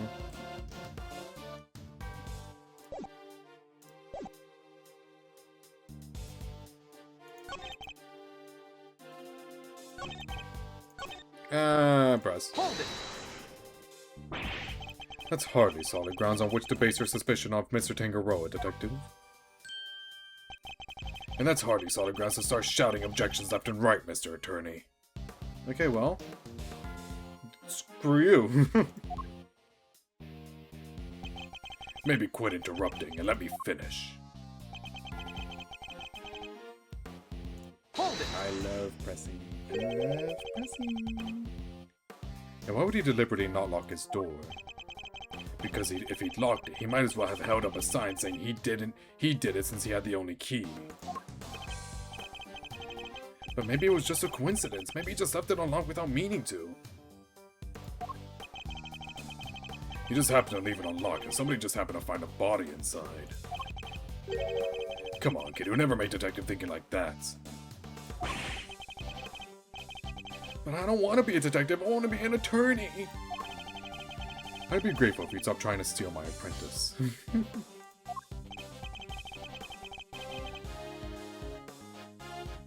Yeah, Danganronpa S is definitely a YouTube game.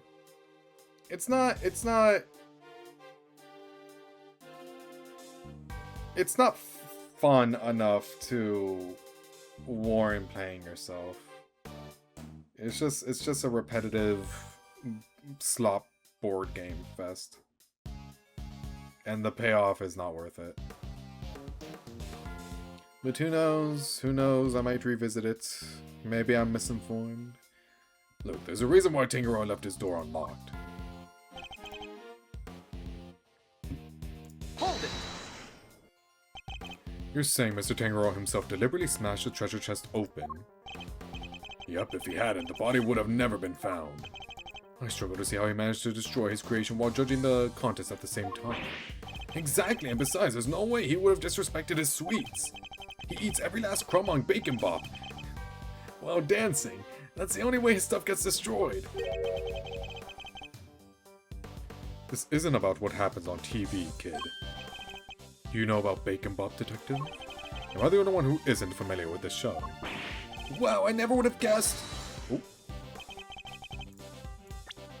Can you sing the theme song too?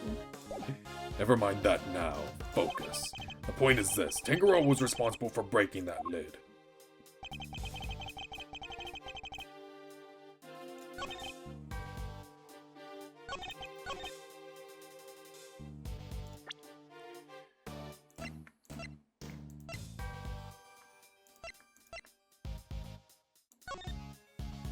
The victim's body was found in Samsung. The lid was closed until the ship collapsed.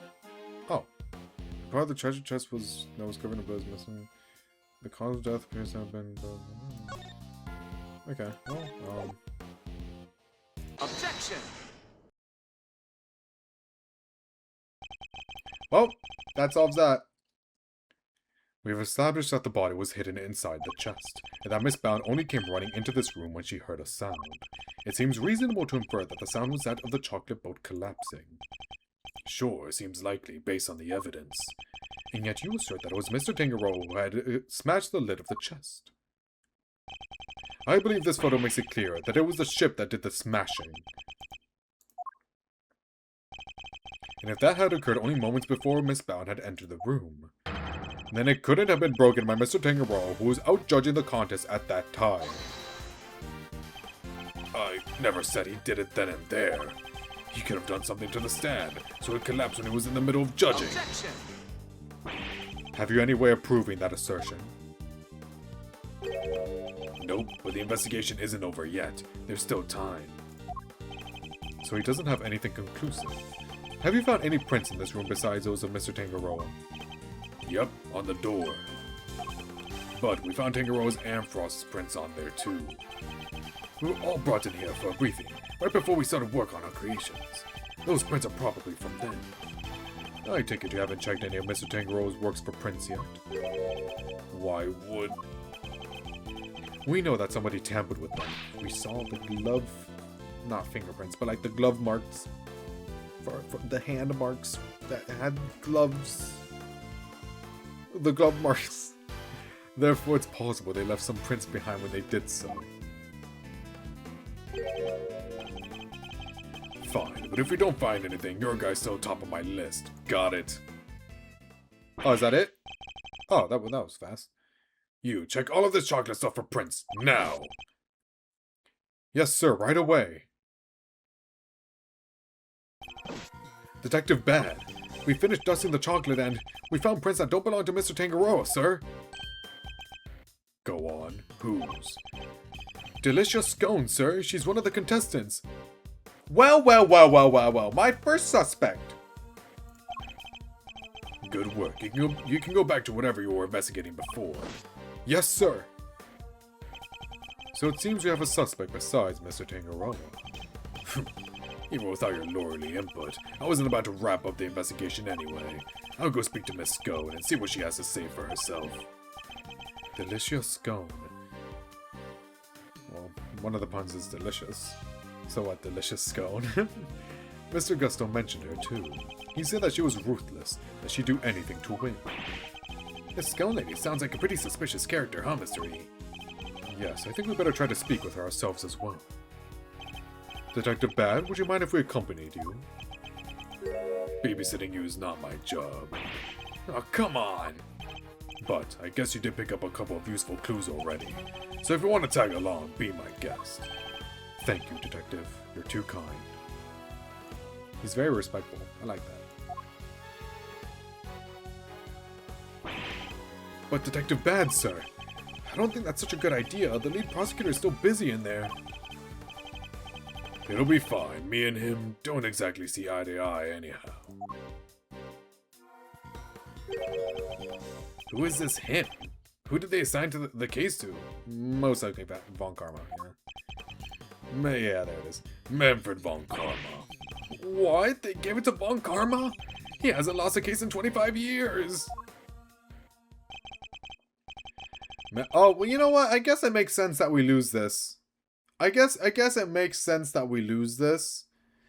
Because Von Karma only ever lost to Phoenix, right? Oh, you know what? Completely forgot about that. And it makes sense story-wise to have Miles be the one that fixes this case 18 years later. Manfred Von Karma, living legend over at the prosecutor's office. We've never faced one another in the courtroom, but I've heard plenty of stories. They say he'll do anything to ensure a guilty verdict, but I can't let that distract me. For now, I need to only continue to do what I believe is right. Phoenix, right. Oh, I guess we're done. Okay, that's a good place to end it. That's a very solid place to end it. We finished the first part of episode 3. Not too shabby. Yeah, I'm afraid this is a little doomed, yeah. Yeah, I think it might be over for you, bucko. Oh, well, though, your son will help you out. It's fine. So, we'll see what happens. But with that, next stream we'll continue. Probably won't finish. Man, this game is long. Either that or I just got distracted a lot. I don't think we'll finish episode 3 next time, but make some more progress. But yeah, good game so far. I'm loving this. Episode 2 was great. Episode 3 has a very strong start. I hope it continues this. This is really interesting. All right, I'll see you guys later. Bye bye.